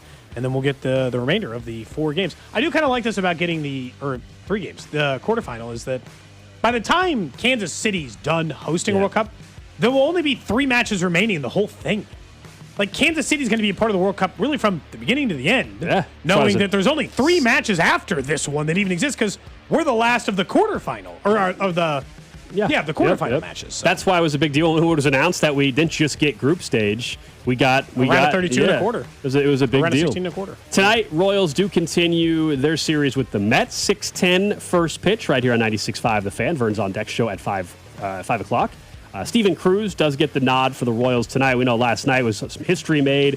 Bizarre history, frankly. Tyler Tolbert has his bat now in Cooperstown. That's because he broke a record that was originally set back in 1902 by Chicago's Johnny Kling. What did he do? Well, He tied the record with hits in 12 consecutive plate appearances. It took an infield single for his 5th hit in yesterday's win to get there. He had a chance to break the record in the 9th inning last night. Unfortunately, fly ball to right field. He finished 5 for 6, but just kind of a crazy record that none of us really have ever heard of until yesterday. And so his bat is now in Cooperstown. When did the Josh Klingler family add the lure? Right. Johnny Kling was died in Kansas City, Missouri, and was born in Kansas City, Missouri. 1902. 1875 he was born. He died in 1947 as a resident of Kansas City, Missouri.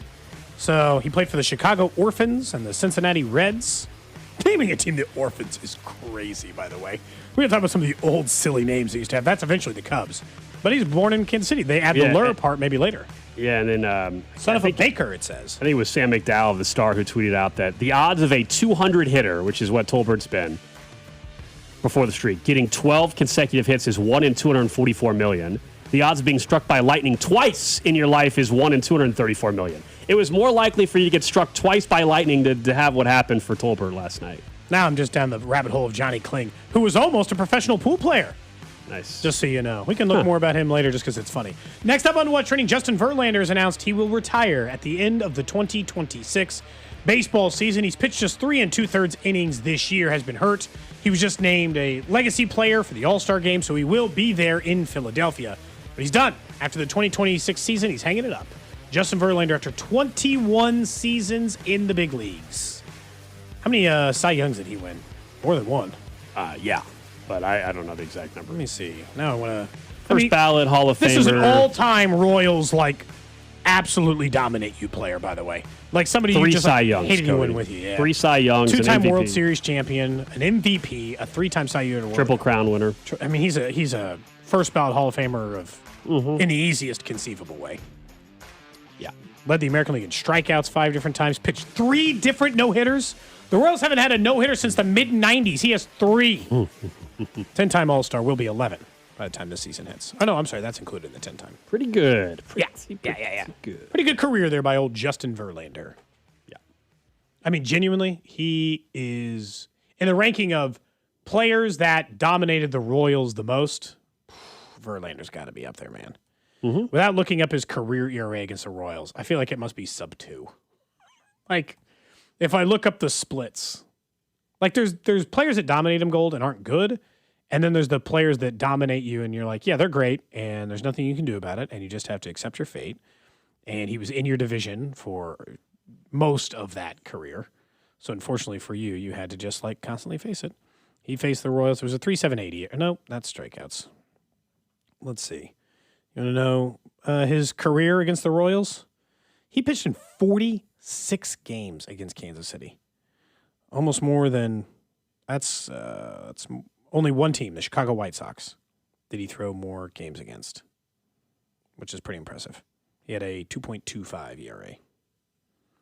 Team only hit 240 against him in their career. Pretty good for Justin Verlander. I would say so. Yeah, I would definitely say so. All right, let's talk a little NFL. And Jeremy Fowler of ESPN does these every year. He gets anonymous executives and smart GMs, scouts, etc., to fill out a survey and rank out some players. And we were going through this earlier and taking a look at one particular position, corners, and the top 10 corners according to these individuals in football. And number 1, I don't think anybody's surprised, Pat Surtain, the second in Denver. And you had Derek Stingley on the list. You had Christian Gonzalez of the Patriots, Devin Witherspoon in Seattle, Trent McDuffie now the Rams, number 5 on the list. And so, one, yes, the Chiefs, as we know, traded away a top 5 cornerback in the National Football League, and they went in and then spent the 6th overall pick on Mansour Delane.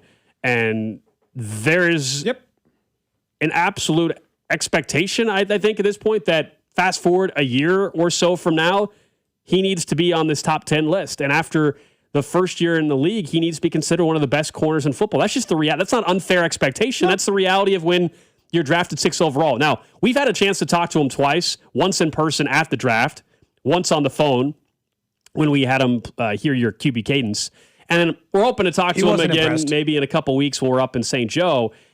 The vibe I get from him is he is not fazed by like noise and expectation. He seems very confident and calm. Yes. Kind of like McDuffie. Now he's more talkative than Trent McDuffie, I would say. We'll see how that plays out on the football field. But yeah. And so I don't think, one, it's unfair nor going to harm anything if the expectations are what they are, which is for him to immediately be one of the better corners. He doesn't need to be a top 5 corner by October. Nobody's saying that. Not long after that, in my opinion. By the end of the year, I think he needs to be a top 10 corner in football, and eventually he needs to be one of probably the top 5 corners in football. By the end of year 2, he needs to be mentioned with all the other names I mentioned earlier on this list. They're all under 25. By the end of Trent McDuffie's second year, do you know what he finished? First team All-Pro. He was, by his peers, named the single best corner in the sport at the end of his second year in the NFL. And in the first year, by the way, we knew. He had to miss a couple of those games, remember, because he got stepped on or something. So he missed a couple of games his rookie season, if you remember, really early. But by the end of his rookie season, he was one of the best corners in football. That's all we're asking McDuffie got hurt with that bad turf in Arizona. Remember? That's what it was. It was weak. It was game 1, wasn't it? Well, they had a preseason game. Him and Butker both had an issue. It was preseason in Arizona. I knew it was early. The turf. I think that's right, wasn't it? It is. Yeah. Something like that. Maybe I have the dates wrong, but it was Arizona turf, I think. So when you look at it right now, this is one of those, it is reasonable to say expectations should be different depending on where you were drafted, the position you play, and so many other factors. At corner, to be taken 6th overall, you got to be a star immediately. We already looked it up when they took Mansour Delane. We talked about it right after. The guys taken in the top 6 picks of the NFL draft in the last decade at corner, they are 3 superstars, 2 really nice players, and 1 dud. It's not unfair to say be the superstar one. It's actually technically 50% of the entire ratio and very good qualifying the other 2. It also matters because they need it right away. Sure. They decimated their secondary partially for him, partially because they were willing to let go of Trent McDuffie, but they used some of that immediate allocation of resources from McDuffie to purchase right back in to get Mansour Delane. They traded up. There was the rumor, we were just talking about the Cowboys their coach was saying they had a deal to trade up to 9, and the Chiefs liked Mansour so much they traded up to 6. The Chiefs were worried. Yeah, that was the reporting base around the draft in Pittsburgh. And then the other thing with Delane, I know we've talked about it a lot already, and I'm sure we will during camp and heading to the season, and maybe he'll surprise us and he'll turn out to be this. But much like McDuffie, he's more of your shutdown corner, not going to throw in his direction. Yeah. You know, you cannot judge Delane's rookie year or his career by how many interceptions he's going to have. Like, yeah, I would love for him to have 5 interceptions this year, but that's not. I think a lot of times we are guilty as sports fans, especially with the cornerback position, that we just say, oh, well, he didn't have a bunch of interceptions. He's not any good. Do you know how many? And Trent McDuffie, this was something that people used against him as well because he wasn't a ball hawking corner.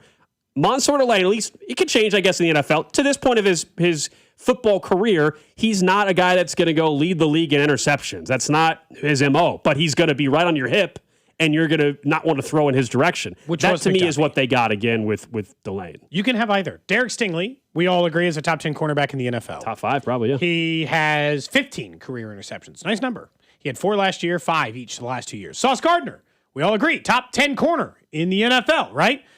How many career interceptions do you think he has?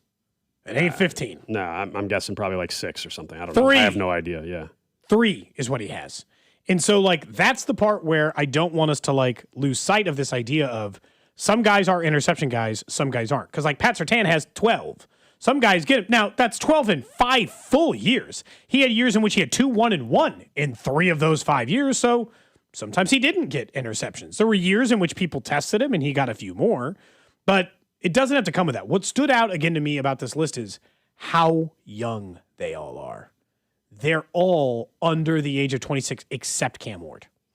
Actually, 8 of the 10 are under 25. Half of them are under 24. So, top corners are young and immediately drafted and matter instantaneously. And so, that's the part where you can't put too high of expectations on someone taking that high. He did do the running backs. We can do defensive ends tomorrow. He did the running backs, by the way. Do you think Kenneth Walker made the top 10? He should, and if he did, he was 9 or 10. He was the Super Bowl MVP. I think they make this list beginning of last year. He wasn't on it because I looked it up. Okay. He was 9th. Okay. The highest anybody ranked him was 6th. The lowest anybody ranked him out of the GMs was unranked. He wasn't in their top 10. Okay. I don't have an issue with 9th. I think that's more than fair. I hope that's right. because I'm not sure he's the 9th best running back in football.